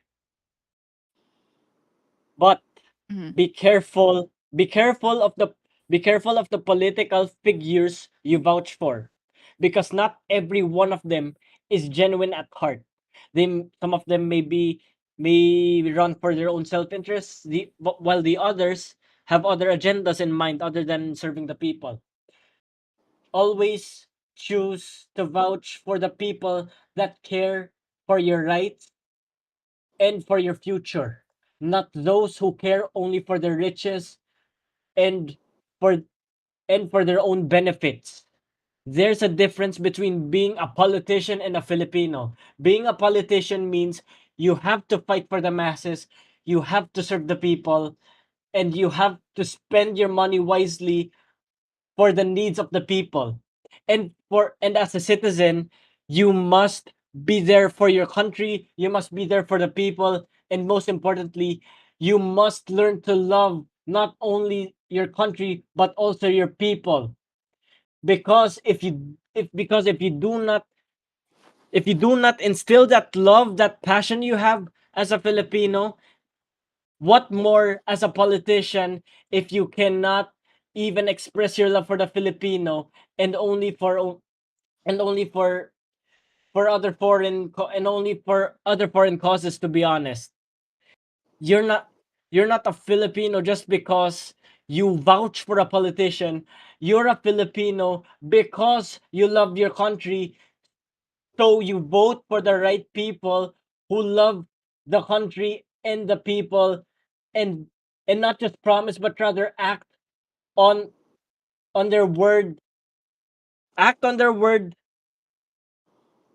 to plan for a bright future, not just for any class of this country, but for all Filipinos equally, regardless of color, regardless of race, regardless of political belief.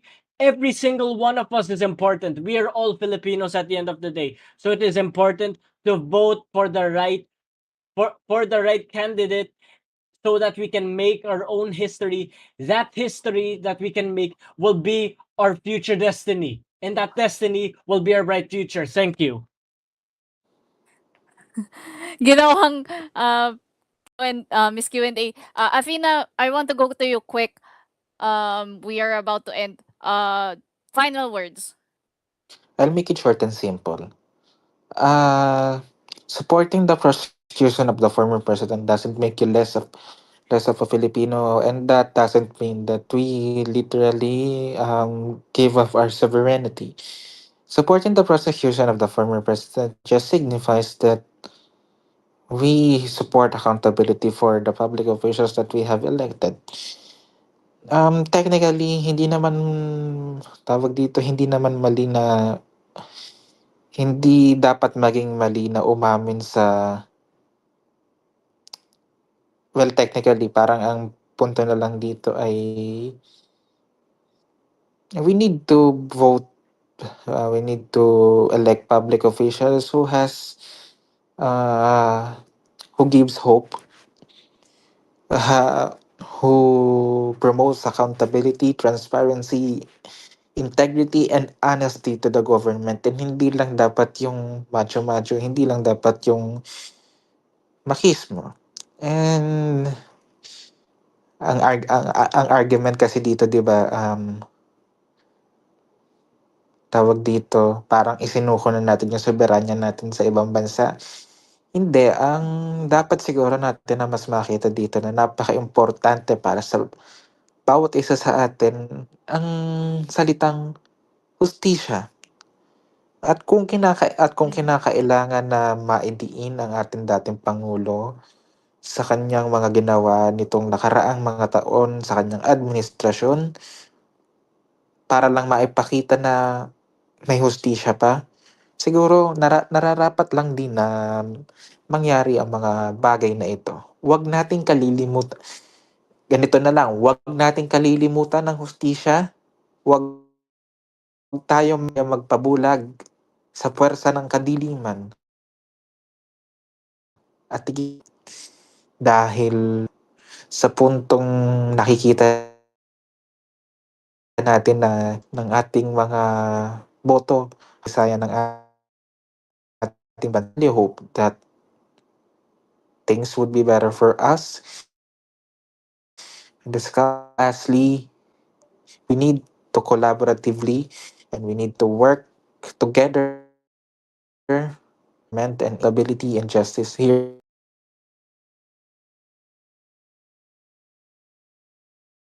Ng confirmation ng dating Pangulong Rodrigo Duterte sa International Criminal na maraming salamat at manatiling nakatutok sa Cool FM para sa pinakauling updates. Susunod na ang Talk with Sen.